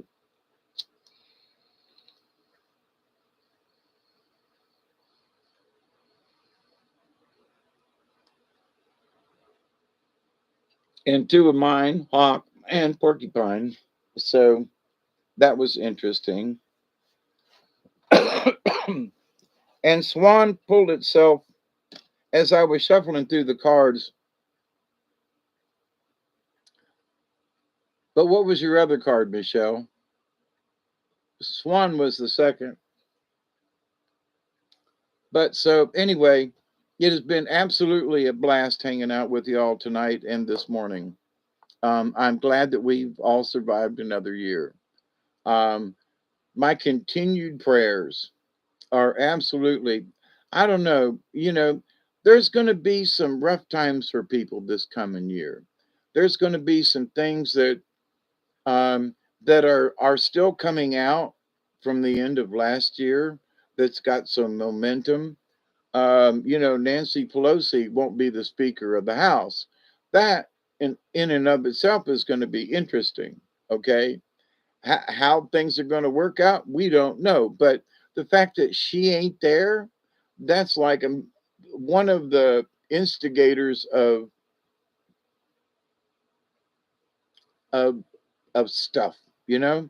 So an instigator is a well-known, long-term, established instigator is no longer part of the jet set. Okay, and some other things have been kind of sort of rearranged. So there are changes in the works.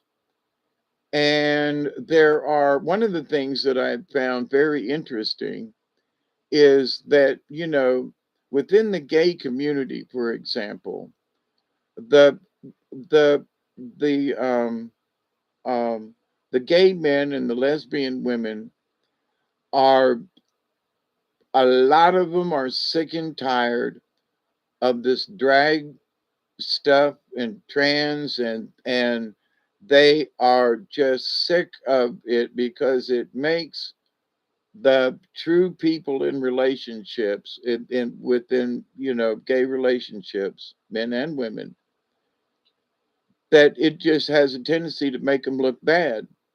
And I don't care. I have relatives that are gay, don't care. I have supported them. I said, if that's who you are, then that's you are, and I love you. And but just be smart about it. And so, but this idea but this idea though that everything has to be gay, or everything has to be this, or everything has to be that. There are black people that are, speaking up about how bad Black Lives Matter is, and there was a report I seen here recently where, there's a, a very attractive young black woman who was going around going, where's the money? Where did all this money that went into the Black Lives Matter, did it help any of the communities? Where did this money go? Who did it help? I mean, and so there are people who really want to know. And as these things are uncovered, I think there's a lot of things that are going to come to light, like, what these folks preached a couple of years ago wasn't as bad as they claimed. Like the racism, everything is racism. But is racism really that bad? Or is it like in the less than 10% category? Everybody's prejudiced about something. I'm just saying. But does that mean racism is this kick butt were this thing that's driving? I, no, and people are realizing it, and they're realizing it within their own races. Like, I no, them white people aren't as bad as all these other white people are trying to say they are. Wait a minute, hang on here. And so it's taken folks a little time to get it together, but they're feeling more comfortable about, what? There are other people that what? They they believe like I do. So therefore these people are talking. Do you feel like this? Yeah, well, I'm a black person and I'm offended. I'm a gay person and I'm offended at what the gays are doing. These crazy people and all this stuff and blah blah blah. You know, and I often use Dave Rubin of the Rubin Report. He talks about how they adopted their children and now him and his husband, they take care of them and they're changing poopy diapers and um but it's two men who love each other that both wanted children and they have adopted, and what is wrong with that? But in their lifestyle, they're not happy with what's going on around with others, and they're open and but it's other people too. So there are those of us who are straight who have been a little concerned over the years is like, why is everything turning gay? You know? And why does everything have to be so flamboyant? Well, here's the thing. It's all right to be who you want to be, and we've accepted that. All right. Here's the thing though. Don't try to force a church that it's against their basic religion to make them want to marry you. If you want to get married, do a civil union. If you want, but if you're trying to force someone or an organization to do what you think is best, then nah, sorry. You got to go by the rules, and the rules are very lax right now. There's still some folks who, a couple that want to sue, a flour company or a bakery or whatever it was because they wanted them to do something for a gay thing. And the people said, no, I'm sorry, we're Christian.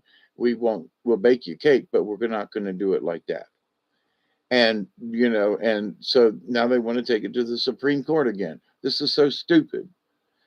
There are those who, are coming out about this, gay men or, men who feel like that they're women and have joined the swim team, or there's this guy that is a weightlifter.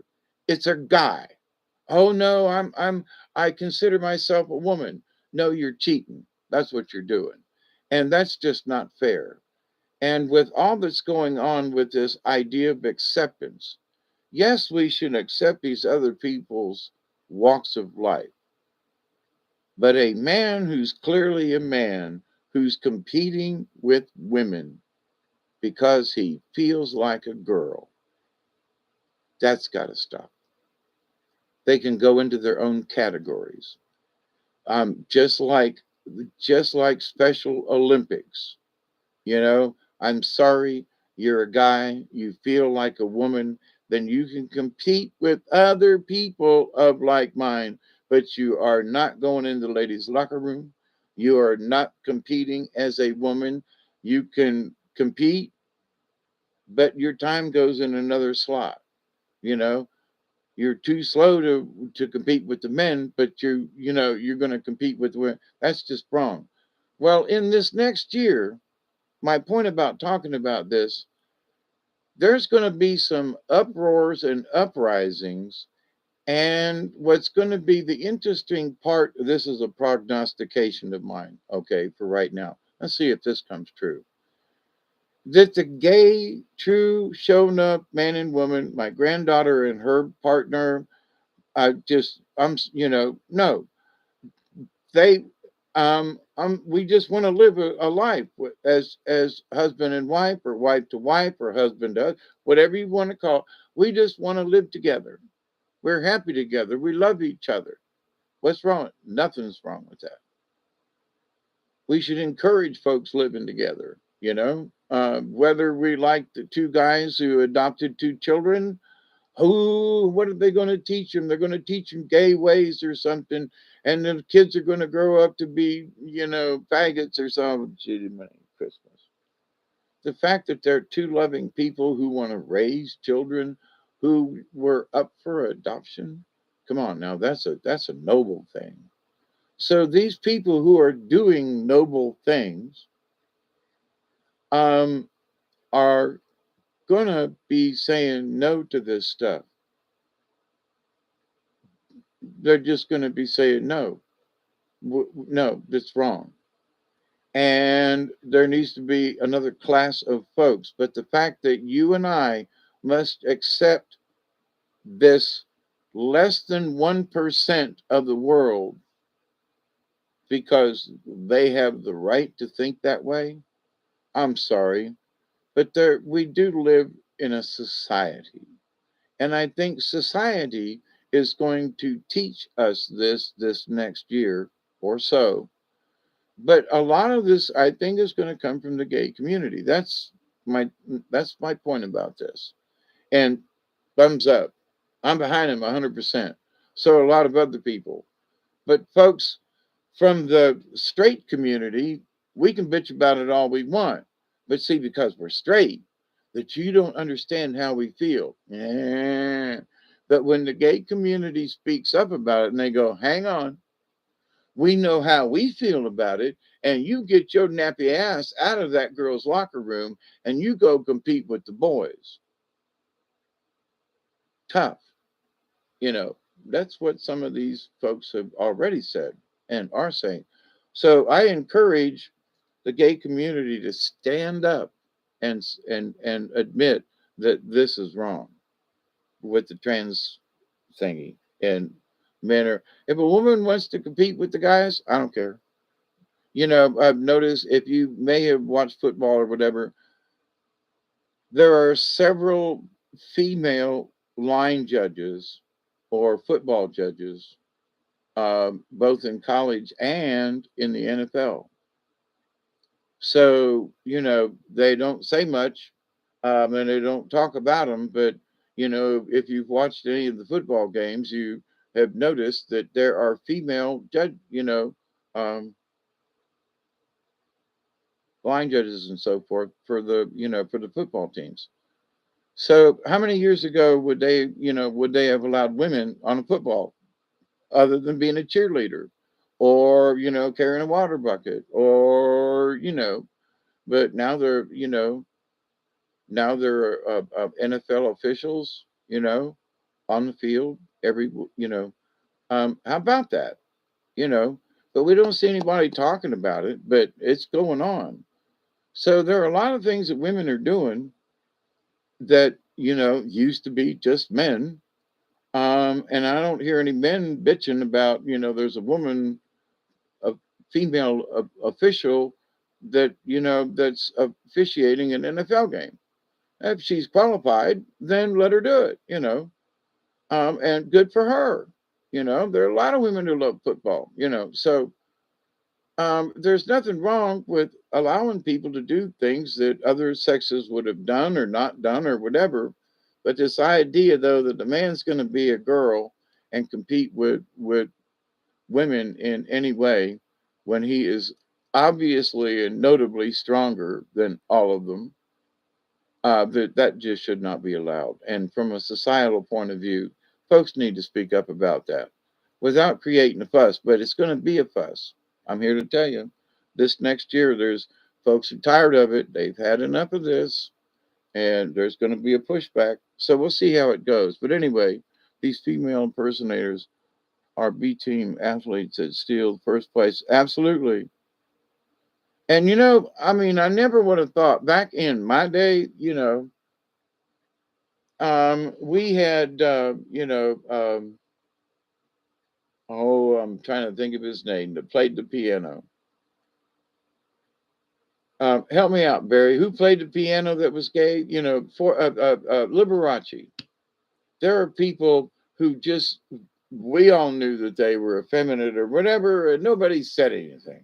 Paul Lynde on, the Hollywood Squares, and everybody knew that Paul Lynde was, and he was on Bewitched and other shows, and so but nobody said anything, but everybody knew that Paul Lynde, whether they, you know, so but to the point though, there are folks who've been able to be actors or actresses or whatever, um, and they didn't need to make a big hoo-ha hurrah about it. They just did it. They were who they were. Liberace, yep. But everybody was like, "Whoa, well, Liberace," and within my family, it was like, "Well, look at all that glitter. Oh, look how he dresses." And women would be, I was like, "What are you all talking about?" As little kids, they never said the word gay or faggot or anything like that, but they knew he was effeminate, and they always like, "Ooh, look how well manicured." There were just certain things they talked about. So, but he was a pianist, and he was a performer, and he did what he did, and he was glamorous and glittery and flamboyant, and you know, um, and nobody kicked him off the stage, you know. So this acceptance, these people were accepted, and they were just who they were. Yeah, Elton John. Yeah, I seen Elton John in Tampa before I moved up here to Georgia, and he did a tap dance on a baby grand piano. And we had aisle seats not too far from the stage, and he jumped off the freaking stage and ran through the audience. And I mean, Elton John literally ran right past me, like, whoa. Now, I'm not trying to claim that as a celebrity thing, but Elton John ran right past me, when we were the seats we had in the auditorium there in Tampa. I think it was the Civic Center back then. I don't even know if it's still there. But anyway, but to the point though, so nobody said anything about his sexuality or who he was doing or whatever or whatever. So, but they just did what they did. And he still does. Well, now he's gay. Well, he was always gay, but nobody held it against him in the music, you know.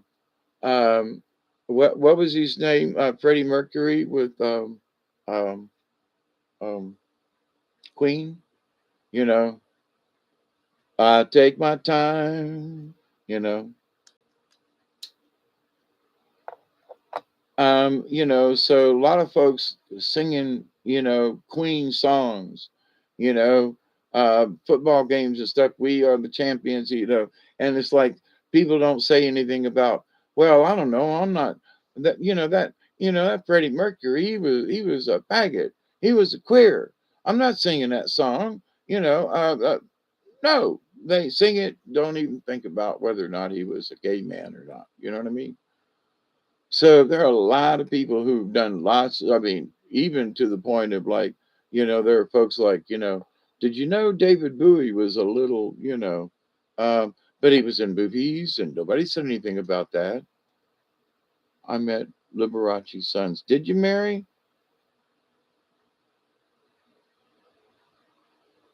Yeah, and Paul Lynde always made jokes that were slightly off color. He had that knack. He was funnier, uh, I mean, Jim Neighbors, golly, you know. And then when you heard him sing, you were like, what? And then there was Tiny Tim, who I almost had a chance to meet, but missed him. He was in Thomasville, and I missed his performance. But Tiny Tim singing Tiptoe Through the Tulips. He had a beautiful voice. I had some of his recordings, and he had a beautiful voice, and it was all about singing. So it wasn't that he wasn't queer in any way. But everybody wanted to portray Tiny Tim as the effeminate one because he sang in a falsetto. But if you understood why he sang in the falsetto, because he was thinking about those wonderful 30s and 40s with some of the old songs that he sang.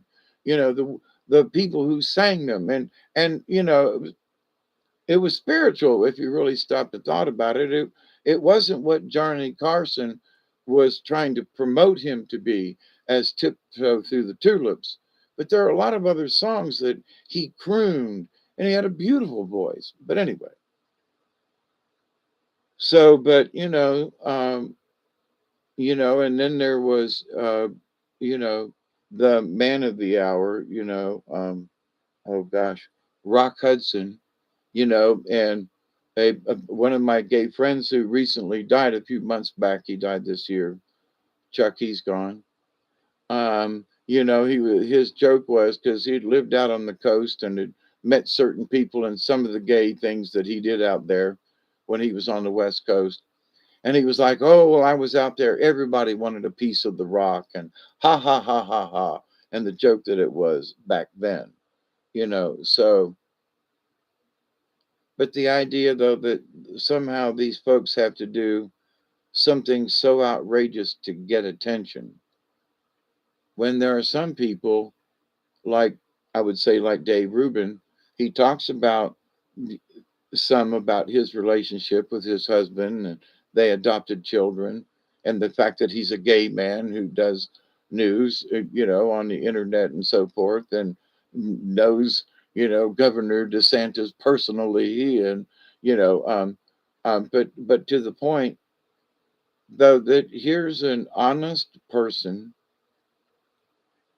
that wants things to be right in America and with people, and he just happens to be a gay man.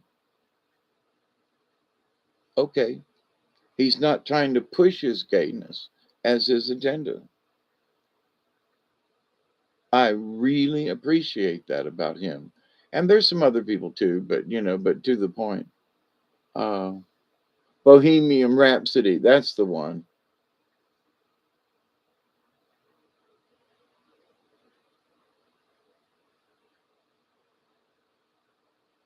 Yeah, Freddie Mercury. I was just a skinny lad, never met no good. Yeah. We are the champions, my friends, and we'll keep on fighting to the end, 'cause we are the champions. We, all together, we are the champions. No time for losers, 'cause we are the champions of the world. I'm a little hoarse from talking for the last 5 hours. So I love you all. Thank you for hanging out with me. It's 4:06 a.m. I can't last till the 20 mark, but I love you all. I hope to do this soon again. We'll see how the computer works. And have faith in a good year coming up. I continue to pray that each and every day. It's good to see you, Mary and Barry, and all y'all who's been here tonight and this morning. I continue to pray that each and every one of you will continue to learn to accept and receive the knowledge, the healing, the wisdom, and the many benefits and gifts from the universe. Me and Duggar, every time we go outside, we continue to pray that each and every one of you, your friends, your relatives, and all of your relations, past, present, and to come, will continue to learn how to accept and receive the knowledge, the healing, the wisdom, and the many blessings from the universe. And in that law of three, which has got to be important to you and me, I continue to pray that each and every one of you will continue to learn to accept and receive the knowledge, the healing, the wisdom, and the many wonderful blessings that are out there in the universe, in the dream time, in the spirit world, in the just close your eyes and think about it. So, my dear friends, please be safe. Thanks for making it another year. Miss Mary, we love you. Barry, I'll do the same. You rest. And dadgummit, Barry, you need to make an appointment. I got an appointment in 2 days now on Friday to see about my back. Do something. I know things in the past. If you don't like the guy, find somebody else. But get took care of, man. You know, um, you wag your finger at me. Now I'm gonna wag my finger at you. Take care of yourself. Get her done, brother. So yeah, good to see you all. The margaritas were good there. And the ladies are insane there. But I kinda like the music. Da da da do da. Anyway, and don't approve. It feels so good. So I love you all. Cheers. Be safe. All right. And be sweet.